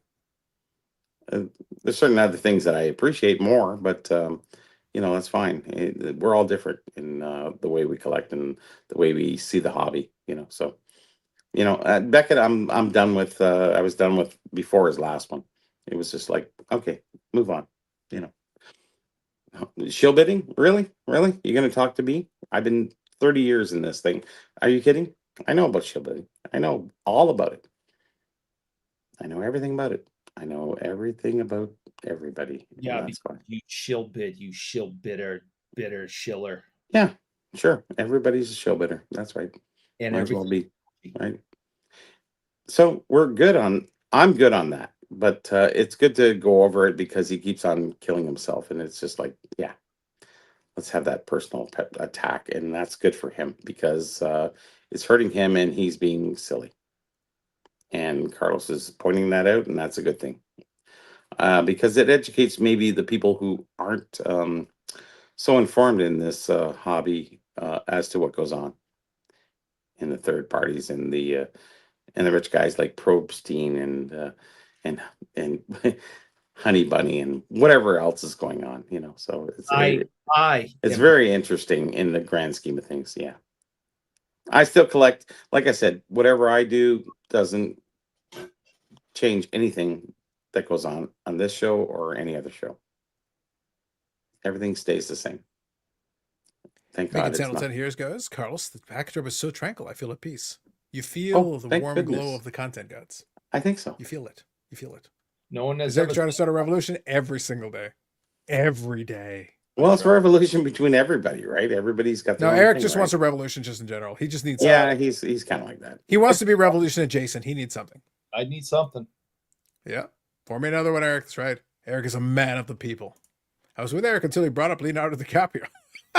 Oh shit. No, that was a great reference. Yeah. So I card shot to the moon, yeah. Yeah, I know big that auction one. houses. I love that one. Oh, believe it or not, I'm back to 10 minutes behind, so I'm trying to get there. Let's see. SCD in the ads we set money orders to. If you set money orders to, we have a different problem, but I appreciate it. It doesn't do vintage, but if you watch Sports Card Professor on YouTube, I am familiar. So unfortunately, he wound up in a bad situation. No, Bobby, he's not talking about Professor Sports Cards. He's talking about Sports Cards Professor. That's a different person. Is that Believe other guy with the gray hair now? That's a different guy. That's a different guy. So I've actually seen this channel you're talking about. Yes, he talks about sets from the 80s, 90s, 2000s, breakdowns and set designs. Yeah, I know the guy. I know the guy. Yeah. This is a branding unfortunate faux pas. That guy is like a weirdo. I feel like he was first. I feel like Sports Card Professor predates the other one. He does. They might have been around the same time. Like I think. No, the other guy predates him. Yeah. It's unfortunate. Like that's a really naming unfortunate situation because the guy used to have red hair. Now he's got gray hair. I don't remember that part, but I know who I know who you were talking. I know who Hobby Champs was talking about. Yeah. No worries, Rick. Do what you got to do. Like I said, if you guys do check out, by the way, seriously, if you do check out the live tomorrow, the the Beckett thing with Hobby Hotline. I'll watch it on replay. Y'all feel free to report back your findings, but I'll be watching it live. Yeah, I'll check it out after the fact, but I'm gonna get some rest tonight for sure. SCD ads, yep. Our review on here tonight. It's perfect. Appreciate it. So many stories we can't tell on YouTube. Yes, it's all about the rage bait. Rage bait is everything. It is. Going to Chicago Sports Spectacular tomorrow. A day looking at cars, maybe buying some. That's what it's all about. Yes. Good luck. Have fun. Dr. Beck can say something more outrageous to deflect. I hope so. That'd be amazing. I don't know if he's going to. Can he get any more outrageous? Yeah. So I have started a show bidding consortium. It's me. It's Kenny. It's Varys. It's all of us. Oh, it's Varys. All of us. But maybe a lot of minute. Who knows? Only Sports Card Dad can save us with discount codes. No matter how dirty it becomes. Sorry, Bobby, but that's what you sound like. Yeah. Fun, yes. Burning ash metaphor works really well. It does. It's really good. You want to tag Jimbo? You would say Chris Oles a shitty editor and Super Collector article sucked that fluff magazine. I could. Yeah, I could be really mean. There's a lot.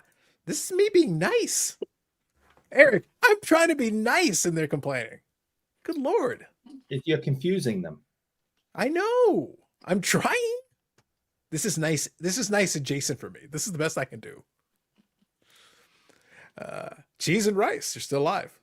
Got to do it, buddy. That's what happens. Maniacal and heartless. I like it. Keep spreading the good word. I'll do what I can. Shows used to ban games of chance and grab bags. Now they're all over the place. Different names, same shit. Ooh, Stoop. I like it. Come after Carlos for not focusing on cars when I literally watch channels just show cards and they're great at it. Yeah. That's why my recommendation is that there are channels that will focus on cards more. And I'm buddies with a bunch of the folks that do those channels. And I support what they're doing. Because for me, YouTube is, I've used this analogy before. YouTube is public access television. Y'all may not realize this. It's public access television. But with the ability to do it in real time and the ability also to do it on replay, like it's all there. But the thing is, like, most of us do not have these high production budgets. But that's why it's public access television. You can have the most bare bones setup and it can still be a lot of fun. It can still be enjoyable to watch. It could be informative. It could be entertaining. It could be both, all those things. And then other people really try hard to lay it on the production heavy. Yeah, that's fine. they do. Yeah. They're entitled to it. It works. But the reality is that there is enough flavors to cover everything. But the proof is going to be in the pudding, ultimately. The irony, and I always joke with Neo and with Dustin because they get a lot of this. They're like, oh man, you guys don't go into enough depth on this stuff. And it's like, well, they're getting a couple of thousand views per video. I enjoy doing what I'm doing. I don't get a couple of thousand views per video. No. In terms of information, I feel like a lot of those cover a lot more ground. Even though like one video hit that. The other videos have done well, but not consistently. 600, 700, yeah, something like that. Which is good. I'm not complaining. That's perfectly fine. No, it's good. Good for Dustin you. makes a random video that's 8 minutes and it's talking about whatever and it's 2,000 views. Yeah, that's Dustin though. You know, he is. I get it, but that's not the point. It's different. The point isn't a criticism. The reality is the proof is in the pudding. The audience has made a choice that they are good with that specific thing. It doesn't matter. Like, I'm okay with it. For me, my metric is watch time. I'm looking at the watch time. It is, going, yes. Okay. So you're watching, but you're watching for a while. That's good to know. That's good. That means at least something has hooked you and at least you're paying attention to it. Yeah. But it's not, I do, I've talked about this before, Eric. There's a website where I can take the playlists and it'll give me information about the playlist. It'll do a whole breakdown. And I have a playlist that is all my videos this year. When I say all my videos, I mean all my regular videos, pickup videos, talking about whatever, standalone, the lives, all of it. Yeah. Do you know what the average length of the videos on this channel is this year? Well, for 4 hour? Well, that's only the regular videos. If I make a 5-minute video, it's included in that average. I'm talking about everything. Yeah, that's hard to justify. Yeah, what do you say? I have 167 videos this year. Not all of those are lives. So that's why I say we got to make sure that we remember. Sure. But I do have podcasts and I do have lives, so I've got all of that. So what do you think, Eric? The average view length, if I make a video that's 5 minutes, it's part of it. If I make a video that's 4 or 5 hours, it's part of it. All of it is part of it. So what's the average watch time on a video? Got to be an hour. 7. Sorry, the average, I should say the average length of a video. An hour. Watch time is a different conversation. Oh, okay. Yeah. Average length. The average length you got of an a video hour on and this then channel. you got 15, 20 minutes. So you got All, and everything 52 times. Yeah. So, 2 hours on average. No. It's less than that. It's about an hour now, hour and a half. Yeah. Okay. You want to know something shocking, Bobby? Please. Eric is almost bang on. 2 hours, 4 minutes, and 39 seconds. And that's a majority of your 4 hour. The majority of my videos I would are not have to say, because your other ones are 15 minutes and your BIC is 1 hour, right? No, the BICs are pushing 1 2 and a hours half? and change. No, Oh, is it 2 a lot hours? of them are Yeah. 2 hours and change. Yeah, they're supposed to be an hour and a half, but somehow we go longer than Yes, that. it Because does. you Yes, I won't know how stop it works. talking about one specific item. You'll literally be talking about the card of the There week, you and go. it takes you 45 minutes to explain it. All right, we Yes. won't have that problem on Monday because I'm not going to say a goddamn thing for the entire. Oh, yeah, right. That's a lie. You love talking about random hockey players no one You else cares do. about. Yeah. Specifically ones that no one cares about. He wants his opinion to be adjacent to everything. No, the point, Bobby, is that he spent, no joke, if you guys watched the podcast episode, he spent like 8 minutes explaining a picture of 2 old guys holding a hockey card. He said, but you don't understand. They're holding the saw hockey that. card. And I'm sitting there like, it doesn't need an 8-minute preamble. And then By the they way, signed it. And then that's they not a signed silly it. card. That's not a And then they silly signed card. Eric, you'll be pleased to know that I so did far watch the it. audience has decided to take pity on you. And so far you're leading. So unless something changes on that post, you may win based on that. But I want to make it clear, we're going to have a serious discussion of what a silly card is. Because I don't think that qualifies. They put someone else's head on someone else's body. Yes, The image- I understand. Eric, Norm Eric, if you- Almond went on Gary. Eric, if Gary, if we were focused, if the image we included is the picture of the 2 guys holding the card, it's not the card itself. Your focus was on the story around the card, and then the one guy signed it, and then the other guy signed it, and then we were all like, "Oh, you're both here. You signed it." You know something? I think that's cool. I don't care. I'm moving on because I need to read through these comments. I'm launching a new channel, Sports Professor Cards. That's right. It's Hype Up Professor. Yes, Hype Up Professor is another one. We got a lot of professors, man. We got a lot of professors. Tread lightly, Boozle. I already own Sports Card by the Professor. Yes, I like it. Professor in Space. I like that. Yeah. Rebranding to Professor Sports Cards Cat Dad. Nice. See, I'm liking this. No, longer than that, man. Longer than that. The 3-hour tour, yeah. Watch time is actually a little bit more than that. Watch time's a little bit more than that too. So there's a lot of long ass videos on this channel. I really wish Eric would talk more about his Hal Gill collection. That would be worthwhile. I would give time for Hal Gill. Hal effing Gill? That's valid. If you watch a 10-minute video at 1.5 speed, does it count at 10 minutes? So no, it does not. For watch time purposes, the actual watch time is what your watch time was. So if you watch a 10-minute video at 2x speed, it counts as 5 minutes. So that actually can hurt watch time on these things in general. But to be honest, watch time has been pretty good. Like I honestly am okay with it. I've actually enjoyed it. But about the silly card of the week is the goddamn cars are so small on the YouTube page I can barely see them. Well, I'm gonna work on that. But that's why I say like that's why Eric's choice this time. I literally have a picture of the two guys holding the card, so you can barely see the card. You literally just look at the two guys holding the card, and it's like, but what's the card? I can't see it because the image isn't going to be big enough. That's why I want to kind of put the focus more on the card. Why don't you fire me?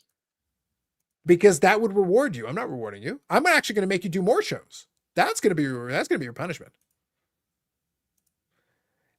What I'm hearing from Eric is we're doing we're going to start the lives an hour earlier, and then we're going 2 hours later.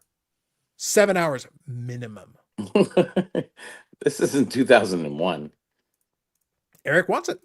I don't need That's all he this. wants. Oh, he kind of does. Does Eric have bench warmer girls with hockey sticks? I'll watch that. There you go. Extends every live that you do. Yes, with his endless whining. It just goes on longer. There you go, Name. What did you say about your boy Name? I'm gonna punch him in the throat. Are you though? Yes, I I don't am. think you can reach that. I think he and his 46 kids can take you. Yes. If he brings them, you're in trouble. I think the 46 kids can take you by themselves. He can just supervise. He's got a standing army. Good point. All right. Have you seen? They have tomahawks and stuff Have you like seen that. the videos of his 48 kids playing hockey and stuff and doing all great crap? Man, those kids are dangerous. Yeah. He has them curling, throwing rocks, throwing these big stones and stuff. No, man. I ain't messing with them kids. I see. Interesting. Babuzo, pre-show, after show. That's right. Actually, it's funny.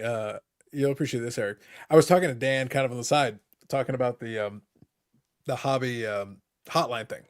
And I said to them, if you boys wanted to milk this, I told them, this is what I would do if I was one of the 456 collectors. This is what I would do. I would be like, okay, so you're going to do that at 11? At 10 o'clock pre-show. Do a pre-show. Yeah, a lead in to the 11 o'clock show. Yes. Right? You stop like 5 minutes before the 11 o'clock start time. But you do a pre-show on the channel, and then you've already got the people primed. Get everybody in there. Yes. Yes, exactly. get everybody in, and then you do it, and then you do the post-show. You do the post-show. Yep. Because depending on what he says, so you were talking about the thing with Old Man Tag and Bobbles. After he was done doing the Old Man Tag and Bobbles, I did a post-show to that. I know. I think I was on it. The three of us did it. That's how it's done. But you've already got their attention, Bobby. For this brief shining moment, there's going to be a bunch of people. Do the pre-show and do a post-show. Make it a thing. It would be a big thing. You get one crack at it. You get one crack at it this specific moment. So you may as well take it. Pre-show and post-show. Just saying. That's what I would do if it was me. Yeah. Good marketing. Yeah. Eric is becoming too autonomous. Something must be done. We'll have to factory reset him. Yeah. Ed Answer. I feel like I know this name. No, Ed Asner. Asner. Tyler Moore Ed Asner, or is that like Elf playing Santa Claus Ed Asner? No, that's the old Ed Asner. Am I like the grumpy Mary Tyler Mary Moore? Tyler Moore, yeah. All right, fine. I don't care. I like that version of Ed Asner. Most people don't know that, so you're old. So are you. I know. All right. You want to read that comment, Eric? I like that Eric has learned how to read it. He doesn't read it out loud. He wisely reads it on the screen before he says anything. I've known some people that have been doing live streams for a while that will still read what it says on the screen verbatim. Just saying. That's the old Anchorman trick. Yeah. Ron We can Burgundy, coordinate our chance during the anything pre-show. that's on the teleprompter. Oh, Yeah. Well, you know what's? I think I've told this story before. I used to have a buddy of mine in high school, and he's one of those folks who has that problem, where if he's typing and somebody says something, he starts typing what they say. Really? Yeah, and I discovered this, and as soon as I discovered it, I'm not saying that I started talking right as he's had typing. to. He transcribed a whole bunch of things before he realized what was happening. It was great. It was great. It really was. I enjoyed it thoroughly. Costs you a post show. That would require me to have watched. I could do a post show hours after the fact. Probably We've not. had post shows that went for an hour or two. Yeah. Yeah. No, my issue is specifically that I don't want to watch in real time. Like in real time, I feel like watching the chat would be entertaining, but listening to it in real time would actually be painful. It would actually be agonizing. I can't do it. I just can't. If I hear any Bob Newhart references about, there you go. Bob Newhart. Oh my God. hello. My name is Larry. This is my brother Daryl. This is my other brother Daryl. Mm-hmm. There you go. Eric became self-aware like Skynet on August 29th, 2019. Ooh, Skynet. That's right. Somebody had to be. Yeah, And Wilford Brimley, he got the diabetes. Oh, you got to watch out for the diabetes. That's dangerous. Man. He got the diabetes. Well, speaking of the diabetes, I have chocolate chip muffins. I'm very excited about this. I could go for a chocolate chip muffin right now. I got a chocolate bar right down here. Oh my God. I forgot about that. Damn it. In the garage, you're keeping the chocolate bars there? Yeah, that's not the face I want to see as he pulls out that chocolate bar. Where did that come out of? The hiding place. Yeah, The hiding place. That's what it looked like. It came out of the hidey hole. Looks like he came out. I forgot about it. I forgot. Thank you very much. I'm going to have a 4-piece. Look at you being all fancy. Duke says, when's the release date for the BIC card set? That'd be amazing. That would be something. I'd like to see that. Yeah. Eric, you know what I would do if I actually ever release a card set? Stickers, autographs, but No, but you know what I would do if I release a card set? I would have like individual character ones, but I would also have like action shots of specific moments. I would literally have I would have separate cards for every time Eric changed his fandom. That would time. When he kept getting everything wrong. To go back through. Yes.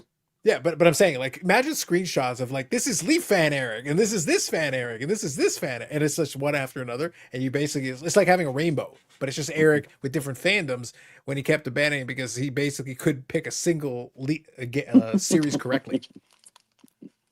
That was a legendary moment in BIC history. That was pretty good. Everyone on the NHL network got it wrong too. Just want to point it out. I wasn't the only one that was a crazy year where the favorites were losing. Wasn't my fault. It wasn't your fault that you were just following the crowd? No, I picked what I thought was, and then all favorites, all chalk. And then these other teams started winning, and it didn't make any sense. That year was messed up.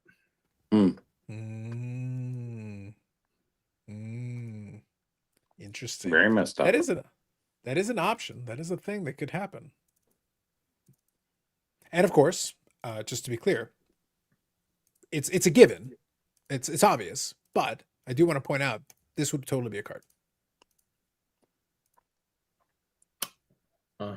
If you put 1 and 1 on that, I would buy it.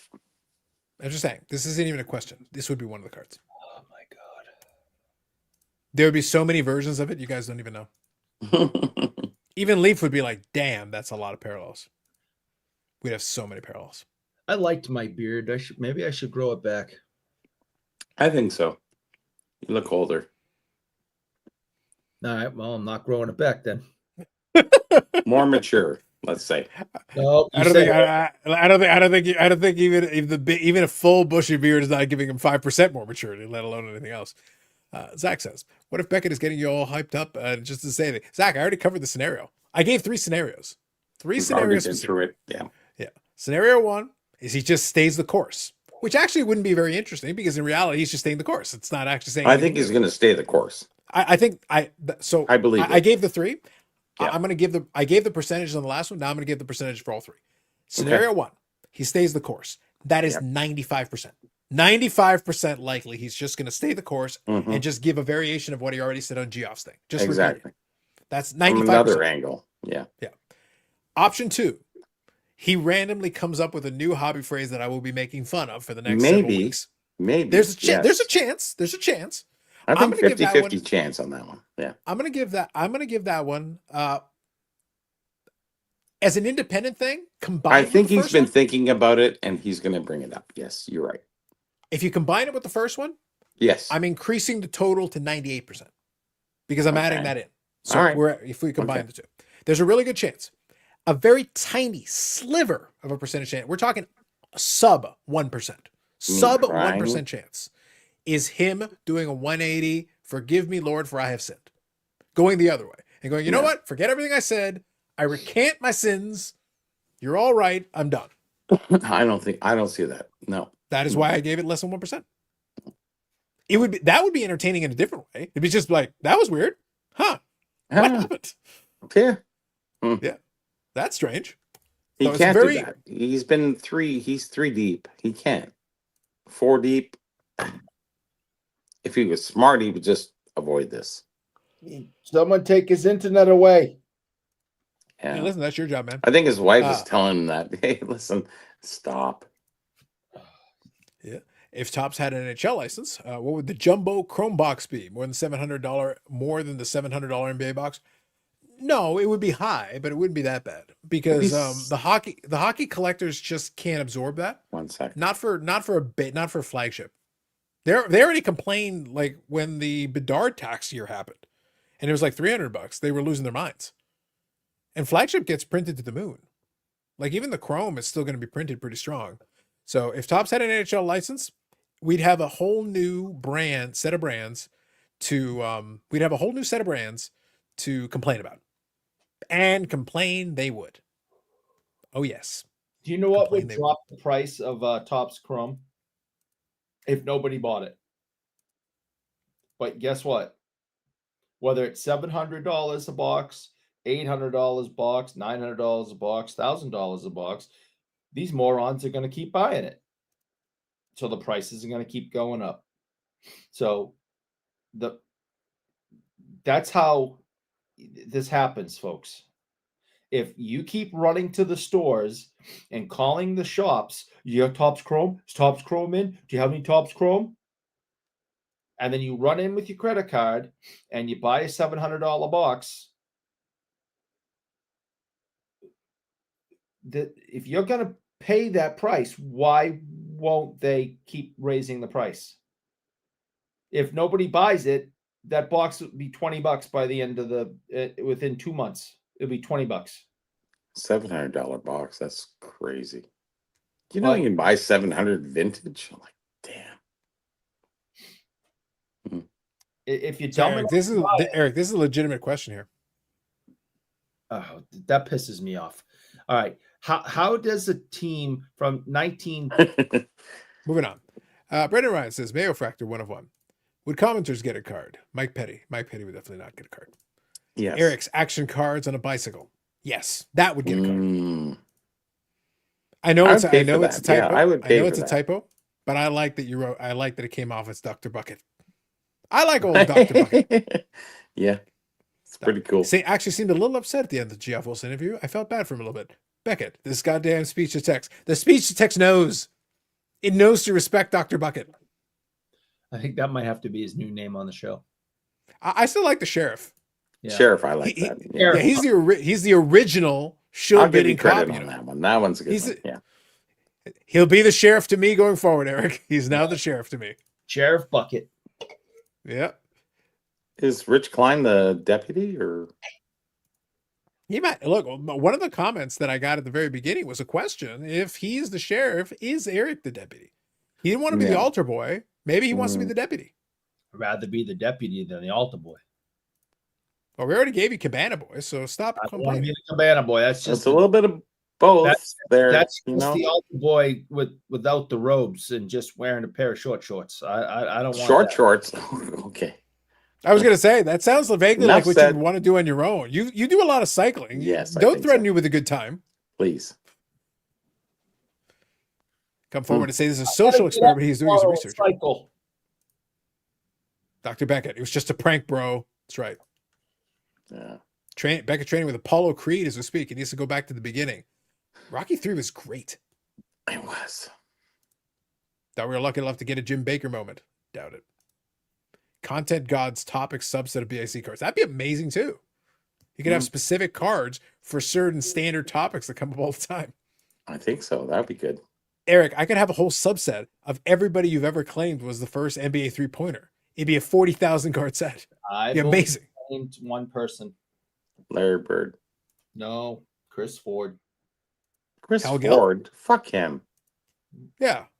Chris Ford has made up bullshit and you know it. That's like AI slop. Come on. He's right there. It's Chris Ford, Larry Toyota. Like I said, Eric's just making shit up. Look, I can pick a name and pick a car manufacturer too, Eric. No. Johnny Lamborghini. The end of Hobby Hotline. Dr. Beckett wakes up in a bed and it's the last several weeks never happened, like on Newhart. Bob, can I throw you a counter? Eric, you'll appreciate this one. What about if it was all actually inside of a snow globe and it was like St. Elsewhere? Oh, Seen Elsewhere. I love that show. Man. There's a reference for y'all. There's a reference.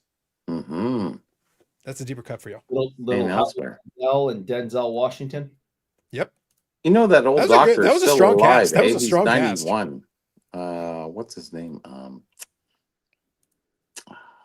From St. Elsewhere. He's still alive, actually. He's 91 or 92 or something like that. Oh man. Mm-hmm. Yep. I swear, I really believe Fanatics is going to try to buy Upper Deck. They simply voice of Kit. What's his name? He was also the voice of Kit at the same time. He was the head. Yes, doctor. he was. Same guy. Yeah. And then he went on to Boy Meet World, and he played Mr. Feeney. I was about to say I remembered him from Mr. Feeney as well. Yeah. Yes. Yeah. That was him. Was the voice of. He was. That was Kit, and he was St. Elsewhere. He was the Kid main doctor from Knight Rider. Yeah. Kid from Knight Rider. Yep. He's had a long career, a very prolific career. I would say, yeah. Yeah, a lot of stuff. And those are all popular shows. Like he actually has specific credits on 3 separate, very popular shows for different reasons, but very popular shows. I also remember him playing the murderer in a Columbo episode. Well, everybody was. I was going to say Columbo had a lot of episodes. Eric, I think you were the murderer in one of the Columbo episodes. He was going for a while. I may have been. Yeah. Abba Chef says, I swear, I really believe Fanatics is going to try to buy Upper Deck. They simply do not have the brands for successful high-end like Flawless, National Treasure, Exquisite. They need Exquisite. Well, I would give them a high-end brand. With Panini and Upper Deck, that was be monopoly at that point, yeah. Well, the thing is they don't have Panini currently. So no, right now, yeah. I think it's tough because remember, and I think this came up, like the Gong Show guys did talk with Jason Mastro, the Upper Deck president there. It is still a family-owned company, which is always a complication when it comes to anything. It is, yeah. Because you're not dealing with one person necessarily. There's not like one person who makes all the judgment calls. There are a couple of people that have. Well, there's still board of directors too, so yeah. But it is still kind of a family-run company. They're kind of, ultimately they get final say in whatever it is that's going to happen. I don't think Upper Deck has any interest in going anywhere. They're very fortunate that they've still got the hockey license. The relationship with the NHL has apparently been good because look, Gary Bettman likes money. So if it was just about money, he probably would have taken a deal. But I guess they're liking whatever it is they're doing. They're happy with the arrangement. So good for Upper Deck. That's been helpful to them. So that's worked out. It's funny because a lot of people keep wishing that, I wish Upper Deck was in baseball or in the other sports. And I go, I listen to the hockey guys. They bitch and moan about 3/4 of the Upper Deck products. Like it would just be like, I don't know if it would work the way you want it to, but hey, give it a try. It was Dream like Dallas. Beckett is Spartacus, and the Roman army is closing in on him. Everyone's Spartacus. It is. Yep. Beckett says Mr. Feeney was the voice of Kid. Didn't know that. Yeah, very prolific career, man. He was very good, very prolific. He's still alive too. Yep. I think they could get. I believe I could be mistaken. I think the Daniel Fishel, the one who played Topanga, was on Dancing with the Stars recently in one of the recent seasons. Who Maybe this hasn't season been? Yeah, really. Yeah, no, but there was a reason I'm making a reference. During Mm-hmm. one of the episodes, she invited him to be like in the audience. So they did. So that he actually came to one of the one of the episodes. Yeah, because apparently most of the cast is still reasonably close, and obviously they still they still appreciate him from the time they were doing, because they were kids when they were doing that. He was the elder statesman. He was the adult, like seasoned actor, and they were all like kid actors. So like he kind of gave them advice and was like kind of a sounding board for a lot of. So he was kind of the one kind of helping that thing going on, because it was a kid show, but he would be the seasoned expert actor at that situation. There's one member of the cast that's not too friendly with everyone right now. Ben Savage. No, sorry, the other Savage. No, it's the one of the young ladies that were on that show. She's has a new career in film, and they don't really associate themselves with her anymore. Well, in addition, separate from that, Eric, and I always appreciate that you're always looking for the Emmanuel in space angle. I get that. The thing though is that Ben Savage also is not super friendly with the other ones. So that's another one there. A direct competition to the brands they already have. Sorry, I think they could get Upper Deck for a lot less than Panini and many of the Panini brands. And a direct competition to brands they already have. It's possible, I guess. I just don't know if the family is interested. I guess if you put enough zeros on the check, but I just don't see it. But anything's possible. Well, realistically, but truthfully, if they wanted to play that game, it would just be easier to find a way to convince Gary Bettman before he goes. It's like, are you sure you don't want this big check with a lot of money, Gary? That's a lot of money. If you gave us the hockey license, that'd be really cool. You'd be really cool if you gave us the hockey license, Gary. The NHL likes 2024 cards coming out in 2026. They're very excited about it. Ben Savage really needs to talk to his Boy Meets World castmates. He's being a recluse. He's kind of the hang up for them having some kind of a reunion thing, realistically. Like they're not. They did a Girl Meets World where he was him and Topanga were the parents. Yeah. So, I just don't think I don't think his relationship with them was super great though. Like they did it. It wasn't. It just was what it was. I think he decided he liked the check. The check that he got was good. Yeah, I guess. He was like, I accept your terms. I remember watching Girl Meets World with my daughter when she was little. So, Abichamp says, I think that one girl from Full House is still married to Valerie Bure. Yes, It's Candace Bure now. Yeah, she goes by Candace Bure. That is correct. Ask Beckett if he likes Gladiator movies. There's a question. I like that. Eric is there for it. He's got a collection. He knows all about it. Don't worry about Boozle. He knows. Right beside his Emmanuel in space on the shelf. No. How do you know that, Eric? Eric knows things. I just know research. I know. I see, Bobby. He should be watching videos on collectors, but instead he's researching. Oh yes, former actresses. My wife. All right. Eric, don't act like, oh my God, my phone fell on me and the Google accidentally searched it. Oh my God, how did this happen? Hey, I grew up with Kiefer Sutherland, guys. These are the hard-hitting questions. You want to talk about 24? We'll talk about 24. Eric, you wanted us to get off the Beckett topic. Let's talk about how you know these things. I read People magazine. Sure. For the articles, I'm sure. Dan here says. No, that's literally why you read People magazine is for the articles, yeah. Only. Dan says, this time last week I was drunk on the stream. Now I'm not drunk and going to sleep. Drunk on the stream. Yeah, sure. See? Okay. Brandon Ryan says, Eric knows things. That's right. I know. Eric knows a lot more than we think. Leave it to Eric to bring up the adult film star. Creep. I know. I just happened to mention a little trivia. Who's saying creep? Zach saying Eric's creep. Oh. He's pretty creepy. Megatell says, is Winnie or Topanga? So, funny story about Topanga. I didn't put the scrolling ticker tonight. Tomorrow, next week, I'm going to try to make sure, I'm going to commit to making sure I get the AMG ticker in there. I'm not going to do it right now. It's late in the game. We're going to be finishing up shortly. Yeah. But I will say this. Speaking of Topanga, one of the great running jokes on the AMG podcast, link's still in the description, even though the ticker isn't going. The collector of the scallops. I still want to make it happen, Eric. I want to see, because there is a Topanga Allen Ginter card. Okay. There's like a regular version. I believe there's an autograph version. If we can ever figure out and get the autograph version, or like for a decent price or whatever, I think we'll get to the collector of the scallops, and his heart may grow 3 sizes. Really? He's a fan of the Topanga. He's a fan. He's a fan. Well, So that might be what, that might be some entertainment value there. a lot of us in that age bracket are a fan of the Topanga. Yeah. Bruins finally scored. Yes. 1-0 Boston. So we got some winnies here. We got some winnies going. Winnie. Okay, there you go. The claim Ben just ghosted them a few years ago and won't talk to them to answer the call. So that's what I was remembering. Thank you. That's what I was pretty sure. I knew that there was some issue.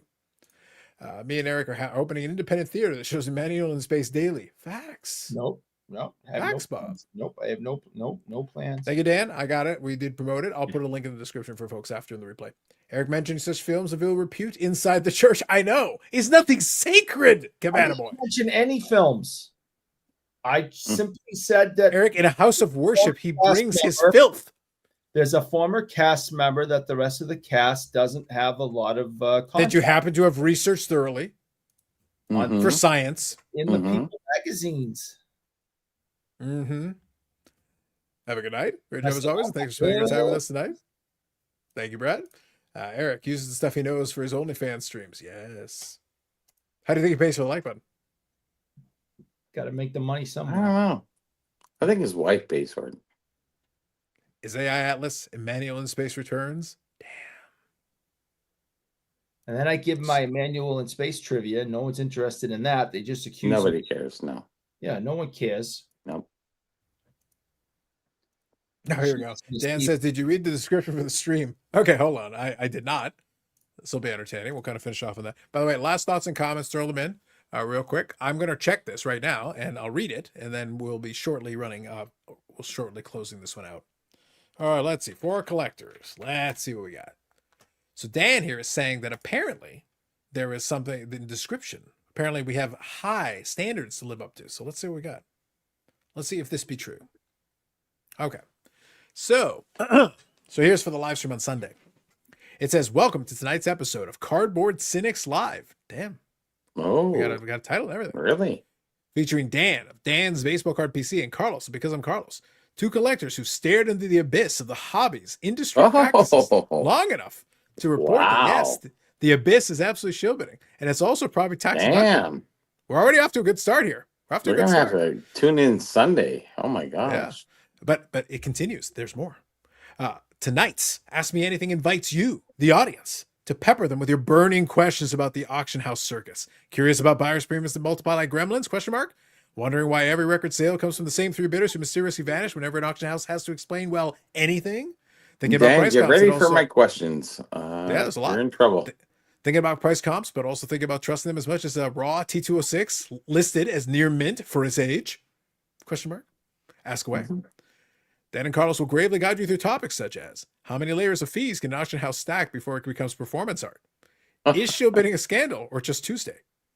Are price comps real or just numbers someone yelled into a spreadsheet during a full moon? What's the over-under on the next auction house accidentally having considered bidding against the entire planet? Some good questions there. Wow. There are. They'll show their wisdom with the confidence of men who've seen enough questionable bidding patterns to qualify as forensic analysts, but instead choose finished baseball cards because that path is simple. Crap. So settle in. You guys got your hands full on Sunday. Wow. There's a lot going on, man. So settle in. Prepare your most distrustful questions. And remember, in this hobby, trust is like a cleanly trimmed T206. It theoretically exists, but nobody's actually seen one. Welcome to AMA night, where transparency is optional, sarcasm is mandatory, and price comps are, well, interpretive. And merchandise is totally not involved. That's a pretty solid description there, Eric. There's a lot going on there. I didn't like the fact that my name wasn't mentioned. You're Jason anyways. Doesn't matter. Yeah, I was going to say. They mentioned T2, a raw T206 near mint for its age. You're near mint for your age. Punch him on the throat. I don't care. If I ever get my hands on him, I'm going to punch him in the throat. Just saying. Dan? Punch, boom. Dan's a nice guy. Come on. Name. I'm talking about name. He's getting name. You can't punch him in his throat. You can't reach his throat. I'll get on a shoebox or something. He's 6'1". Come on. Whatever. I will stand 6'2", maybe. I'll punch it. I'll stand on 2 boxes, and I'm just gonna punch him in the throat. 2 boxes. And then you fall off 2 boxes. It's worth and re-break your hip. I hit him in the throat. Okay, sure.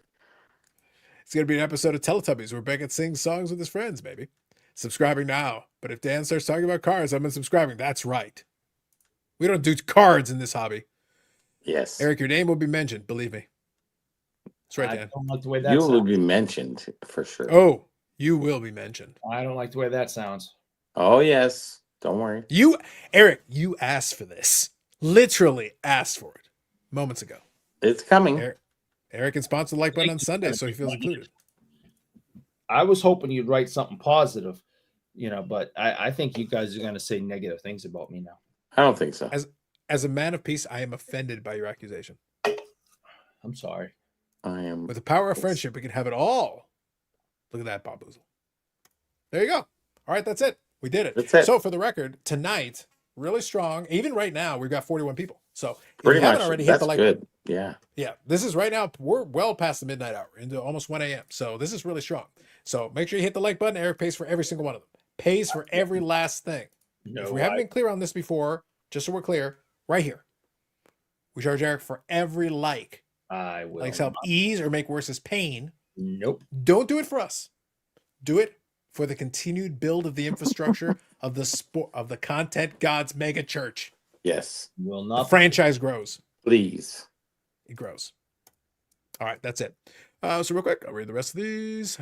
Have a good night. Thank you, Zach. All right, that's it. Bobby Rell in the Garage of Knowledge. Eric in the Cave of Crap. We are in the great cathedral of the content gods. Praise the content gods, as always. If you want to check out the 4 collectors in the morning, they will be there 11 a.m. Eastern time. I will watch it on replay, but enjoy it if you do watch it in real time. We'll see what I happens. will watch it real time. Yes. Yeah. And then Sunday on the 4 collectors channel, I'm sure it'll come up in at least passing mention. So there you go. Have yourselves a good night. Take it easy. Catch you next one. Ciao.